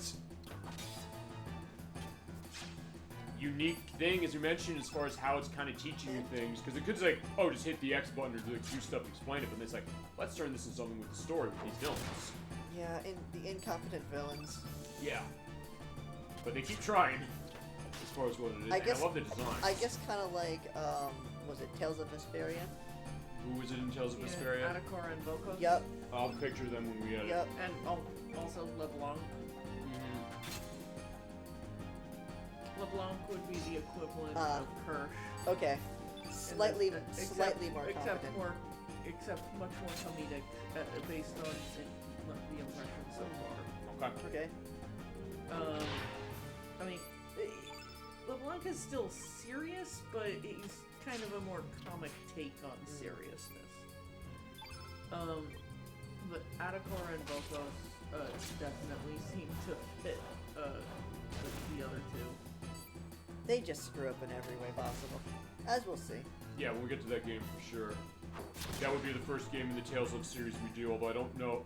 Fine, it won't be the first game by that development All right, team for the Fireball 2. show. So I don't get my steel yet. That comes later. Guess so. Guess I'll use Fireball 2. Okay. Let's nuke him. And yes, everyone is elementally bound. Everyone has an element. Okay. So think personality traits or something. Also, what's the field effect thing as far as how that's laying out color? Okay, so when you fill it up, it increases the damage based on that element. Okay. So, like, if you have a full field of, say, fire, you can, later on, you'll get, like a summon spell. I believe it can only be cast if the field's fully filled up. So you generally do want to play around with the elemental field. Gotcha. To your max damage. And so, like, he's green. And Kid is red. And Surge, well, I think he's white. But, he becomes black. Okay. Especially after he kills Kid. Right. Well, fine. With what we saw so far, so yeah, that's not spoiler to say that because we did see like he's killing kids specifically, but like, wait, what? I'm saying that loosely. Right, but that's interesting. It kind of gives you a little bit of a nice tease. It's like, what you see, like, wait, And what's that about? And if you think I'm a liar, well, I have proof. Well, we have the video that we saw so far. We have the video. Right. Or will kill Kid. Uh-huh.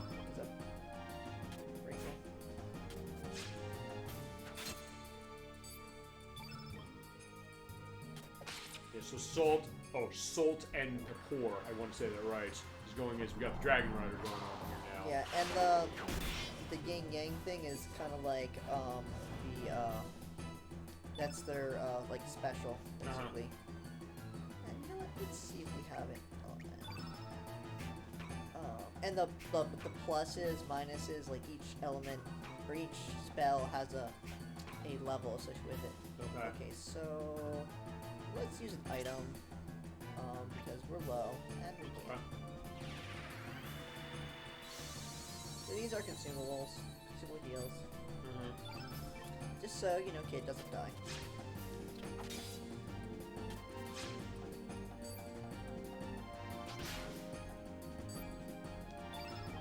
Because we should be nice to Kid.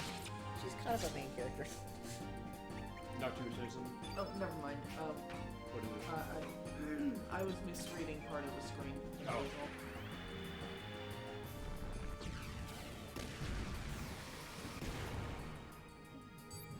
And notice how her stamina went down to -6 because. I was gonna say that's what that is down there, stamina and Yep. out.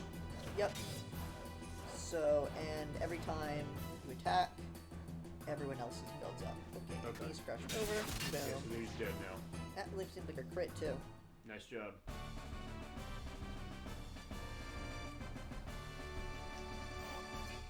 Level up. Okay, so you got a new growth level. And girl. Oh, she's not even Kid yet. Okay. She doesn't get a name. I think we did tell we see her name in the intro though, did we not? Yeah, that's funny. Okay. Yeah, we should shake it on out of here. Oh, okay, I like where you're talking as far as your pun case. We're not dealing with some ordinary brats. I mean, they kind of had the idea as soon as she jumped in. Damn cowards. She's like, yeah, let's walk away. It's for you, Missy. I won't forget this. Yeah, Oh, he's just LeBlanc. Mm-hmm. He's just LeBlanc. I'll be happy to take you. Yeah, I'll take you on any time. Oh, she's such a badass. Are you alright, mate? Or Mike? Mike. Yeah. Name's Surge, ain't it?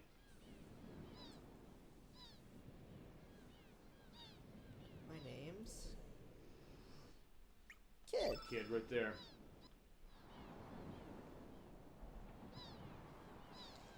Nice to meet you. Alright, so I couldn't stand by watching those blokes gang up or anything like that. Pissed the bloody hell out of me. Wish I could have beat him up some more.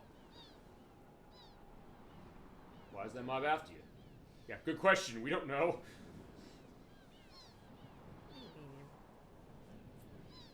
Ah, forget it.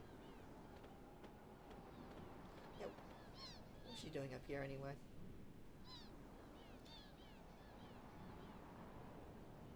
You're not gonna leave you alone, so we may as well team up. She's really trusting.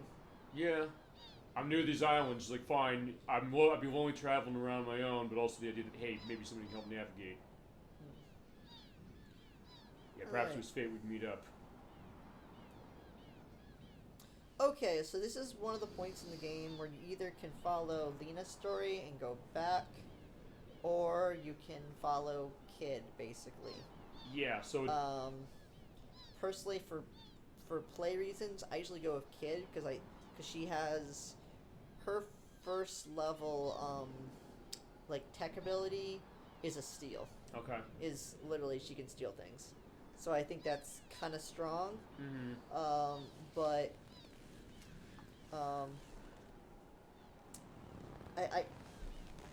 So if you're going aggressive and stealing kid, if you want like a healer, then Lena is better. Okay. How about story reason? What would you pick for story reason? I personally just like Lena better. But have you done both of these? Just like curiosity. Yeah. Okay. Yeah. I'm just saying in terms of like personality, I would normally go for Lena because you literally just met her, and instead you have this girlfriend, you got her a gift, then you just vanished. You're just gonna forget. You're just gonna you're not gonna try to solve this problem. Well, maybe the thought on his end forget is it. Here's a question: when it goes on plot, you don't have to explicitly say details on this, but if you were to go with Kid here, would that maybe help?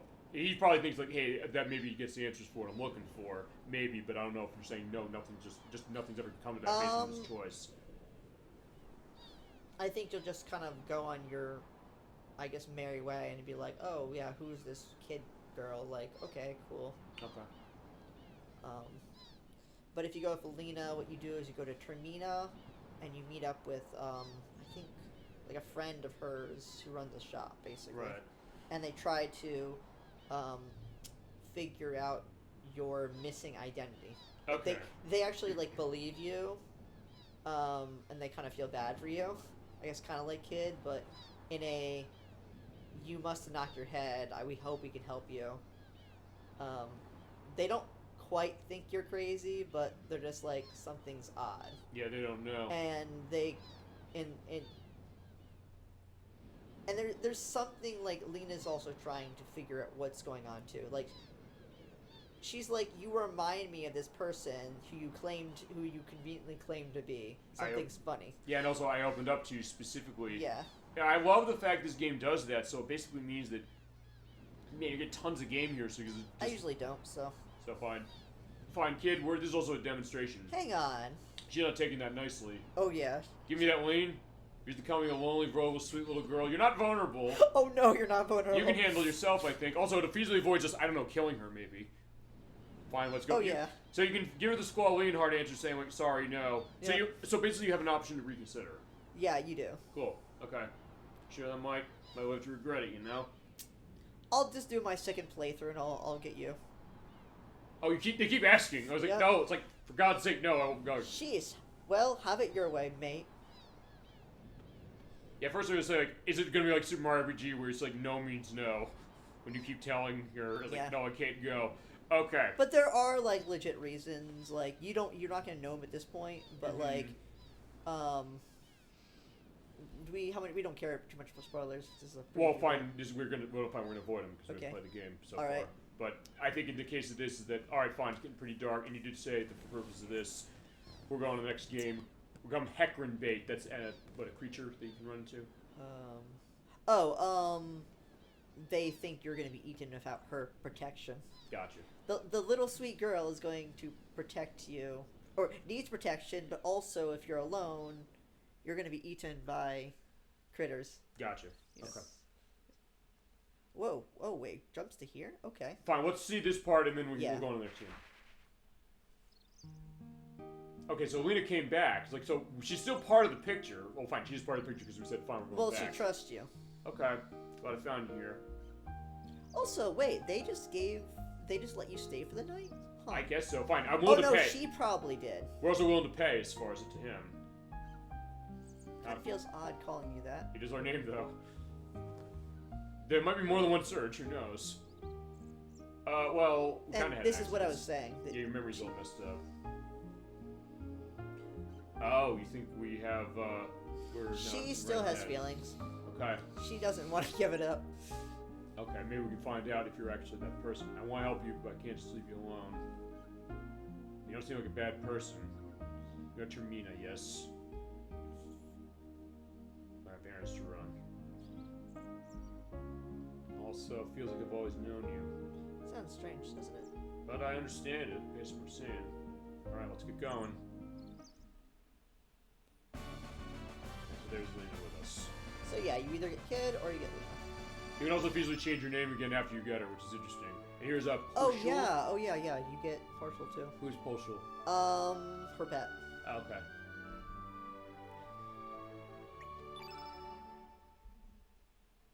And if you follow the kid track, you also get Glenn, which is a really strong knight. Okay.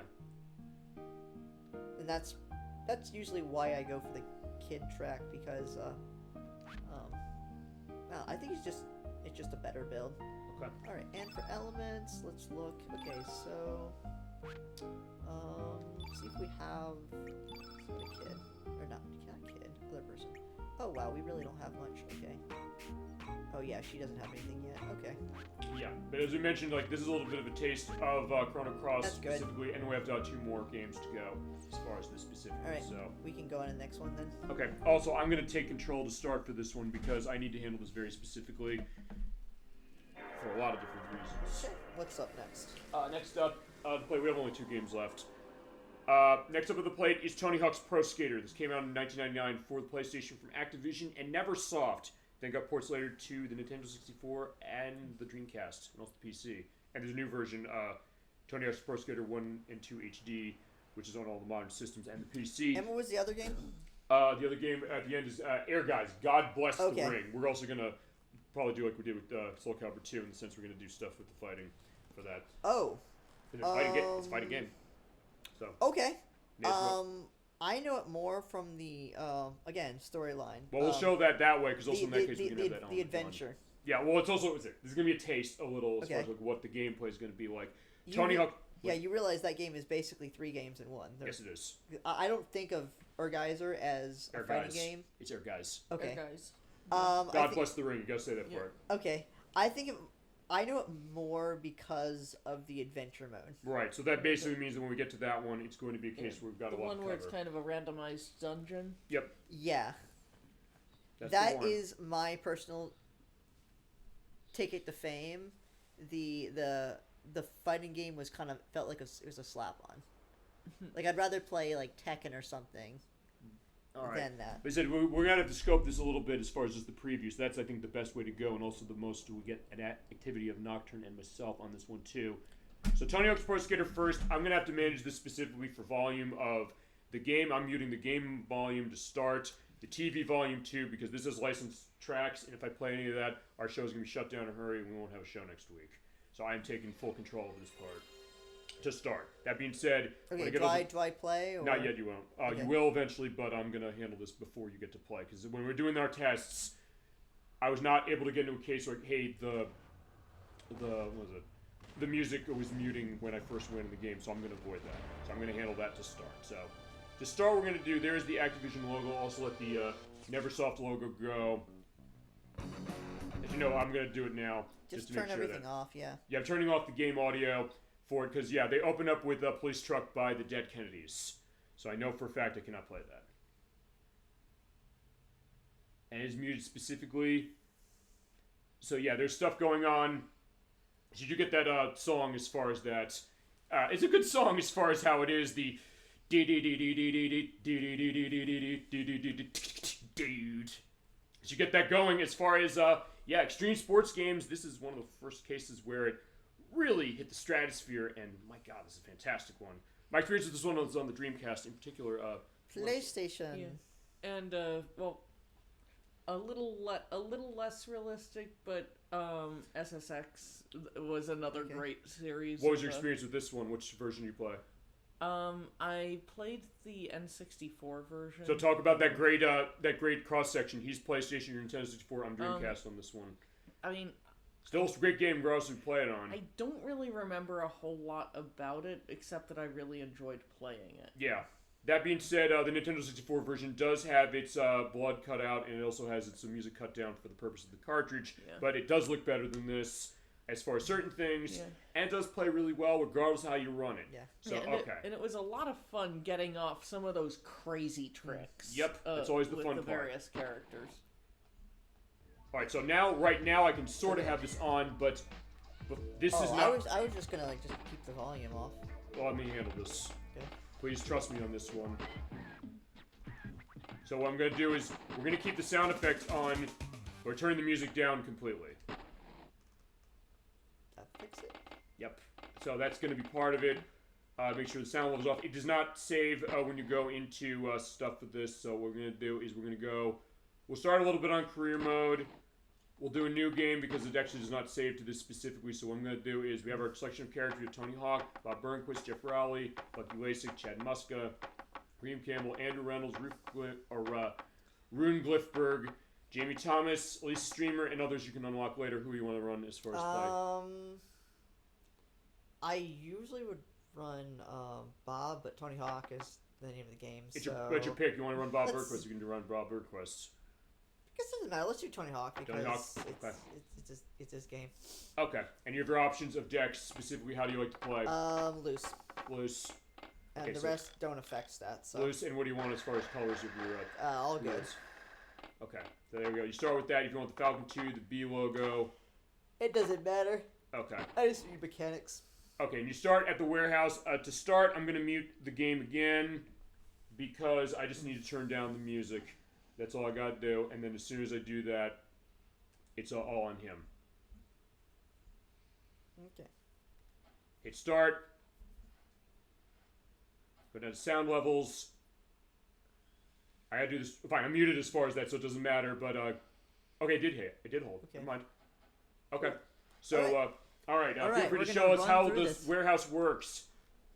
So these are getting sound effects out of this. Or fine, now we're getting sound effects out of this. So yeah, you have 5 missions. You have to get a tape. Yeah, cassette tapes. Remember those days, ladies and gentlemen? So here again. Ooh. Okay, I do need to somewhat focus. Yeah, but we do have to read our discussion program so they cannot be ignored. Okay. Especially for games important as this. I mean, it is just a showcase, so... That's true. Give it a little bit of a do, you know?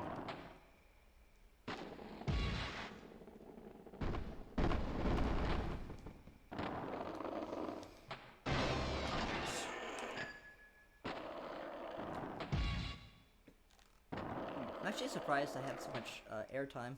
The Madonna is a hard thing to pull off, so yeah, you're doing good on that. Pro score, tape. And what do I have left? I think the boxes. Okay, so boxes and letters. And letters, right. So just the letters and the boxes. There, got it. Okay, and where's T? T's over the half pipe. Over the half pipe. Yeah, to okay. the left. Got it. Nice. Okay, what next? Just the boxes. Boxes, got it.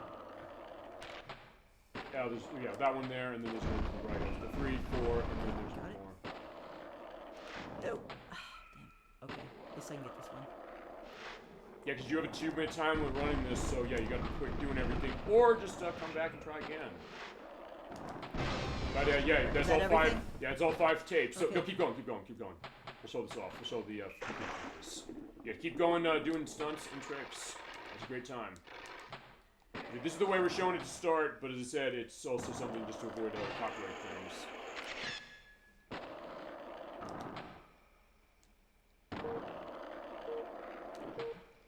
Oh, what is that?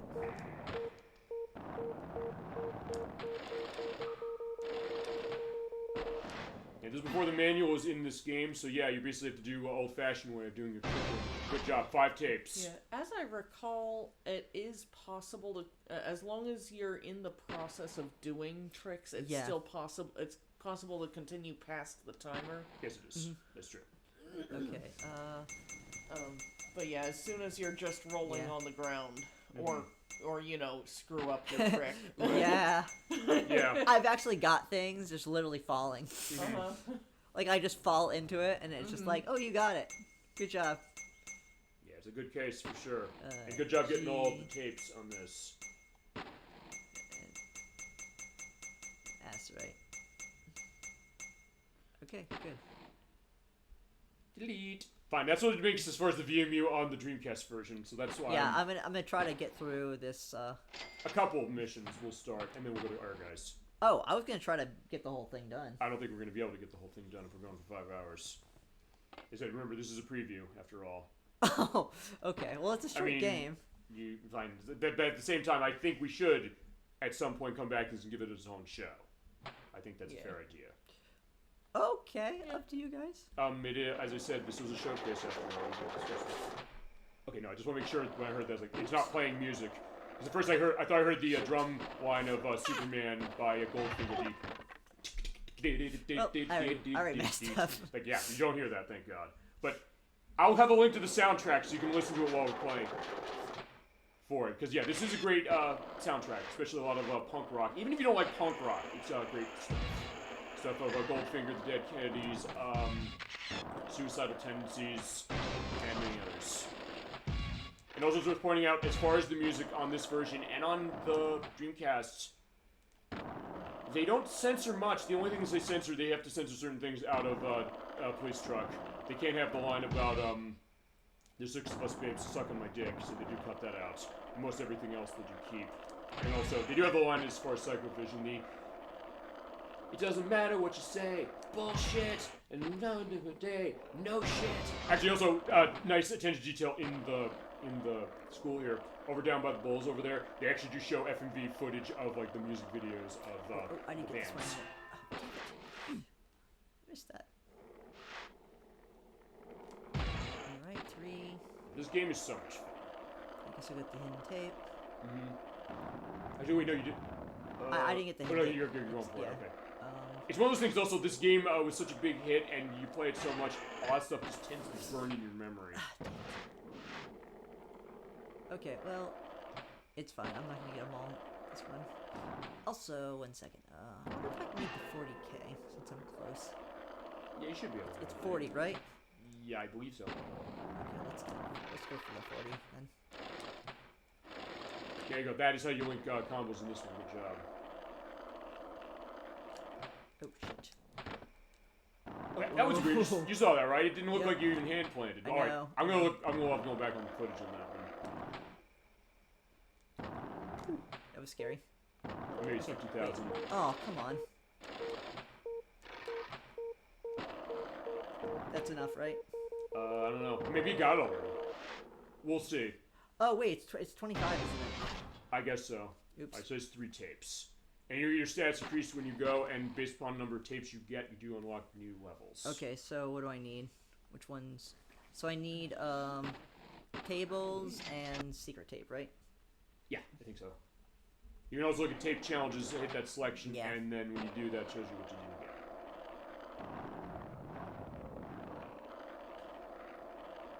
I don't know, I just like the challenge of getting them all in one run. No, I get that. In this game, you can do that because of how this is running. Alright, this is going much better. Okay, let's go. Got it. Okay.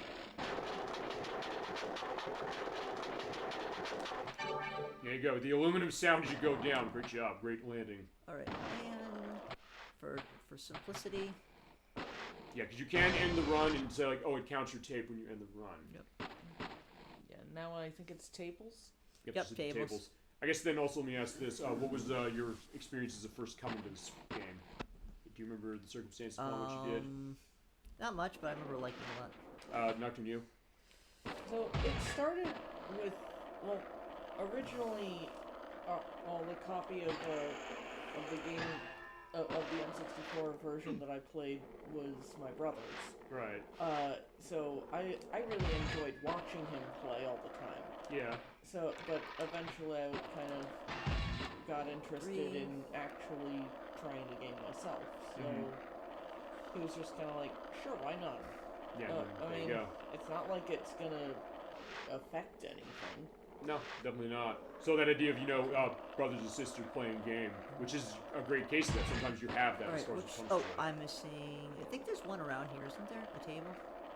Yeah, it was back that way a little bit. This way? Or, Oh wait, here. Yeah. I got that one. No, there was one that you went right past. Oh, it was the you know previous what? one. I think I know which one. Back here. Yeah, that's the one I was pointing toward. Okay. It also goes to the idea of like how good this level design is. You just remember these things. Sometimes it's just going to come back as good. Yep. Okay, that's 5. Wait, I'm gonna make sure the thing goes away. Good. Just in case. You got a tape. All right. And my third throw of the game. Yeah, I didn't want to go just tell you, oh, you missed that. Because that would be kind of rude. But, No, I get that. Oh, it's fine. Like I said, this is a short game. Like, this can be done in like 15 minutes. Right, as far as this, sure. So fine, if you do want to make this a speedrun case, yeah, like unlocking all the levels and getting all the tapes, I guess. That's probably... gonna be a full case. Although, yeah. Well, like, getting through and beating every character, which is repetitive, like, Yeah. that's different. Yeah, I'd have to think about how we'd handle this game level's as a fun. full show. Oh, the mall? Yeah, it's wonderful. This is, like, one of my favorite ones for just, like, speedrunning. It's also the case that, unlike some of the later ones... Come on, you know what? Especially... I'm doing it. End run. Yeah, it's like, yeah, eventually I can't handle this anymore. I had to go to the hospital and get myself looked at for that injury I took. But yeah, you're kind of just going down a little bit of a track, and honestly, until... Oh my goodness, stop it. Stop failing. Well, until Tony Hawk's Downhill Jam on the Wii, you didn't really get that out of the series, and it was really only this one.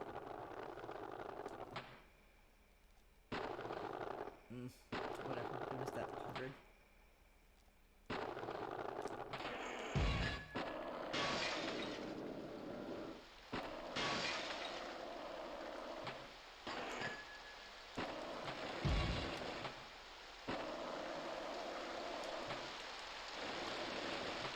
Don't overshoot it. Oh, come on. As far as getting the score case, you're good with that. Yeah, but it's okay. I'll keep this, but I should have. It would be best if I hit the what's it called? The railing. The secret tape. Yeah. Yeah, the secret tape. I missed it. Yeah. There you go. There's the skate tape now. I'm surprised that didn't make you fall. That landing. Yeah, that was a terrible landing. Luckily, there's no quality score. That's not until Tony Hawk's Pro Skater 2 when they had sketchy and perfect getting. They give like or the sloppy. Yeah. Sloppy, thank you. I don't remember what game it is. Sketchy. There's something that calls it that. But yeah, it's sloppy. It gives you like the record cut, the record scratch. Yeah, I was definitely surprised that the one landing earlier actually stuck. Mm-hmm. Okay, so okay, I know where the last one is. It's out of the way. No, this is yeah, how that is. It's up top. Yep. Yep, I have played this. We all have. Way too much. I think we all played it a lot because this is a huge game. Yeah. The games I think we played tonight, I think this might be the most best-selling. I think. What do you think about that? Yeah. Okay. I yeah, definitely know that that I've played most of the levels on this game. Mm-hmm. I have most, if not all. Really close. No, it was too slow. I guess in that case, also, what is your experiences with the sequels outside of 2? Because he also has 2, so that's a possibility we could have done that. But what's your experience with the sequels? I'm pretty sure that I did play the sequel as well. But my experience with the Tony Hawk Pro Skater series is very blurred. Like, I don't remember which, I remember a lot of levels, I just don't remember which specific game it came from. Did you play Underground? Yes. Okay, there was on the PS2 and GameCube and Xbox. Oops. That's the one they added. Fine. Oh, come on. They had the story like you're an up and comer from Jersey and you have to kind of become in the pros. Yeah. I played most of these, although honestly, the last one I played was I didn't play all of them. Because I played 1, 2, 3, and 4, Underground. I didn't play Underground 2 World Destruction Tour, which basically they were mixed up with Jackass. Really? There was also. Okay, fine. I do have to ask you. There's no discussion of Tony Hawk's Pro Skater be complete without me asking this. Are either of you familiar with Tony Hawk Ride? Nope. Was that the one? Wasn't that the one where they actually had a physical game board or something? Yes, the Tony Hawk Ride board. Yeah, yes. I don't have any experience with it, but I do remember hearing about it. Apparently it doesn't fucking work as far as that game, and they made Tony Hawk Shred, which did so bad at retail, no reviewers reviewed it. But oh my goodness, I keep missing. They turned it. Yeah, just for I'll let you know what this is. They did say we want to make this realistic. Admittedly, they've said that a lot with this franchise, but they then said, by the way, we're gonna have basically an actual skateboard that you basically stand on your carpet. You stand up. You're kind of doing like twists and turns as far as it, and trying to do flip tricks and things. But it's a case where oftentimes it doesn't recognize, so much so that the people who made it, which is not Neversoft, they had stopped making this with Tony Hawk's Proving Ground, which is the last one they made in 2007. They then said, yeah, we put a tutorial online because nobody else could pass the damn tutorial of this game.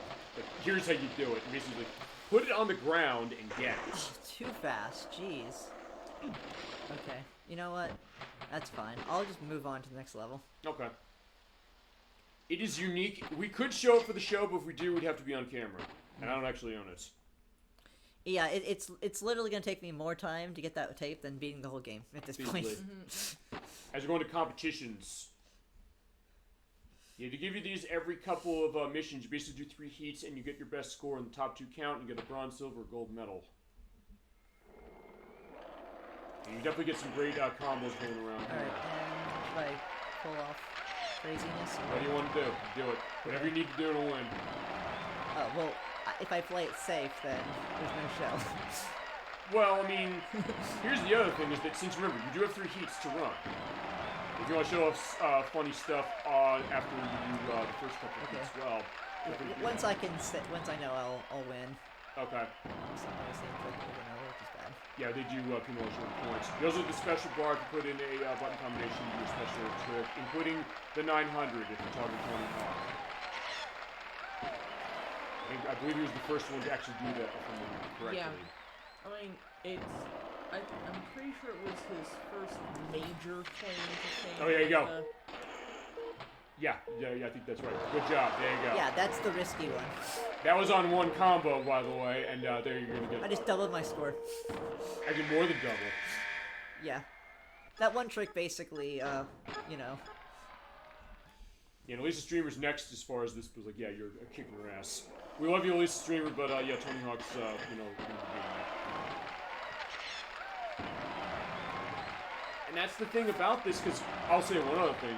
I know for a fact that there's only one person who's been on the show who's ever said, hey, I would ever play a sports game in my life, and that's been Dolly Flynn. In my case, I'll play anything, so that's the idea. But this game, man, this franchise, even people who never come to a game like this, it's just so much fun. It feels so good to play. So it's a great atmosphere, and yeah, they come to it, you know? I haven't been able to get back into the rhythm yet with the PS4 version. Oops. All right. Yet, you know, 1 and 2 together. Yeah. But like, I haven't given up. They're good games, though. So the idea that, hey, even a game like this, I wouldn't necessarily maybe want to play a skating game. Talking about this game, it almost is like a platforming game when you really think about it, based on how the level design, everything you can find off of, the tricks off of. To give you a lot of things to explore and to discover as you go, along with the gaps, which are those things that okay, that's enough. End competition? Yeah, as well. End. Got the gold medal. Good job. But yeah, great game. Yeah, I mean, there's something. Also, what is the special? I usually don't use them because I think it's down right, or I think it's right down and the circle button. I'll take a look. I'll look that up as far as what the special move is. Just for the show, like I don't even use them because I don't need the extra points. But I'll get the sense because the 900 as far as that. That's just bragging rights. It's just show off, really. Also, you get the great sound effect that goes with doing a special move. I'll get a sense of that. Because you were saying, as far as fine, all right, you were saying about how great a game this is. Let's see.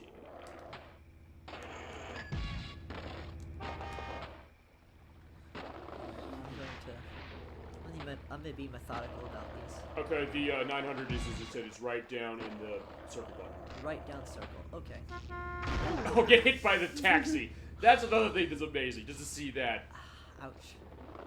It looked like I was landing on it too. It was so close. I know. I was like, oh, 3 points. Nope. And goddamn. Okay, so we're gonna be methodical. So I got skates. So let's work on that one. So I can guarantee that I get something every run. Okay. Don't overshoot it. Yeah. Ow. Yeah, because they give you the tip, like, by the way, finish your tricks before landing. So they do have kind of a snarky attitude about itself, saying, like, yeah, if you didn't do well, they'll even say, like, you suck, you'll fall in the water in certain areas, as we can see, potentially. Or car plant them. There you go. Down to the taxi. Really? I think there's one up there. There, yeah. No, other way. Other way. Good, okay. Yeah, you have to wait for him to go. talking about games we mentioned earlier that set trends and made every company want to chase after this. Yeah, Tony Hawk's Pro Skater, that's absolutely one of them. And began with this humble release.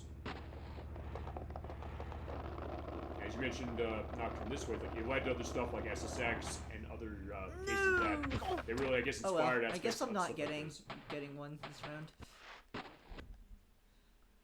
Ouch. But like, it was a great first major game for skateboarding. Sure, as far as something like this, because we played stuff for the show before. We played 720 by Midway, which I think, like I said, this is one of the worst games I've ever played. Like, it does not age well, absolutely.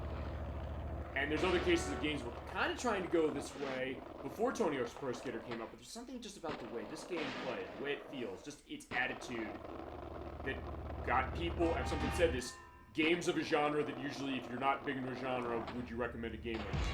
You both aren't big into sports fans. I know that about them personally, but the case is that they'd still say anybody should play this game. This is one of those games. And my experience when I first played it was my brother. I rented this game actually, part of the Smoking Storage GPU. I rented this game along with Perfect Dark. When Perfect Dark came out, this came out on the Dreamcast, so we both rented it. And it was also the same case. We want to play Perfect Dark, and it's great, for sure. But also the case is, as I said, I heard this game was awesome on PlayStation and Nintendo 64. Let's take a look. Alright, now where is the E? It's on the bar, or you already picked up the Or the A. Oh, the A? I think it's over on this end somewhere. There yeah, it right is. there, perfect. Stupid pulls. Okay. Yeah, And, just alright, and do I have enough time for anything else? Try to do more score. Let's go for skate. Skate signs. You just need 2 more signs. Yeah, I just gotta remember where they are. It needs to be close though. You got the one up there, I believe. Ah, damn. Okay, I know there's one over here. Yeah, I don't think I have time though. There's oh one wait, right there. wait, I do have time. It's these. Actually, wait. Okay, that's the one I was thinking. Damn. Okay, I don't have time. I don't know what the last one is. Alright, good enough.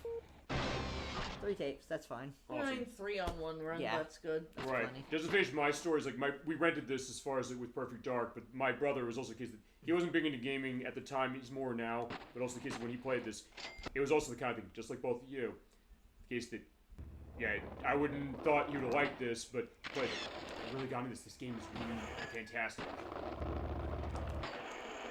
Yeah. I'm going for points this time. Okay. Go ahead. And you have that choice. I love that as far as this game. Come on. I want to the rail. Okay, so it's 40K? I think.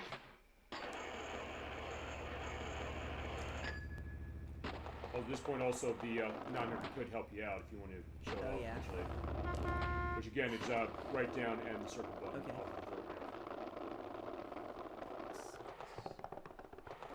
Right, you see right down and circle. Right down circle. Yeah, I think it's too greedy because muscle memory.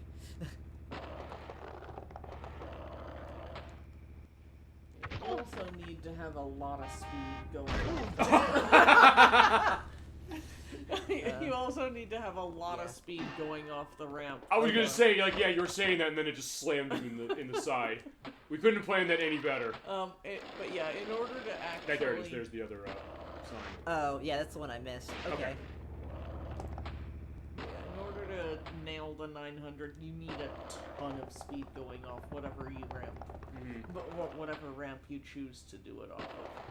You're good at pulling those Madonnas off. I always am horrible pulling those things off. Yeah, I don't have a lot of... Unfortunately, this map doesn't have a lot of, like, good ramps. Like a bowl, as far as that. Yeah. That's really where I get most of my points from. Okay. I mean, there is that one thing on the roof after... Yeah. But you do have to get up there. I mean... That's actually... Okay, so... That's probably your best place for doing You're right. it. You're right. Damn. You got it. You got it. Oh, I did. I didn't think I had it. Cool. Alright, so there Hey, you go. you got it. Perfect. Yeah, That's I thought all that really matters. I guess I didn't think the score. I thought it was a little low. Okay. Yeah, no, it was 40. Sometimes that happens, though, with a game like this. You kind of get into that mindset. I like what you just said there, Proto over this, was saying that, hey, I get most of my points running bowls. It's interesting then, because I remember talking to my brother in Herrenach this one when he played it, because he kind of liked doing street tricks, actually. Well, it depends on... it depends on who you're playing with. Like, yeah, each person. Yeah. So, if it's a vert skater like Tony Hawk, like you're gonna be riding bulls. If like you're like Bob Bernowski, I think it's Bob Burnquist. Bob Burnquist, then you want to do street, which Right. is odd because I actually used to play him, even though I still prefer bulls.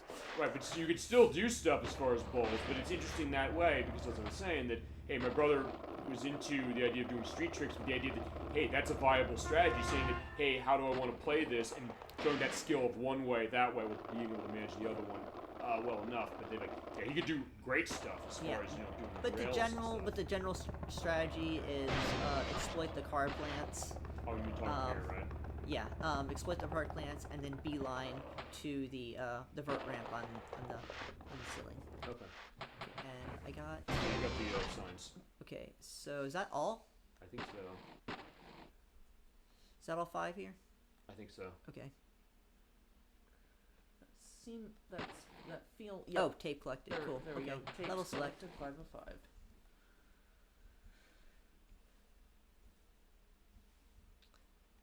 Yeah. Oh, it was so much fun playing this game. Yeah, this is bringing back memories, isn't it? Yeah. They keep going on it. Let them all flow. Yeah. As we're going to the downhill jam. Okay, so 20 and 40 for the I think I'm score going to go for phase. score first. Okay. Because getting all at once, this is where the game actually starts getting difficult. This is actually one of the hardest maps to start. Yeah. But it is a case that, yeah, it is the downhill jam, so you can just keep going straight and have that great feeling that keep going. And then, fine, when the strangers hit the Wii, they said, fine, remember that level in the first game? Let's make a game named it. And, by the way, this is brought to you by Mountain Dew. And Birdhouse. And the Valves as well. Yeah, we didn't need a corporate sponsor this way specifically, so there you go. High score. Try and get that, escape. This is the hardest one. Oh, yeah. Ooh. Don't fall. Oh! Oh well. Alright, rip. Yeah, I'm being a bit greedy on the spins. Okay, and this is usually where if I don't do well in points, I just stay here. Yeah, because if you do go to the end of this level, it counts as the level being over. But this is a vert. Basically, this is a quick vert. Yeah, like, it's not the best vert area in the game by any stretch. But it's usually good. Whoa, okay, that's bad. Like, it's good enough. Yeah, it's good enough. Honestly, this map doesn't have a whole lot of vert things like this, so this is probably the best you can manage. Okay, well, you know what? No, keep going. Oh, you already got that one. It's just, it's just, that's not a very good area, relatively. Like, it'll work. It will work, but it's just better just to restart. Yeah. I mean, you didn't have a whole lot of points left to go for the pro. I could have.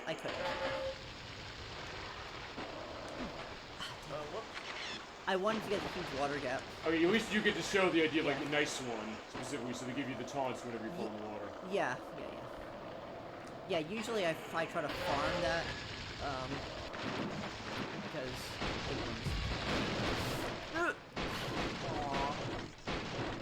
yeah, it's really, I really have to, like, pay attention on those. That could have gone a lot worse there. Okay, well, you know what? I'm gonna go and do this. No! Oh, that was my chance for points.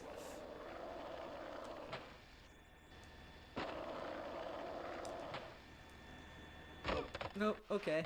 Rip. I understand the pain. That's the idea, I get that as well. Oh, oh man, I love the way the game basically makes you feel the impact of the, like, at least in my case, I kind of, in some ways, actually feel it when yeah. Like, that's gotta hurt the case. So, I just missed it on top of that. Yeah. Well, especially also because remember, one of the unlockables of this is the Bales video, and they show people actually falling, and like the case like they'll grind, they'll slam their groin into it because they don't do it right. No, Like, no, Jesus no, Christ, that's painful. Since I'm here, okay. Yeah, if I can get this early, because this is the, I would say this is the second hardest tape to get.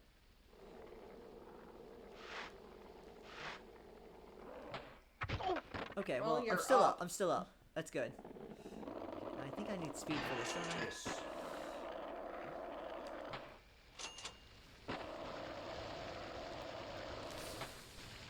No.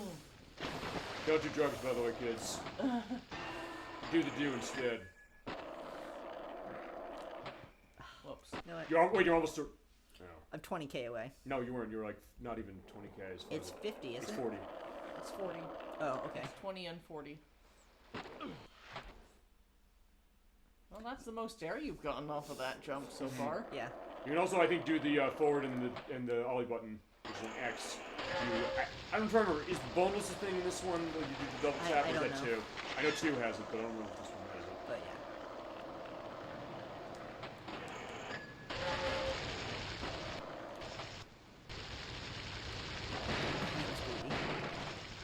What? And for Whoa! as long as I land. Oh, that was Okay, nice. cool. That was a good landing. Okay, well, my score is not great, Bo, but I have plenty of time.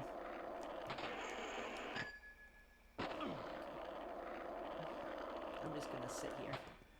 As well. Farm. So you say it's 40? Yes, it's 4,000. I'll just, Yeah, 4,000. I'll just play safe. No.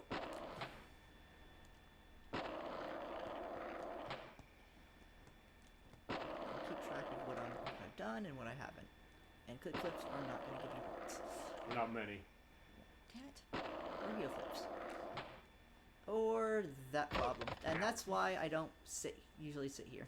It's usually just for points. Because that always happens. And nope. You keep angling yourself toward the outside of the, like, you should Oh, always yeah, angle yourself inward on the ramp. Yeah, I'm trying to get that bar. I need much more speed. Yeah, You I probably see have to what you're distribute trying to to get get. it. Yep. And There I you think got I got it. Yup.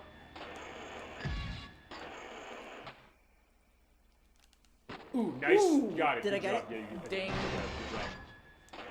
Like, it's not even close. Okay. You got it. Yeah, you saw me just trying not to, just for safety. I didn't want to cross the finish line. I wanted to make sure I got it, and then Yeah, just like, veer off. Yeah, like I said, it wasn't even close. You absolutely nailed it. Yeah, for good that job. last one. There you go. That's the idea of how satisfying that feels. Like, if nothing else, I also kind of like seeing struggle on this because it means this, which is that when you get to that point of doing it right. Masochist. No. Masochist. Don't talk to me like that. But I'm saying, you know what? I'm being serious about that. But in all honesty, I'm saying that I like seeing it because then it means that it's showing what the pain of it is and then how satisfying it is when you get it right. Alright, so I'm gonna go for valves next. Okay. Yeah, valves is usually easier ones. Yeah, because I think what you got left is just the hidden tape, the Yeah. skate letters, and the valves. So, okay. So that is this one. Yep. Since I'm here, I'll get and let's see. And, ooh, I have to get this. No! Okay, I'll do it the other way. Okay, so, let's see. There's one. Oh, it's this one. Since I'm here. Okay, let's see. Let's just see. I don't think I need much speed for this. You have to wall ride it. There isn't a wall ride. Yes, there is. No, there is. You've done it before. Hit the grind button again. Push triangle against the wall and get it. Okay. You have to be going somewhere fast to get it. Okay. Well, in that case, you need to do it without it. Yeah, I guess there's no actual No, there is. wall ride. There is. On the footage, you actually showed you got wall ride when you hit it with the Really? I thought they added that in 2. No, this game has it. Okay, what am I missing? You're missing It's the the one. one on top. Oh, yeah, okay. That one. Oh no, fine. That one. Wait. This one right here. It's right up here. Yeah. So that Okay, one. yep. So I know the way to do this. safe way. We'll do it going this way.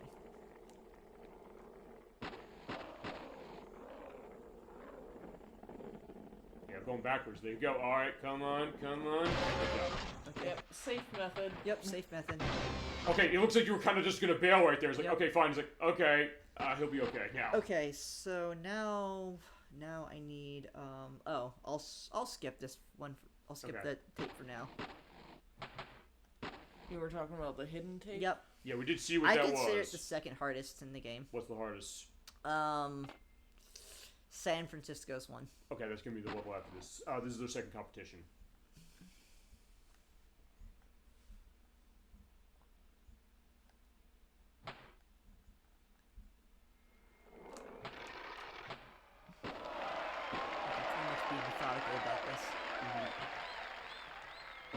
This is also the competition. I know that, yeah, like with the other one, if you get on that bridge gap, you can.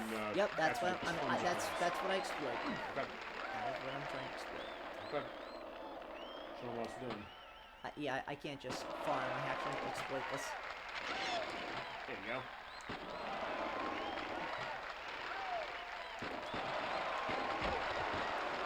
And that's gonna cost me running into a wall.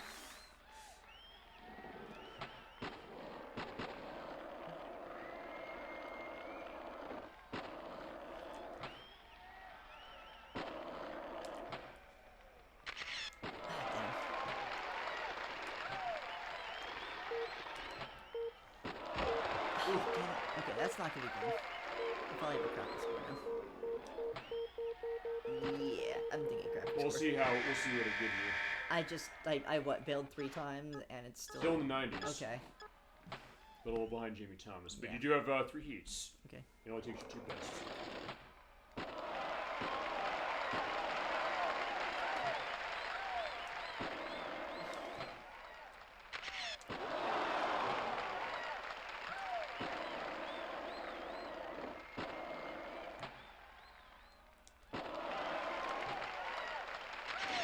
Yes, Ooh, yeah, got it. Ooh, nice. Bridge gap into bridge grind. Yep. That is what I try to, Oops. Shit. Oh, there you no. go. Great That landing. was a nuts save. Oh. Okay. That was a little late with them with the boo. You heard that, right? Yeah. It was later. It's like he'd already fallen and gotten back up again. Like they start skating. Like they don't want to see you skate again. Like why? After what you just saw, are you not entertained out there in the audience? No chance. All right. Okay, that should be okay.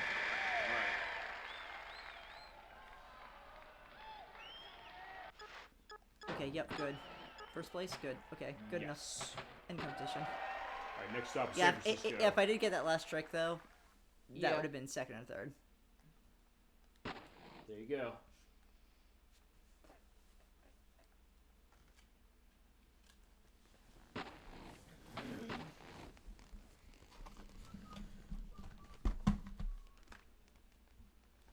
Alright, San Francisco. Okay.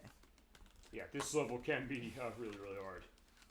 I guess I'll go point. You know what? I'll go for points. Yeah, because I was okay. Fine, I'll this be is the big one. methodical. I'll have be some good for- later. Yeah, I'll do it. I'll be back actually.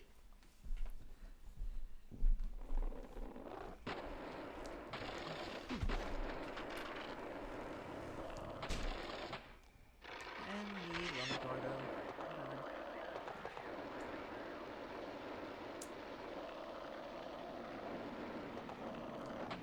No!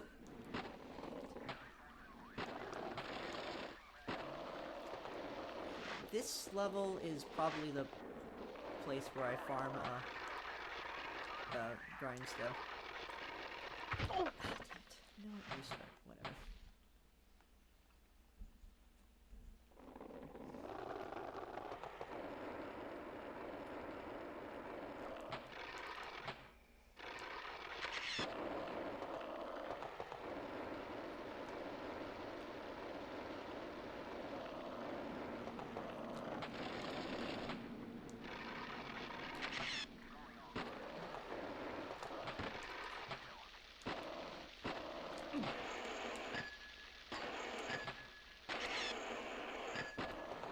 And you can see why.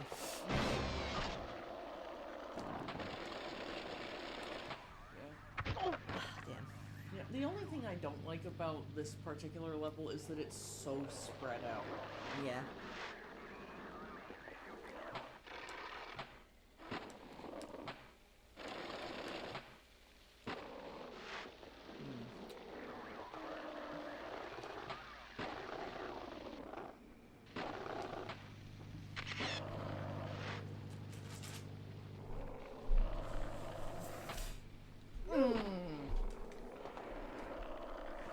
I just go for points again. I'm being greedy. Well, yeah, you are almost to the pro score. Yep. That's good case and stuff, man.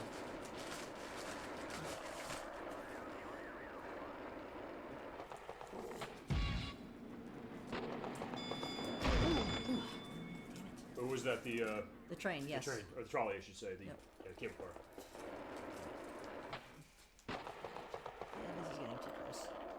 Oh god, there's giving nothing. Guess I have to rely on this. You are close. Oh, no, I still got it. Somehow? Somehow? I don't know. I'll take it. Okay. Wait, one more try. Oh, shit. I tried for the gap, and I didn't get it. Oh, well. Rip. That was close. Ouch. Like, I should have got it. Yeah. But the thing at the same time is kind of like, it's the one you would you would get if. So it really isn't really one if you want to be perfect. Oh well.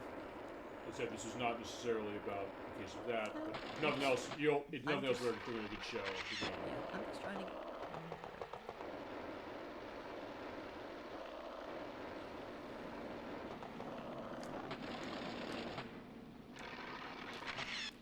That should be fine. The Benji's lip is worthwhile. In fact, there you go. There's the ball right there. There you go. Okay. We confirmed it.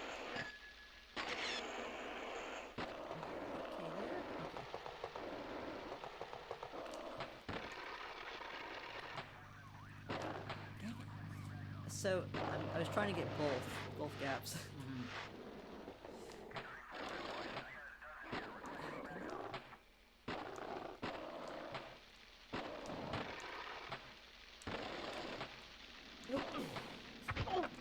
All right, we're just gonna go in that loop. The bowl. You're pretty close as well. So yeah, I need to. I just need to go in the bowl.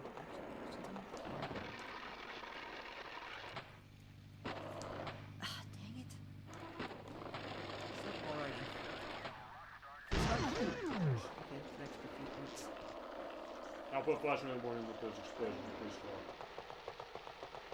I don't have the speed for this. No! Oh, damn it! Okay, I do 5k. Oh, this is what you need speed for.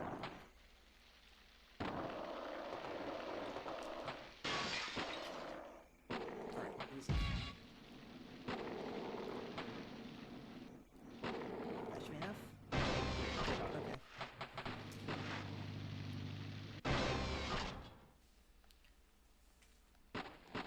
Okay, so let's do skate next. Yeah, and I think you have only 2 more tapes, and then you can go to the final level.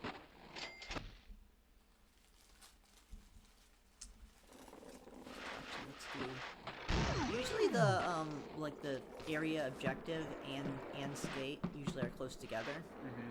I've noticed. Yeah, I mean, there's also I feel definitely a track that they expect the player to to follow. Like, I feel like on most levels, like you should be able to get both those at the same time. Like they seem to all be right by it. Oops. I believe those are together, aren't they? I don't think you got the first one of those two. Oh, those kind of. Oh, they're separate. Okay. We'll see.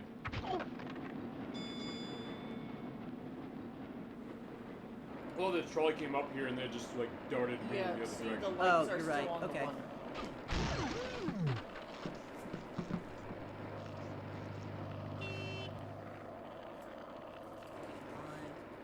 I will ensure cop cars then.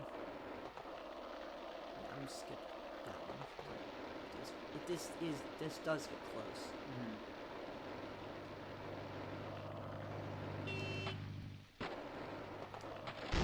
Where's the last one? You get the one at the donut shop? Oh, a Mission Donut Shop? Okay. So. Yeah, right there. Unless you got it already. No, you didn't get it. Okay. Perfect. Yeah, I completely missed the donut shop one. Alright, one more and you get the secret competition invite.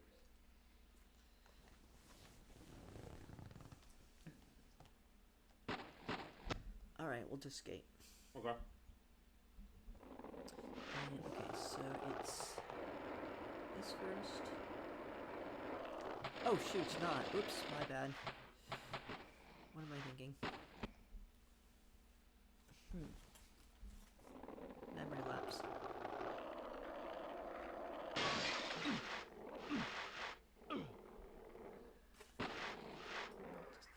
Slow, don't fall off the ledge.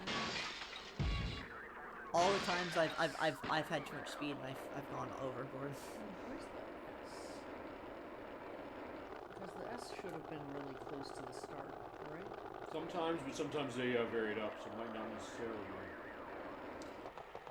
I don't think there's a like I don't.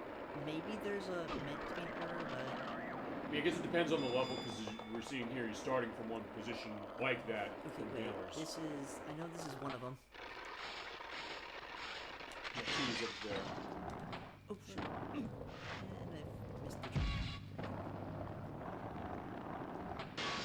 Okay, and whoa, that was weird. This is the one. I'm gonna be safe. Yep, I'm just gonna be safe. I need the speed. Oh, still not enough. Ouch.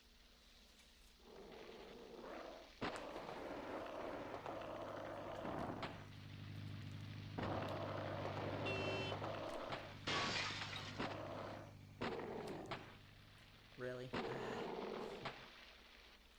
Okay, I do remember where the last one is. No.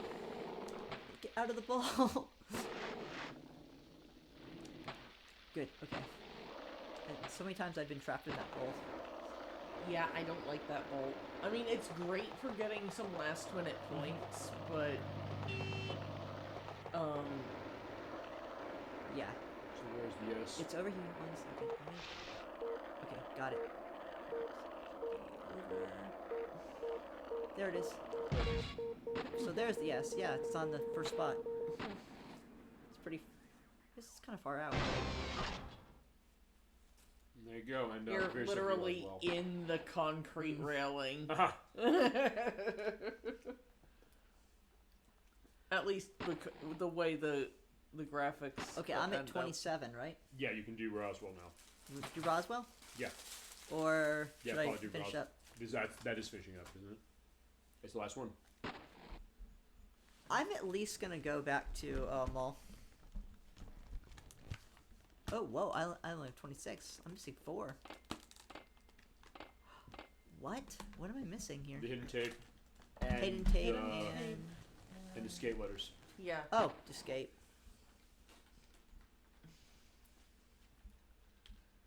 I think the hidden tape on this one was the last one my brother got on his first on the first character he completed.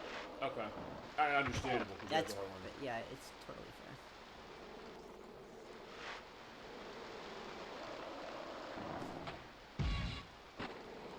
Okay, let's see.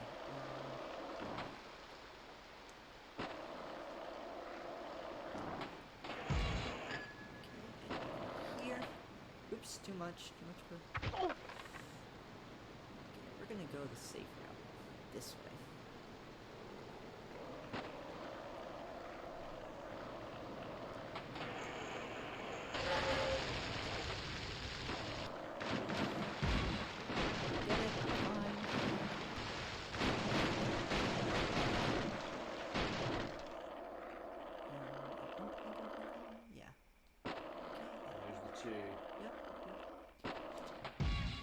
Missed it. Okay. And E is... That one you have to go up there again for. Oh. Shoot, I do need to go up there. Okay. Okay, I need a lot more speed. I'm being way too greedy. When you have plenty of build up Yeah. that speed.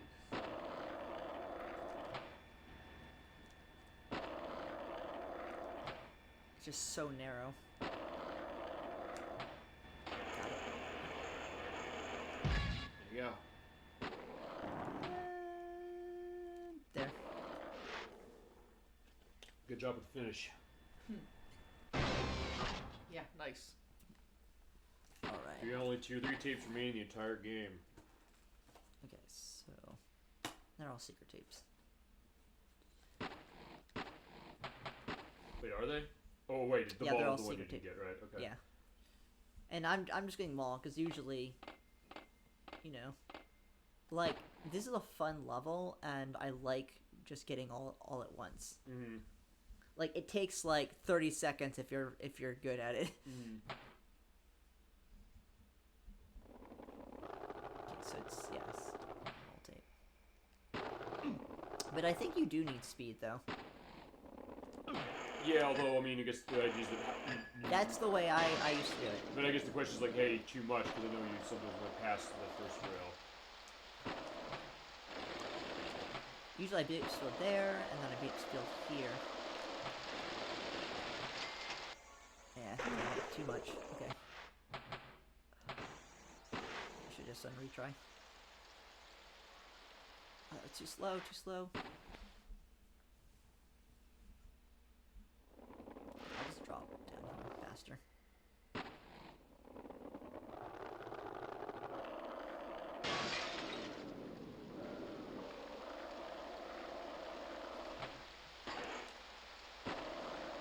It is immensely satisfying to get all the tapes on each level. Yeah. And I believe it is actually possible. It is. Good job. There's the. Okay. Yeah, much better.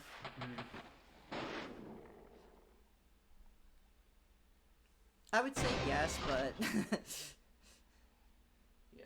I mean, it's just one of like, it's just so much fun when when you do manage to hit it. yeah. Okay, so considering the last two either can take me 2 seconds or they can take me 30 minutes. Yeah, no. I'm just gonna skip them. Okay. Yep. We showed you where they were, so that's going to be that idea. Yep. Also, it's worth pointing out when he beats Roswell, I'm also going to still mute the TV again because I don't know if the even with the music down, if it still plays Psycho Vision over the Bales video. I'm not taking that chance. Yeah, here we are, Roswell. So the idea of like aliens potentially out there among us. Aww. Yeah, I didn't want to risk it. I'm just gonna play this really safe.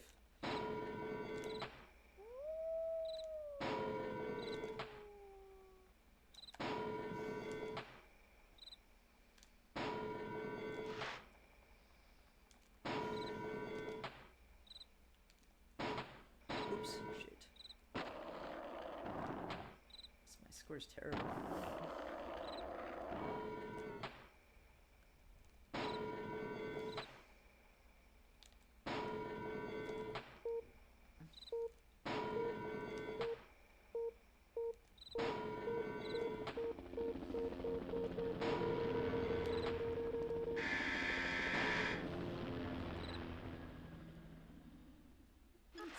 Yeah, okay, good. That's enough. Good.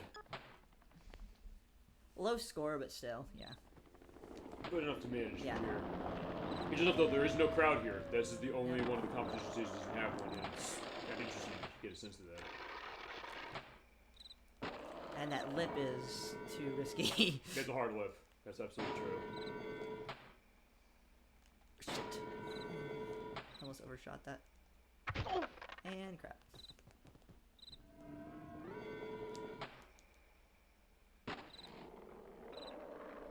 I don't want to have the credits roll and get second place. And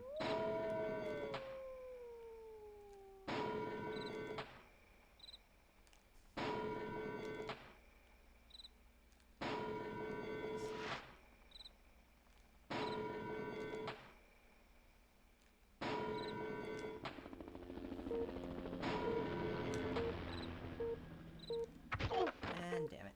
Okay, that's not gonna be enough. Gonna cost you. Yeah. Damn it, really? Like, where did that one come from? So I was trying to get the last I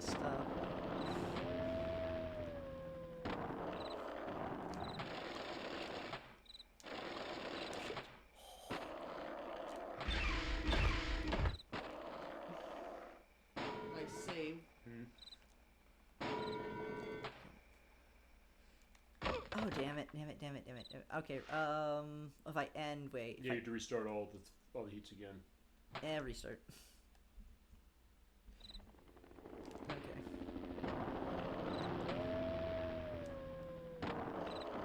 I think I'm just so used to 2 that I'm trying to, like, combine, you know, a flip and a trick. And it's only getting 1.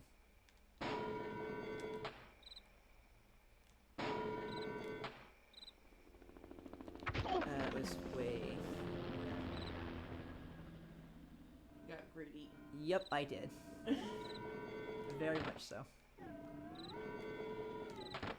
There you go, easy points.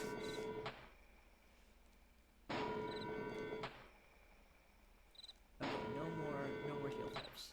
That's costing me. Shit.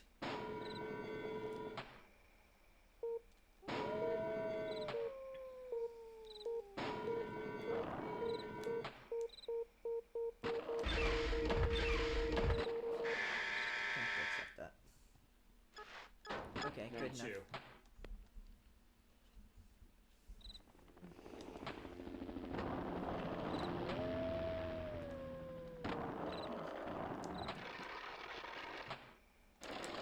And get off that?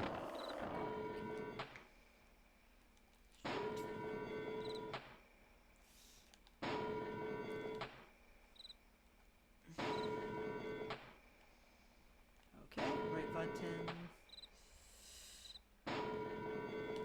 Right down.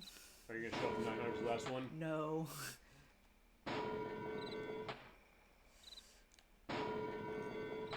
I'm just trying to remember my button input so I'm not doing the same trick over and over and getting no points for it. That's what's hurting me.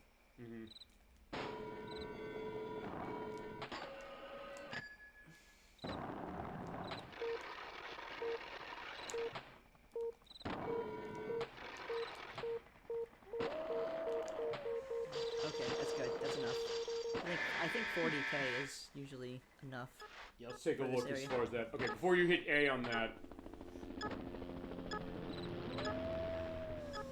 I just want to take a look as far, or actually I should say not A. Okay, so in that case, I guess if you do end it, then it's just gonna go with the credits, right? Yeah, it's gonna say first place, and it's gonna say... Perfect. Yeah. The stuff with the, I'm turning off the game volume. Okay, so yeah, yeah, feel free to do it. Is it 2? Is that enough? I'll turn it off. I'll turn it off in just a second. End competition. Sit back and enjoy the show. Yeah, it does. So it's a good thing I turned this off. Yeah, it's the main volume. It's the main music volume. So Well, no, what I'm saying is that I turn it off in the options, but even when you watch the cutscene, they're still playing Psychovision by Suicide. I think Suicidal Tendencies too. Does that track for the Bales? Jesus Christ. Yeah. Yeah, that's yeah. This is the reward. This is what you get. Human suffering is what you get for being this game. Well, that and also the credits stuff and other characters. Ow. Fine, even the best had this happen to him. Like, oh shit. Oh, look at the. Okay, maybe it's 2, but there's one that's really bad at the very end. 2 has a really bad one. Oh, that one. No, there's a bad one for 2, like where he kind of flips backwards as far as that. Okay, that's better because he went on the grass. I don't watch that. Like, that guy had to have a concussion or something. I watched this and go, yeah, exactly. That's been the case of it. Like, head flat on concrete. Yep. Face first. Well, yeah, like, I'm Tony Hawk and welcome to Jackass, which is fitting for Tony Hawk's Underground 2. So there you go. There is the end for Tony Hawk. Good job, Proto as far as that. For a little bit of a taste for that, for a couple of the missions. We can definitely get a sense of figuring how to do this all for a full show. I'll return or look at the other ones, but I think, yeah, it's a good show for that. Yeah. And when this is done, we'll have our celebration of the end of Tony Hawk's Pro Skater. And he does that going over the loop. I love that. Oh, and this is in 2. Yes, bull ring. That's the bull ring in 2. Yep. Save career. Sure, why not? Delete. Right, awesome. And I don't mind skipping those 2 tapes because those are a pain. Well, we show what they were, and we gave them our due. As you definitely I've do. probably done those tapes probably 20 times. Actually, one thing. Let's see. Was there how many characters? Like 8 or 12? Wait, there's 12 in the. No, there's like actually more than that. Mm-hmm. Let's just say round it to 8. So I've beaten this game probably 2 or 3 times. So I've at least, and then for friends. So I've probably at least done those tapes 40 times. I'll also have an actual number of skaters in this one, and I'll include the hidden ones. Because there are hidden skaters you get in this one. Yes. Like if I would have gotten all tapes. Yeah, if you do, you get Officer Dick. Isn't that Officer right? Dick, yep. And in Tony Hawk's Pro Skater 2, you get Spider-Man, which is very nice. Because remember, Neversoft did make the Spider-Man game, which we're going to come back to. Oh, wait. How do you get Spider-Man? In 2? Yeah. I think you basically just keep. I think that might be an all tape reward. I got also the answer down here as far as what it's looking like. Like max money because there's no tapes. Or something as far as that. It's not. Maybe it is max money. I'll look as far as what the edit is. Or put an edit in to explain specifically. All right. So good job as far as that. And okay, for our last show of this inadvertent showcase, we're doing one last game. All right. We're playing Ehrgeiz, God Bless the Ring. This came out in 1999, around the same time Super Smash Bros. Did, as we're pointing out, for the PlayStation from Squaresoft and Dream Factory. I haven't played this in so long. Dream Factory, by the way, they made Cocteau Chojin on Xbox, a game you and I mentioned. One of those, I hope the disc works. Everything else has worked, just Lunar is the one game that's not working, isn't it? Yeah. That being said, it was Dream Factory made who made Topal #1 on the PlayStation. They also made Cocteau Chojin on Xbox, which is not a very good game, and also one that they pulled off the market because they were concerned about Muslim Chant that was in it. The same one that was in The Legend of Zelda Ocarina of Time we played with our gold card version, or my gold card version. But here it is. Feel free to go in memories on Ehrgeiz, God Bless the Ring, as far as this. I've actually never played this, I'm not going to lie, but I've always wanted to play this, so, Brother Oven, Nocturne, this is yours. I mean, my experience is entirely limited to renting it from Blockbuster. Okay. A couple of times. Yep. Also, I got to turn the volume down on this one just because of, like, it gets loud, not because I have a problem with, anything. Keep going. But, at the time, I was just a massive Final Fantasy fan. More on 9 than 7, but I still enjoyed the 7 cast. Right, because you came to this one late. Oh, when did you come to this one? Probably after Final Fantasy 9, was it 2000, 2001? Like, I'm pretty sure, in fact, I'm certain it was PS2 era, but, like, well into PS2 era by the time I got around to playing this. It is. So actually, do you want me to buff this disc before I go? Sure. Okay, we will buff this game, but it is working, that, unlike... That looks a little suspicious to me. Yeah, that is clearly not how this is supposed to go. But, like, what got me into the game was someone telling me that you could play as a few of the Final Fantasy VII characters in the game. Yeah, because it's, Cloud, it's, I think it's Valentine. I think it's Cloud. Tifa, I think it's played one, isn't she? Yeah, I know Sephiroth. I can't remember if it's Okay. the only one, I can't remember whether there's 4 or 5 Final Fantasy VII characters in the game. But if it's 5,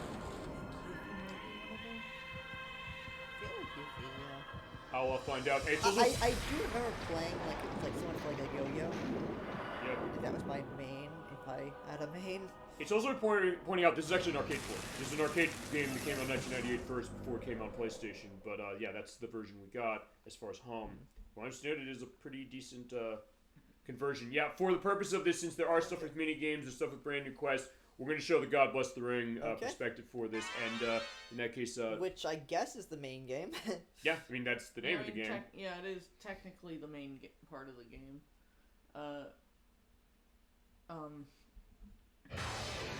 So to that, I guess then we'll do multiplayer again. There's versus mode on this. All right, so since Nocturne, you want to run this? Since you're the. Did you both know it better than I do? Yeah, I mean, I don't have much experience with the game. It's just that I rented it a couple of times. Yeah, okay, you're right. Just to go into this Nocturne, the arcade version has Cloud and Tifa. The PlayStation version has Sephiroth, Yuffie, It's Valentine, and Zack Fair from Crisis Core. Okay, right. Zack was in the... That's right. Okay, so verse mode...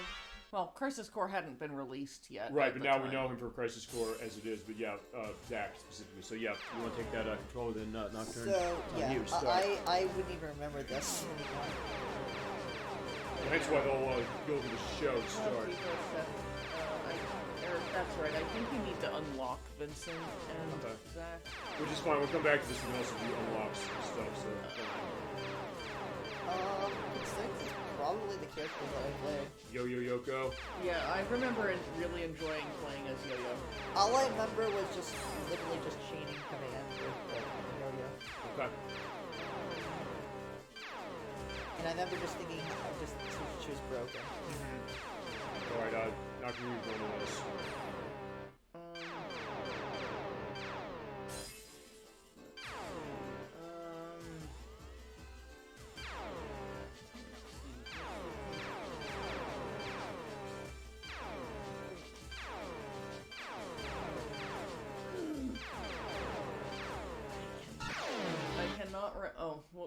I cannot remember, I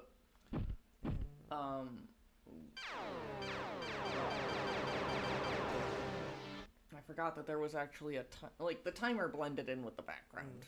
It's kind of in the middle, but I get that. Yeah, I didn't even know there was a timer either. Okay. Alright, just show us how Ehrgeiz works. So... Use 60 frames per second, just like Total Number 1 was on this console. Oh wow, that range. We're talking that with Ivy as far as Soul Calibur 2, so yeah, fitting that when this came up again. Almost kind of getting a Power Stone vibe out of this, a little bit. You ever play Power Stone? It's from Capcom, it's from the Dreamcast, it's a fantastic game.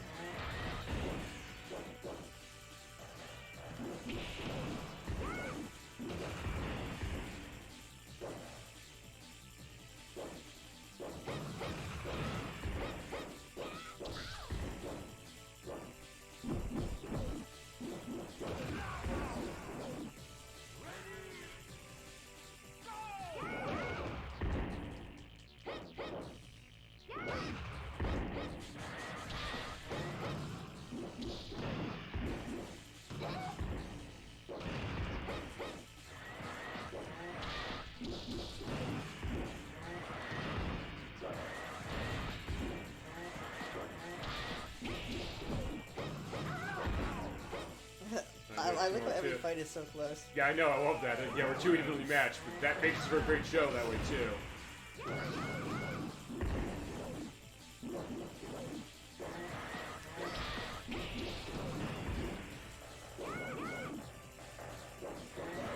At least I don't know the buttons.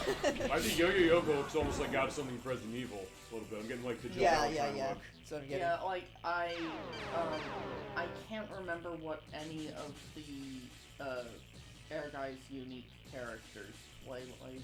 I mean, obviously the Final Fantasy characters play roughly like you would expect them to. But you can also select character right from here, so yeah, feel free to pick. Wait, oh, that's cool. I didn't know I could do that. Can I go back? Oh well.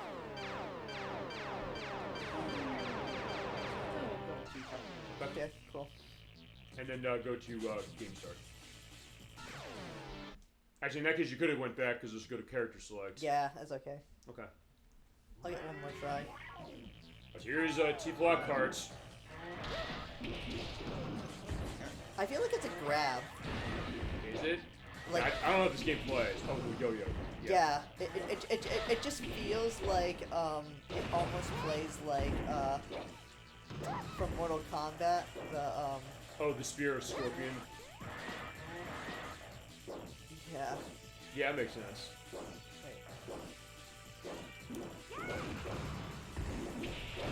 But yeah, Tifa does sort of have some of the same moves she had in Final Fantasy VII, all of them.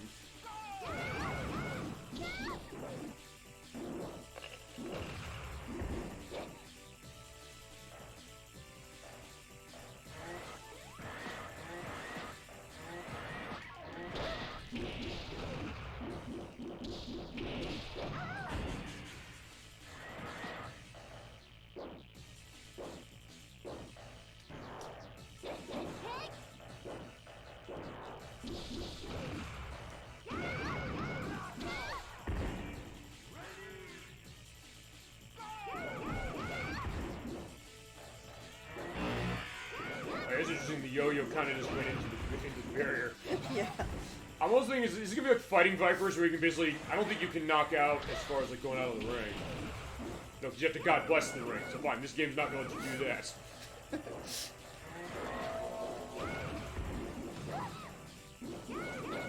No, fine. The sequel would be Ehrgeiz goddamn the ring if you're gonna be knocking yourself out of the ring. Come on, Tifo, you want a box? Actually, you'd be a better boxer. Because, yeah. There you go, good job. Okay, so you both do have a... It's 1-to-1, so now it's a case of, yeah, you gotta break this tie. Okay, sure.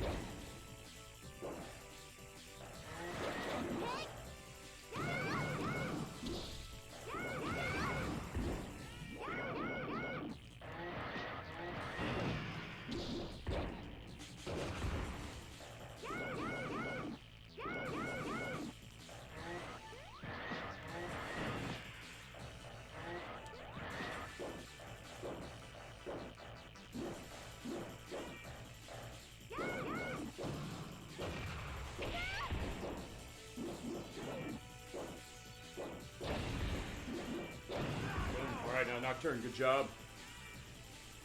Alright, good set. Mind if I give it a shot? Yeah. Alright, so... Alright, let's run character. I'm gonna... Yeah, I'm gonna run... Sephiroth. Maybe Cloud or something else. We'll probably take a look at Cloud as it is, specifically, so yeah, take a choice. I don't know, do we make it the showdown? Yeah, sure, why not? Oh, Sephiroth showdown, so fine. Clones battle. I was thinking Sephiroth versus Cloud. Also, where do we want to go? We'll go roof, airship, Hong Kong, train. Alright, whoops. Well, actually, hold on. We can change that. Coliseum, dig site, shelter, elevator, underground, computer, wait. random. Somehow I had it in my head that you were on Cloud. Whoops. Actually, we can change that as well. What level do you want to do? Dome, roof, airship, Hong Kong, train, Coliseum. We'll do random, and then also in that case, I'll be Cloud then. You can Sephiroth will be Cloud. Sure. I love that you can kind of select this during the game. Yeah. Actually, wait a second. Although you do kind of need to know what the name of each character is. Yeah. Okay, so let's do it. Let's go random. Yeah, so who is the most emo? Alright, at the computer room. Okay, this is fitting. It's just like this. Whoops. Where's Hojo? He's not in this game, I don't think. Yeah.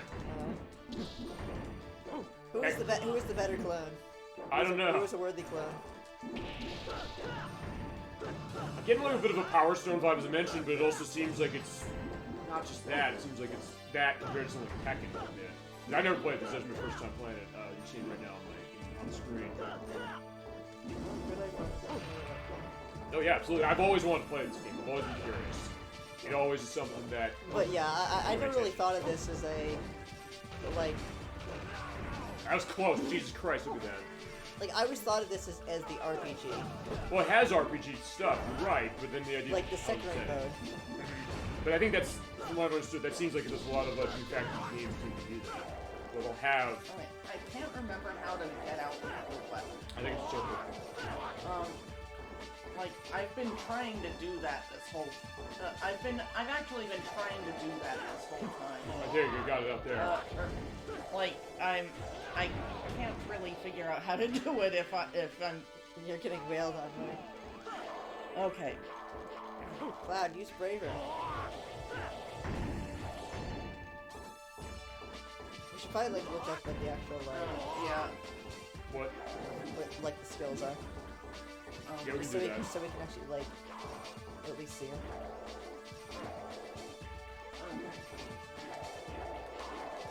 Okay, so you put it away with... you pull it out with the circle, you put it away with R2.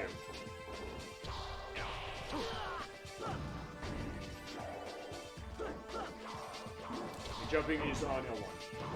Who has the prettiest hair? Silver or blood? Yeah, like, it's only really fun to play as the Final Fantasy characters if you can get their weapons out. Otherwise they're just punching people.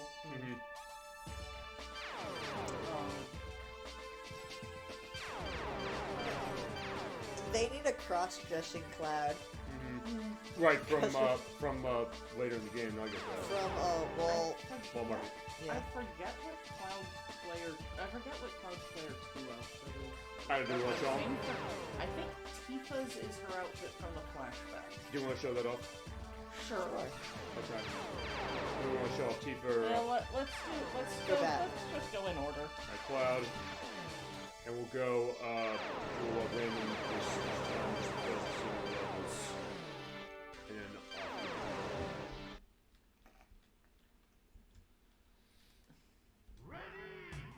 No, he just gets a red.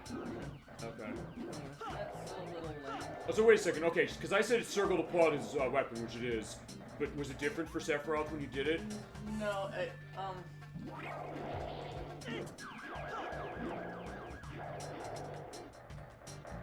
Okay, so I see. It's basically that you move faster when you don't have your weapon equipped. When you have your weapon equipped, you move slower, but you move feasibly hitting for more damage. You gotta play it either way. It's like, oh yeah, you know what? You have the sword that way. I can just get away shit. And I guess alternate with it against it. Alright, good job.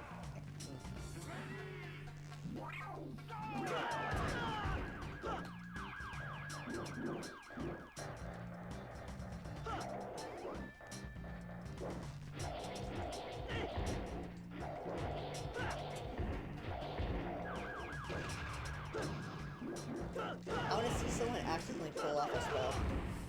He said, what we also do, we'll take a look as far as what that is.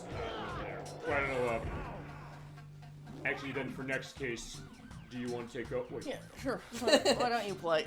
I wanted to randomly see a spell. I didn't want to... Try and make it happen? Alright, so what do you want to do on character? You're up there too, though. Alright, well, I deserve that. Okay. Actually, I guess the Nocturne you want to look up as far as the spells. Sure, I'll, do they have them in game, or...? my phone is dead. Okay. Then in that case, fine. Nocturne, you and, Clara will get that back in and I'll look at it. Well, I guess I'm going Cloud. Because I'm pretty sure, like, at least he has, I believe he has...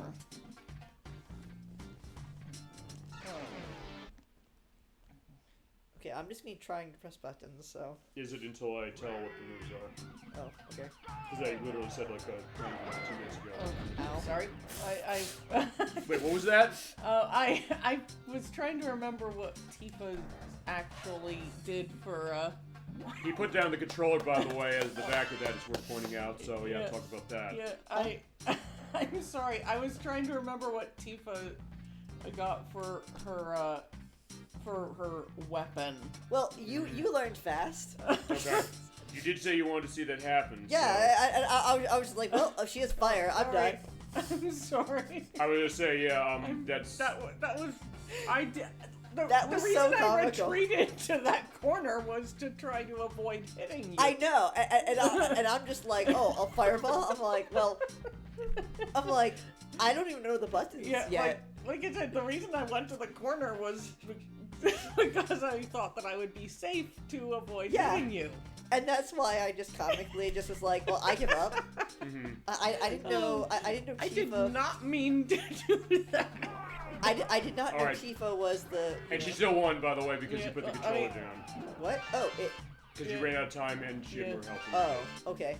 Yeah, let's, I think we should probably back out and then go back in on a fresh round. It doesn't matter, I don't care. I said, I'm also trying to find out what they are. I just want to know what the spells are. I said, we're gonna find them, but kill time won't Like, do I it. don't kill, like, I don't care who wins. Sure. Like, I don't even whoops, know. I think I put... Oops, sorry. And you went to arcade mode, so you have to quit out of Can you press start on that? Huh? Oh, was it me? I don't know. Can you press start to know? Oh no, I guess not. So when you or the fireball user can like do the She's arcade. not. No, we went into arcade mode. Is what I'm saying. No. Yeah. Right. So press start to. Oh, there you go. A new challenger appears. Perfect. So now you're back to fighting. Okay. I remember. What happened? Oh, right, because you're doing from arcade mode. Shoot. Okay. Here we go.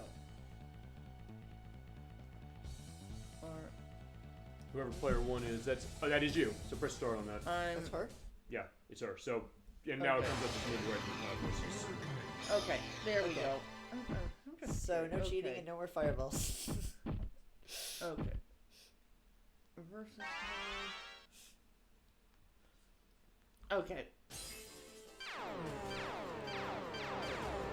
Yeah, I'm so amused going, wait a second, who equipped fire material on the Tifa? I don't remember that. I don't run her with fire material in any of the games we're pointing out. I don't know if that's the right thing to do or the wrong thing to do, but I'd find Cloud's the fireman. Okay, right. So let's see. Fine, because he has Air Buster, Slide Buster, Soldier Needle, Shoulder Tackle, Death Blow. Let's see, throws, sword techniques. Damn, he's got a lot of these. Yeah. So, for his case, and you do have 20 seconds. Oh, you select. Wait. Yeah, it's right in the middle. I don't think it floats at all. It's good? Just select your character. Select X on it. Okay. Okay, so you're who's Cloud and who's Tifa? I'm on Tifa. You're Tifa. Okay, so for Cloud, his moves are Bravery is up, down, and then guard and up. What is guard? That's mainly a question. That should be my question because I've never played this. Up, down. Up, down, guard. And up in the guard button, which is let's see what that is. Up in the guard. Okay. Up, down, guard. It's let's see. Up, down. Up, down, and then up, guard. Okay. I think we might also be able to find this in the practice mode, maybe. Okay. Yeah, feel free to just okay. Guard is on R1 or R2. R1, yeah. R2? Okay. Yeah. So yeah, feel free to start going on that, and I'll give you the other stuff as well. Oh, I thought we were doing random. Oh, I think didn't it just... Oh, whatever. Well, actually, we need a bake... You're on a train now. Oh, well, I'm on a train. Okay, so, let's see. Up, down, up, down, guard. Up, down, guard, up. So basically up, down, and then, for that, let's see. So, up, down, guard. Up, down, up, guard. And then, fine, for you, Nocturne, let me pull that up for Tifa. Oh, no, I'm trying to, Do you need any, special, bar or anything? It didn't say.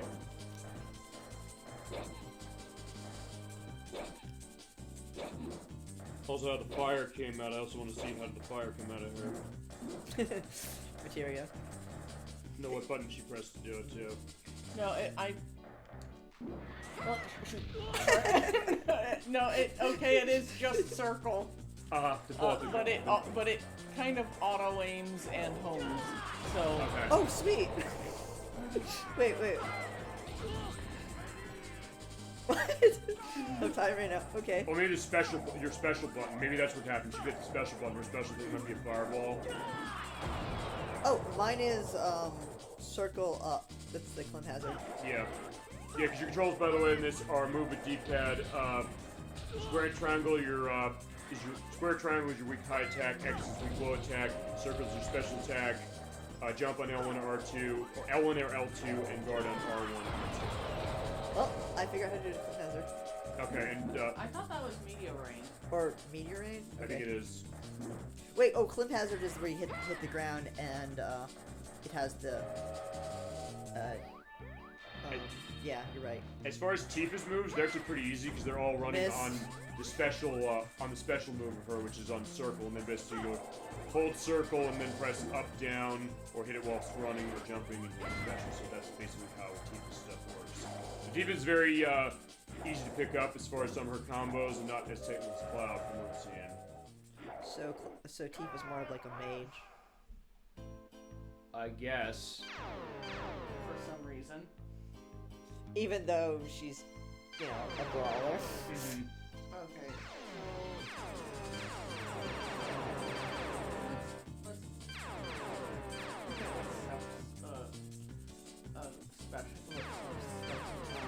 Let me see. I'll just pick up I mean, I just can't, like, I just haven't played this game in so long. At the time, I didn't really have a guide. Okay. So. All I remember was the appeal was like, oh, you can use Cloud Lunar breaks. Yeah, as far as the Sephiroth stuff, they're actually, let me see something. They go to his sword stance, in particular, a lot of them, but it's also other ones which is like the special button. Then you hold on special to the black materia. Yeah, basically, wait, when you draw the sword, so basically when you hit, whenever you draw the sword out, which I believe is on circle. Yeah. Yeah, so then in that case, up, down, down, down, special up, guard up. So basically run that special button and try different directions. That's basically the best I can say. All directions. That sounds like that's going to be the way to run for the case of this.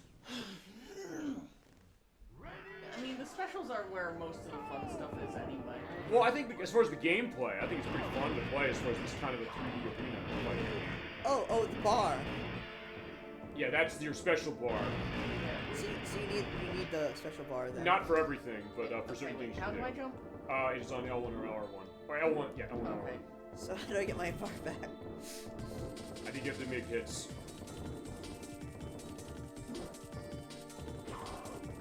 Oh well. Rip.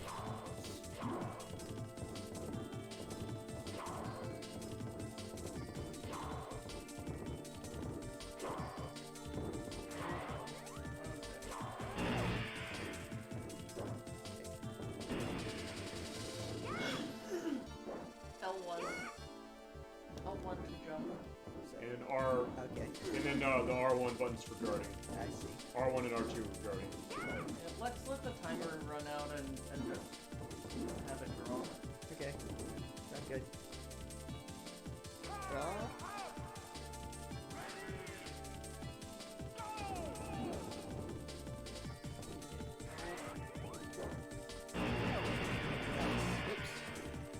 Okay, see. I don't want to like use my special now that I know it. I like the music, I'll say that as far as what I'm hearing in this.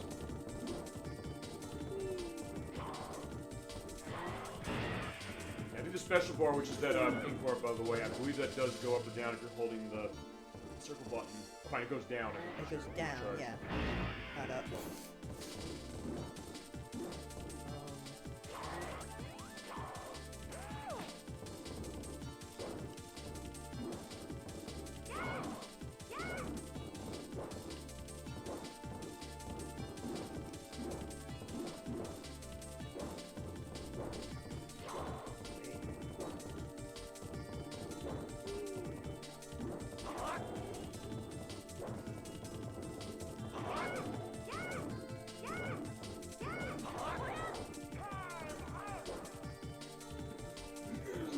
Actually, you both won.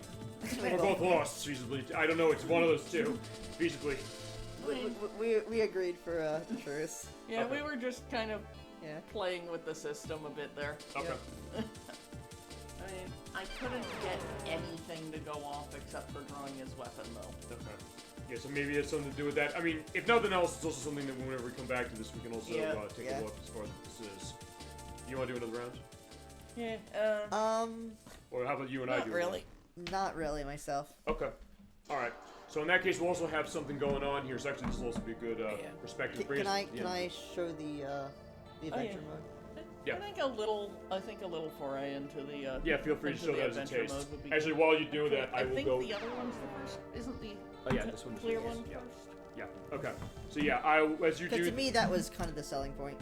As you know, fair enough to show that as far as a little bit of preview. But while you're doing that, I will be going into the stuff as far as stuff going on in the show.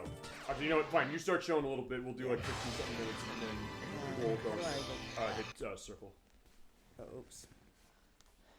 Yeah, I mean, I do remember really enjoying Ehrgeiz.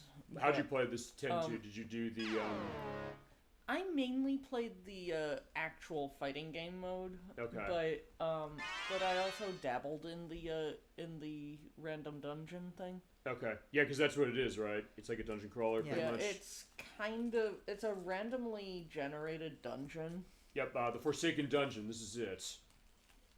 Yeah, I did some good memories of this. Okay. Like, I thought it was really cool, I just didn't... Conceptually, it's cool.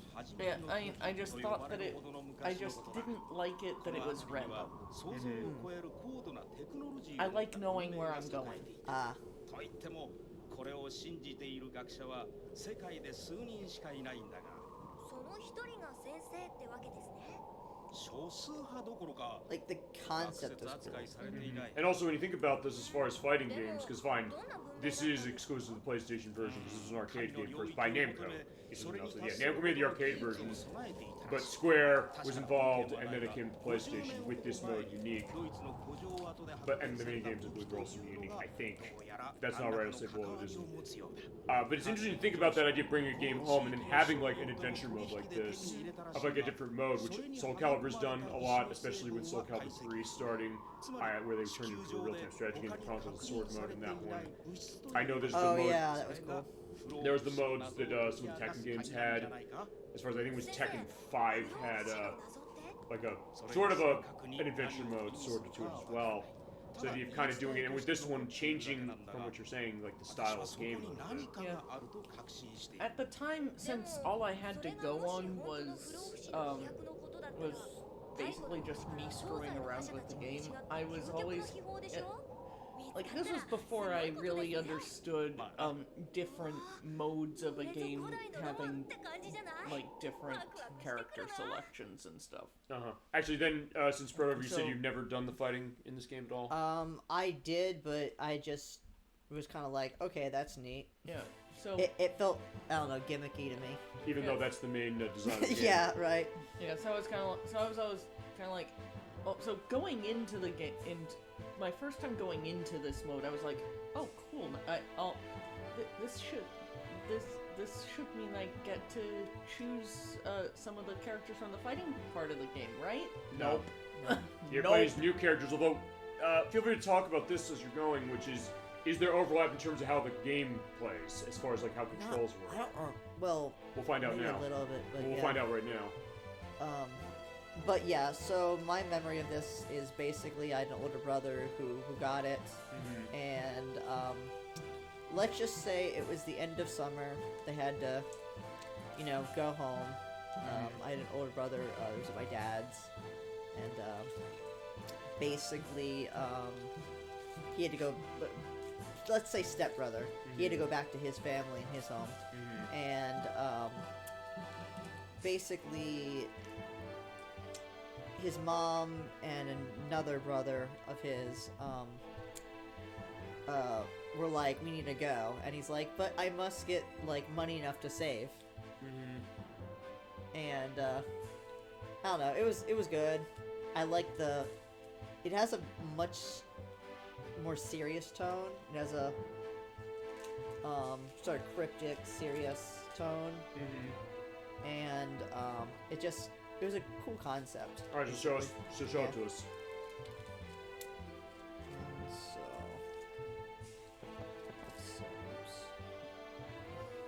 Oh, I see. It's like a dungeon crawler. So it looks like it plays the same. It's just the idea that you're kind of just moving around. Yeah. To start. And if I remember correctly, we only have one character. This must be just the intro. But yeah, eventually I did end up finishing it, and it is kind of linear. You know, think like early like let's say Diablo 1, basically. Okay. Also, it's interesting. Yeah, you went up to that like suddenly I'm in bed. I'm talking about the Final Fantasy VII case of Fire and Ice material going. So, oh, I see. So then it basically kind of works like that, and that, hey, you have these powers to go. Yeah, it feels very, like, early, Diablo. Mm-hmm. I mean, you mentioned it's like a dungeon crawler a little bit, so it's interesting to see. But honestly, I don't remember the mechanics of this game. Although it looks like maybe to a certain extent, the fighting mode might have prepared you from what I'm looking at here. If I'd read it, but reading. But yeah, like the fact that they kept using a handful of FF7 terms made me go, wait, do we eventually get to play as the FF7 crew at least? Oh, sorry. Yeah. Not in this mode. That's what the other mode's for. I see. Like, I understand. I understood that somewhere down the line. Mm-hmm. But it's just the fact that they used the word materia. Like, you can see how someone around that this is a different game entirely. Yeah. Had you played Final Fantasy VII by the time you played this? I had played parts of it. Okay. Like I actually to this day have not actually beaten Final Fantasy VII proper. Mm-hmm. Oh. Right. I've gotten to the final boss, but I was not able to get past the so-called Bizarro phase. Like late 2? That's end of disc. That's the final. Like that's the first form of the final boss. Oh, okay. That's Sephiroth's first form.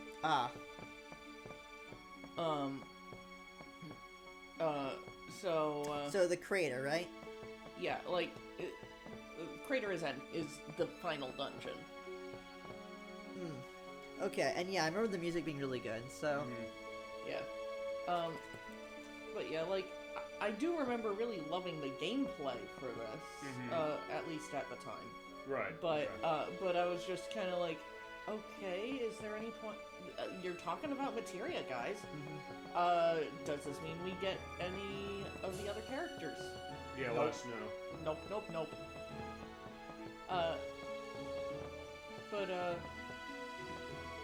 But like, I mean, it's still cool.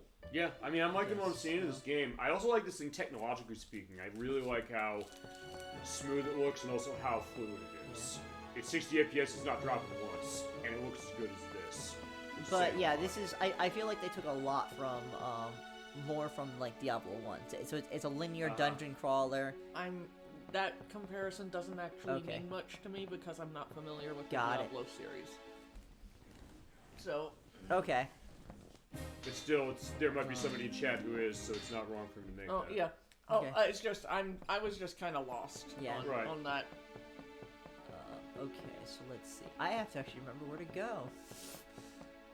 So is this one of those where the fuck do I go kind of games? It's not, but probably not. I mean, because you said it's kind of linear, so just kind of go wherever is around. It's also in terms of time, and also like in terms of I just don't want to read. I can just brute force things. Is it just to show off a little bit of what it is? Yeah. So give a little bit of a taste of all this stuff. Because yeah, we did have. Oh wait, I think here. This looks like a dungeon. Yeah, might be something in there to kill. So let's see. Or that kills me. Oh, we'll see.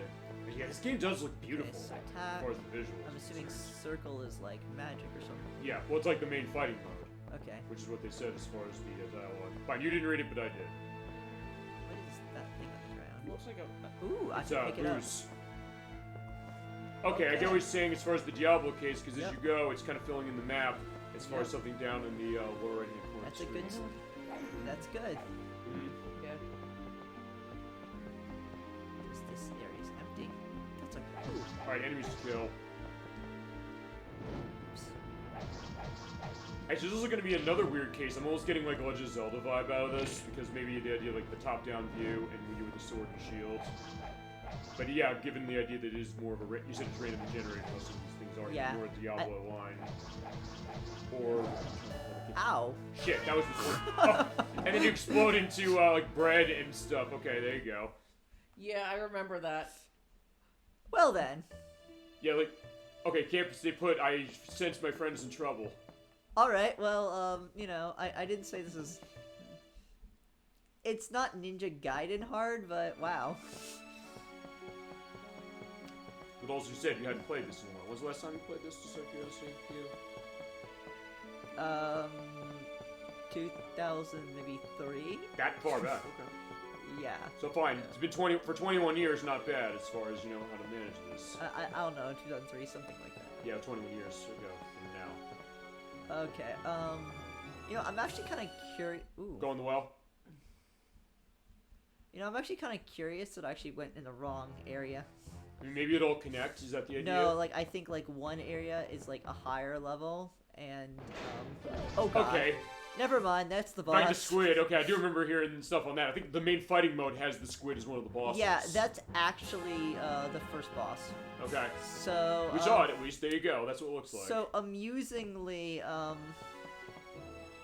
the area that I got basically two-shotted was actually an easier area than that. Well, you did survive the octopus. Yeah. I think Okay. you went up and then left. Yeah. I'm just surprised at how fast I died. I didn't expect... I just didn't expect that. Like, this is a fair... It's certainly difficult, but it's fair. Okay.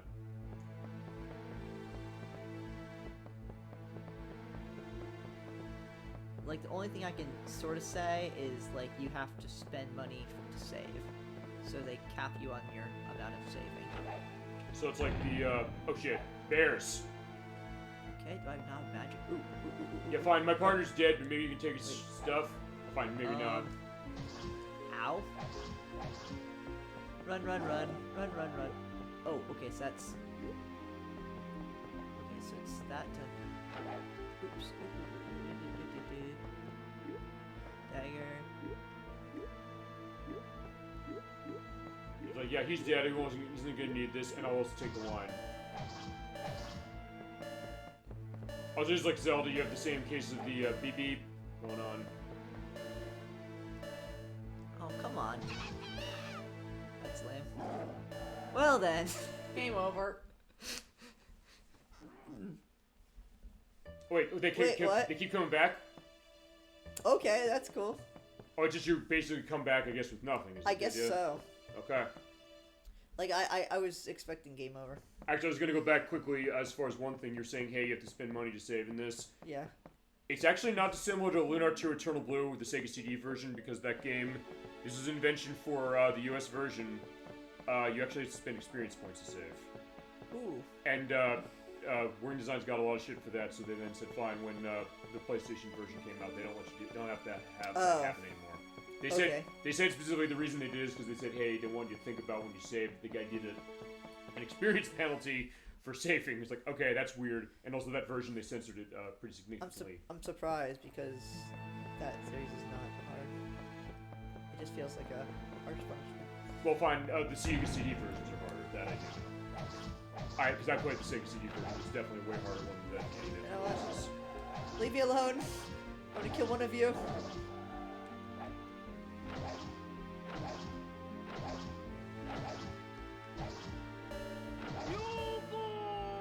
So what do you have on? Oh, there's a chest. First of all, like, I don't know. Do you have a cake for some reason? I don't know why do you have a cake?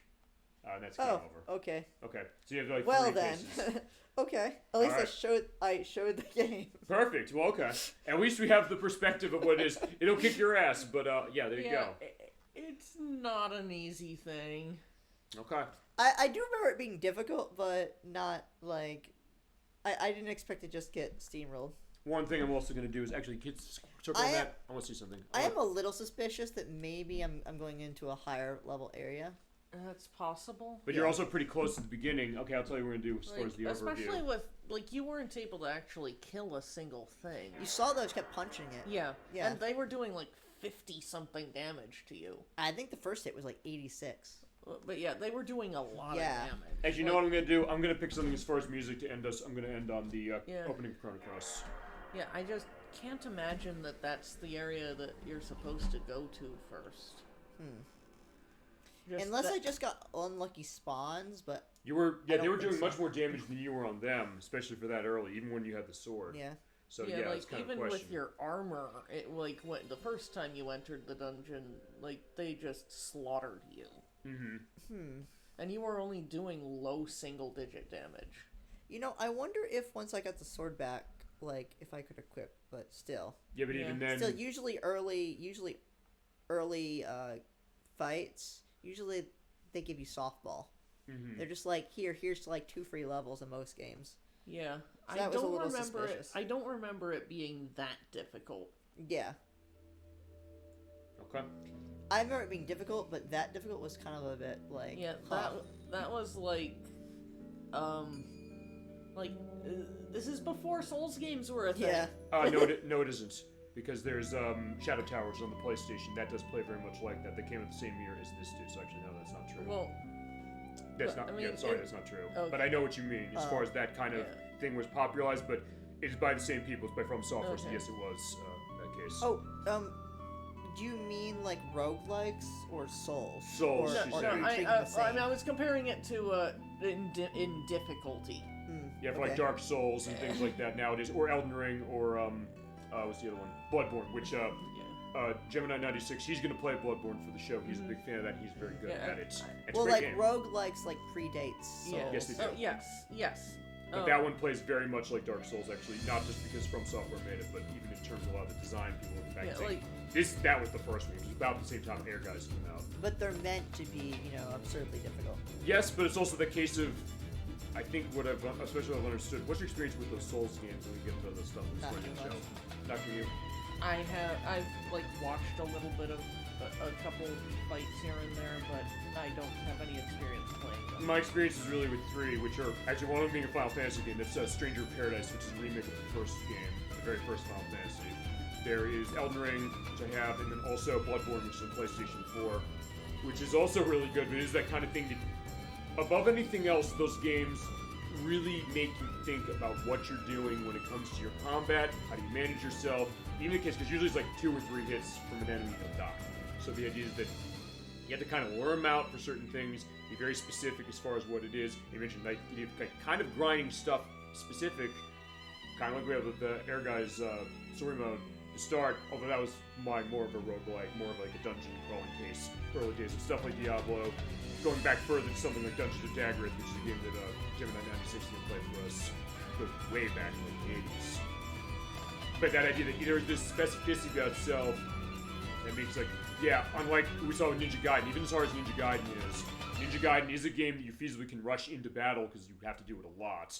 Whereas in a lot of those other games, you have to be careful of how you go into battle, and also really understanding, I think, the weight of your character and kind of what that's going on. Because like when you do slices, you have to kind of a little bit of wind up, you have a little bit of cooldown for certain things. So you do have to kind of think that through a bit to kind of get a sense of being able to be successful, which makes it really interesting.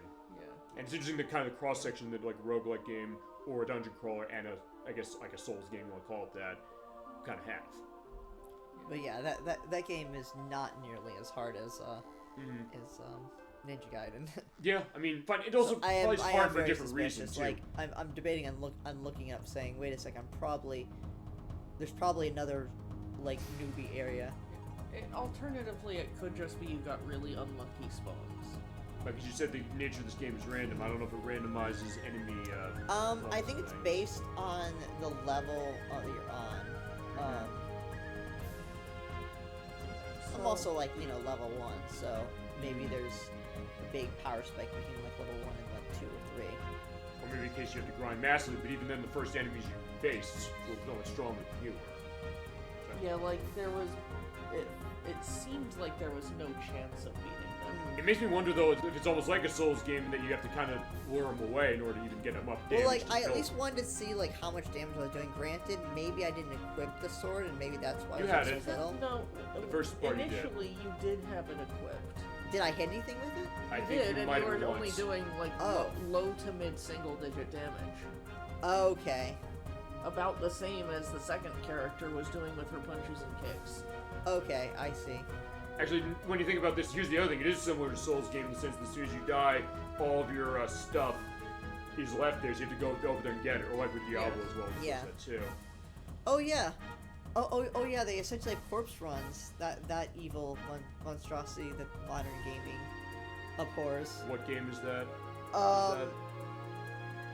Well, oh, you mean like yeah. the Souls stuff where you have to go back and get your body to get the that's considered an archaic practice in modern day. Like, no game company. Although From Software doesn't get away with it. And actually, Nier Automata does something similar too. Okay. All right. Like your chip loadout, if you die, your chip loadout stays with your corpse, and if you die trying to get that, it disappears entirely. You can, however, save stuff. But that's also how the Souls games work the same way, actually. Okay. So, actually, that's not similar. I stand corrected, but the current mantra, like, say my roommate, is no. We don't do that anymore. That was a horrid practice in archaic days. We are better than that now. No, we're not, because From Software does it all the fucking time. And I guess Platinum Games does it too when it comes to that with Nier Automata. Like, Nier Automata is meant to be a difficult game. But it's not like a Souls game as far as like the style of how it plays either. It's more like Ninja Gaiden to a certain extent. It's more like Devil May Cry because a lot of people worked at Platinum Games worked on Devil May Cry. Well, I've heard like the Souls-like games. They're like I've looked at reviews and it's like, they're like it's not hard, but you get punished for playing dumb. Yeah, like it's fair. I would say Nier Automata is kind of casual difficult. Like you can still get into it, you can still get stuff done in it. Right. Without needing to be a hardcore gamer. Sure, but then you can also put it on the harder difficulty if you so desire. I mean, given the people who made that, they're a company that have made a lot of hardcore games. Stuff like God Hand, stuff like Beautiful Joe, and Okami, which is actually probably the least hardcore game they've made. But like, if there's a trap and it's obvious and it says there's a trap here and you still walk in the trap and then complain about dying, that's kind of your fault. Yeah, but that's the idea, I think. But is it fine nowadays? It's mostly From Software that does that. As mentioned, Platinum does it, and then fine, even Stranger Paradise, which is hard, but it's also something that it is still. But like the average game would be like, trap. You'd be like, okay, I'll just take the damage. It's easier just to walk over it. But see, I think also here's the other thing: is like, why do we have that still? I know there's something Edwak has often brought up saying, is there a case that now modern gamers can't take something like that and they should learn how to understand that idea of the mentality? So in that, which is a fair point, because certain things they handhold you like crazy. So the thought that having that balance of different kinds of games, that kind of hardcore experience, and then also, as we said before, the idea that when you have a game that's so hard that when you're able to master it and understand everything about it, the great games, regardless of what they are, they feel so satisfying. My play style is I'm more concerned about the process. And it's like if I don't complete it, okay, fine. But if I complete it and it's like too easy, then I'm just kind of like, well, so much for that. Like, whatever. It's the experience, I guess, for that for sure. So I actually enjoy. I don't mind harder games and having to struggle through it. I mean, sometimes it's a game design. It's a game design thing. Yeah. I think we've understood that because fine, I'm going to be starting. We'll get into the schedule on this in a little bit. The hardest 3D Mario game by a country mile in 2 months, but it's also something that even all the things I've gone through just for the practice of doing that game 100%, as I've come through a large amount of that now, I do feel very satisfied. Like, yeah, this game was kicking my ass. It's bullshit hard in a bunch of different ways. I just certain want things, fairness. but fine. There are parts of the game that aren't fair, but that's also the case when I got through. Is that okay? Fine, I did screw up, so I was able to willingly say myself, fine, I screwed up, but it feels not fair. But then when I finished it, it's a case where I was able to feasibly do it. I was like, thank God I did that. That was Super Mario Sunshine specifically, as the example. And yeah, like mindset-wise, it's very different when you usually are just like, oh, there's a trap. It's like whatever. Sure. I'll just run over it. I don't care. I'll take the damage. And then Ninja Gaiden's like, there's a trap here, and you're like, I don't care. I'll just take damage, and you're like, you're dead. And it's like, what? Oh. Yeah. I should actually take this seriously. Yeah, fair enough. That's that new. Because I think the game teaches you that way. I think maybe that's the key or something like that. Yeah. Same with the Souls games. Yeah, I tend to vary how I treat traps on the game that I'm playing. Yeah. Like, if it's a game where death is a slap on the wrist, I will play dumb with traps. Sometimes just for a laugh. Yeah. But if there's a significant loss of progress or resources for dying, such as like if you, well, actually in Minecraft, if you die way far from your base, you're never going to recover your lost resources. Sure. So the idea of kind of thinking that mindset out specifically. I like when we're going into this and kind of giving this perspective. I said, fine, let's have the Yasunori Mitsuda music for the Radical Dreamers track at the opening of Chrono Cross as our takeout for, the last minute showcase as it was. So, alright, let's talk that because I had a great time. Thank you, by the way, to Proto and to it was fun. for that. Yeah, great time. Okay, so let's talk a few things schedule-wise. Because of this, what's going to go on, as I mentioned before the show, I went on eBay, I bought a disc 2 of Lunar Silver Star Story Complete for PlayStation. I have to save on my memory card here. I'm running all the PlayStation 2 stuff, PlayStation 1 stuff with. I will be testing that when I get that next week to make sure that we're able to get past that perspective of the story that Like is trying to tell us. And we will be back in 2 weeks at 1 p.m. Eastern Standard Time. That's going to be on April 6th. Is that April 6th? I just want to make sure that I got the date right. Yes, April 6th. At 1 p.m. Eastern Standard Time, that will be with Proto over here, as well as Nocturne and Blood Space Moon. We promise this time we're going to be completing the game. At that point, it will be almost a year since we started for the purposes. A year almost by a couple of days, about a couple of weeks. Okay, so a nice flat year. Okay. Pretty much. Cool. Yeah, so there you go. And so that's what's going to go on as far as our element of that. And other stuff we'll figure when we can come back to some of the stuff later on. A little bit of a taste for what we got now. But alright, let's talk schedule because on the basis of this, it's changed. Next week is still the same though. I'm going to be playing for the April Fool's Day showcase. I'm playing Justice League Task Force for Super Nintendo. We're talking Diablo as far as Blizzard.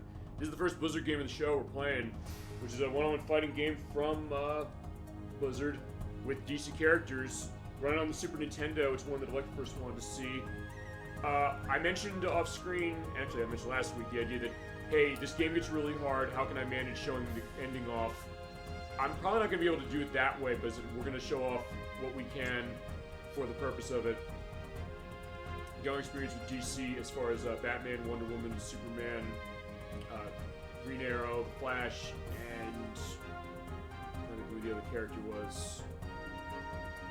I'm trying to remember who it was. But yeah, we'll have that going next week. We're going to show off full perspective of that. And I think I asked you guys this before. Neither of you have played Justice League Task Force? I've never actually even heard of that game. It's also on the Sega Genesis. We're running it on the Super Nintendo, which is one of my first ones to see. And we do this always for our April Fool's Day show. We play a game that's either not very good, maybe worth a laugh, or maybe something that is maybe debatable. This is kind of in the debatable category specifically. So I think it's a good case to kind of show that and more presentation of that. And our first look at Blizzard. Yeah, only this show for that. That speech.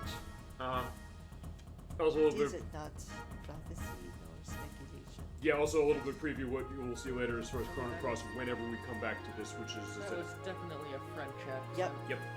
Yeah, whenever we come back to this, which is that I don't know when that's going to be, but at least we'll give you a taste for it now. 2 weeks, as mentioned, 1 p.m. It's worth pointing out the show on Justice League Task Force next week is going to be 7 p.m. Eastern Standard Time like normal. 2 weeks is going to be the finale for reals, definitely for reals this time, I mean it, for Lunar Silver Star Story Complete at 1 p.m. Eastern Standard Time. We've been teasing it. We have been teasing it. We tried. I did what I could as far as fixing with the Data Doctor after show. I also fixed your copy of Ehrgeiz just because the opening was stuttering. Just see if we can do something with that. But that will be that case. And then that means then that the show I was planning on for April 6th, I'm going to do that on April 13th instead. That'll be at 7 p.m. Eastern Standard Time. We're celebrating the 30th anniversary of Daytona USA on the show. Racing game? You're familiar with it, I think so, yeah. You played this? The arcade one? Yeah, okay. And I know Nocturne, you played it because we went to David Buster one time and said we're playing this game. Yeah, I remember that we did one head-to-head race. And you beat me on 3-7 Speedway, so I was like, okay, That's there you go. That's the one before Cruisin' USA, right? Well, it's from Sega. It was right before Cruisin' USA came out, but yeah, this is from Sega. It is, of course, the one that has, the sung vocal songs of do. And then there's, I think, Cruisin' World or something? Yeah, but those are Midway games. Those are not From Sega. This is AM2, which people made Virtual Fighter and Fighting Vipers, which you mentioned earlier. That was like 30 years ago. It was 30 years ago. It is one of the best arcade racing games that was ever made. We're going to be celebrating it using the port of it that's on the Xbox 360. It's also on the PlayStation 3 that way. We're going to show off all the courses. Not that there are many, but it's also something we're going to have our celebration. There's karaoke mode, so that means I'm going to be doing the vocalized singing of all of the songs, all 4 of them, for the game. We'll take a look at as far as stuff. I might show off the online a little bit, see if people are still playing this game. And we're going to have our love of Sega racing games, because they showed the Dreamcast version this off in the racing showcase a couple years ago. But this is kind of mirroring the arcade version, so I said we'll have a lot of different opportunities to show the Yeah, that was ports. like back in the days where we had arcade machines like in stores. Yeah, and you mentioned Cruising USA. It's a case you often see that like in Walmart or like something, or at a Fuddruckers. It feels so bizarre going, wait, you actually had just an arcade machine just randomly in a Walmart? Or at least at something like a bowling alley. Yeah. And you sometimes will sort of see that maybe at bowling alleys, but there's also the idea that maybe you don't see it anymore. So now, as we talked before, sometimes that shift of where arcades are, that it becomes a retro thing, but also the case that people are curious, especially because there's a lot of games that maybe didn't get a home port, maybe didn't get a great home port. You're mentioning Cruising USA. That was not a one-to-one port that came to Nintendo 64. It's the only one we got, though, so at that point, it's the best we can do. Yeah, usually big shopping centers usually have a small, like, food court arcade. Yeah, and sometimes they still do, and the people who keep it alive actually is one of the people well, the person who was keeping that alive in particular is actually the guy who made Cruising USA. That's Eugene Jarvis, because his company Raw Thrills. They're making tons of stuff like the Fast and the Furious stuff, the Teenage Mutant Ninja Turtles arcade game, which they're porting to consoles this month, as we're pointing out, and many other things for it. So the dream is still alive, but it's also the case that, yeah, you're right. It used to be prolific, then it wasn't prolific, and then it was as far as the 90s. How convenient, given this game, the dream is still alive. It is, yeah, this absolutely. This is all about a dream. Yep, exactly. For the planet. Indeed. I will stop there. All right. That's the idea. And, yeah, so we're getting a little bit of a perspective going to this. But is it in 3 weeks then, on the 13th, will be Daytona USA for the Xbox 360 we're going to show. Week after that, Nocturne's coming back. She's going to be starting her blind play of Croc Legend of the Gobos, running on the Sega Saturn. We're running at 7 p.m. Eastern Standard Time per her agreements, because I asked what time. At 7 p.m., right? For that? Yeah, I think that'll be fine. Okay. It'll at least give me a good way to gauge how much I want to actually play it in a stretch. Proto, have you ever played Croc Legend of the Gobos? Croc, I know of it. Yeah, from Argonaut, the people made Star Fox on the Super Nintendo. Yeah. It is an interesting one, but people tend not to show the Saturn version. We're showing the Saturn version, and also her copy of it on the Saturn, which is way better than my PlayStation 1 copy.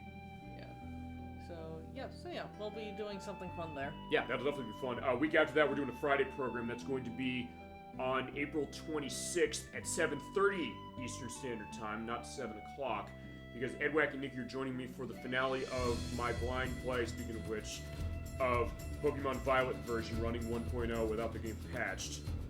The only things we have left to do for the main game specifically are the last of the 3 challenges that go to what Arvin has, the Pokemon League Challenge, and then also the last Tango with Team Star. That's what we got left. As far as that will also be a case where I don't know if I'm going to do the post-game stuff that comes on the game itself. We'll see how long that runs for it. I've also put my flag down when it comes to the downloadable content, both episodes. I'm refusing to play it for the show because this game came out broken when it came out a couple years ago, and even Nocturne's kind of given up on this thing to a certain extent, I think. I mean, I still play it some, but mainly just when there's something good in the raid events. And also 10 patches later, and yeah, the game still has problems. I'm not patching it, or I didn't patch it for. It's like, yeah, you're supposed to make your game better after 10 patches, not worse in a lot of ways. Yeah, so I don't have much respect as far as this game, but my point is that it's still been fun because it's Pokemon, but I'm also holding my feet to the fire, holding his feet to the fire specifically, but also acknowledging the things it does well, which is story. The story is really good as far as I've seen the full cloud version. Yeah, I would argue that the patches have, in their current state, fixed far more than they've hurt. Well, I mean, in their current state. They're not going to patch this again, though. I think that after the last episode came out, where they pulled a Mass Effect 3, by the way, where people were so mad about how that epilogue was, they said, here's a new one, and they also had to patch because there was another problem with one of the cases where it was there's an obtainable that was tied to one Pokemon you only get in one of the versions of the game. Is it, oops, here's a new patch that's going to remove that perspective. Yeah. But point is that they shouldn't have ever released it in the first place. And the fact that they have to be doing this after like a year and a half, that's my argument. But because Edwack and Nikki gave this game to me, and I said, my only rationalization to play this after all the things I've said is we're going to play it live on the show, blind. That's the idea. Actually, I know exactly what you're talking about with the thing that was missing. Right. It was the item that Shield On drops was not well, Shield On is version exclusive to Violet. Yeah. So my version technically. So people who are playing Scarlet could not get Shield On's drop item, and therefore could not make the metal sound TM.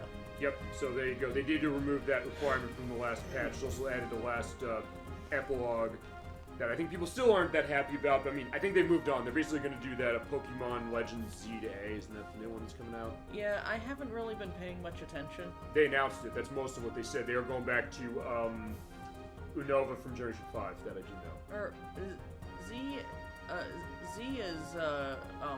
is Kalos. That's the 5th game? Well, Gen 5. Kalos is Gen 6. Kalos is Gen 6. What's... I said Unova. That's Gen 5, right? Kalos is Gen 5, yes. Kalos is Gen 5? I mean, Unova is Gen 5. Sorry. So I was right. But yeah, Unova is Gen 5, Kalos is... I thought you were talking about Pokemon ZA.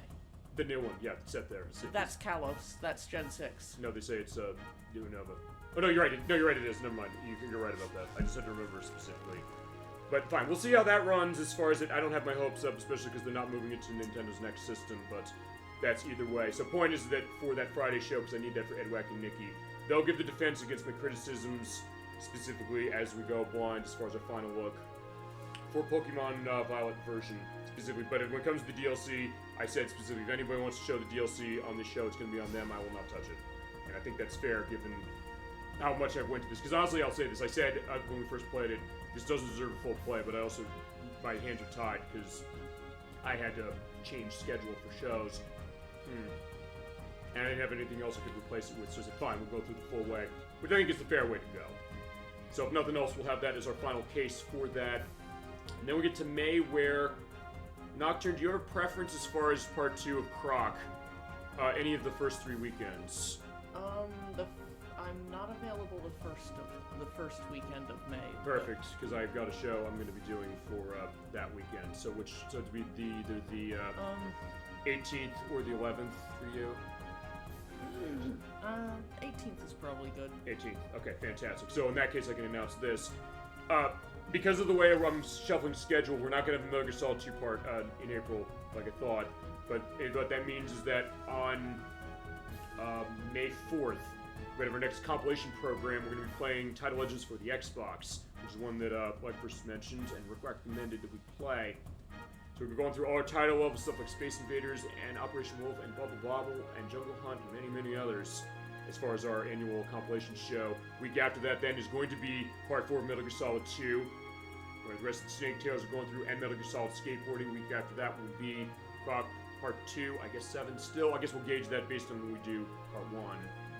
And at the end of the month, May 25th at 7 p.m. Eastern Standard Time, we're playing Super Mario Sunshine for the GameCube, though we're using the Nintendo Switch version, the Super Mario 3D All-Stars version. Brick Supreme wanted to see this a couple years ago. We're finally getting this. We're going 100%, and that is going to be the case. And then we get to June, where we'll have Croc, and we'll have Super Mario Sunshine running.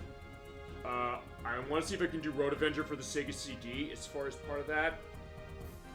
And then as far as other stuff, we will also have the finale of Metal Gear Solid 2 that month, which will be showing off the VR missions in the Metal Gear Solid HD collection for Xbox 360, and some extras for things we did not show during the story.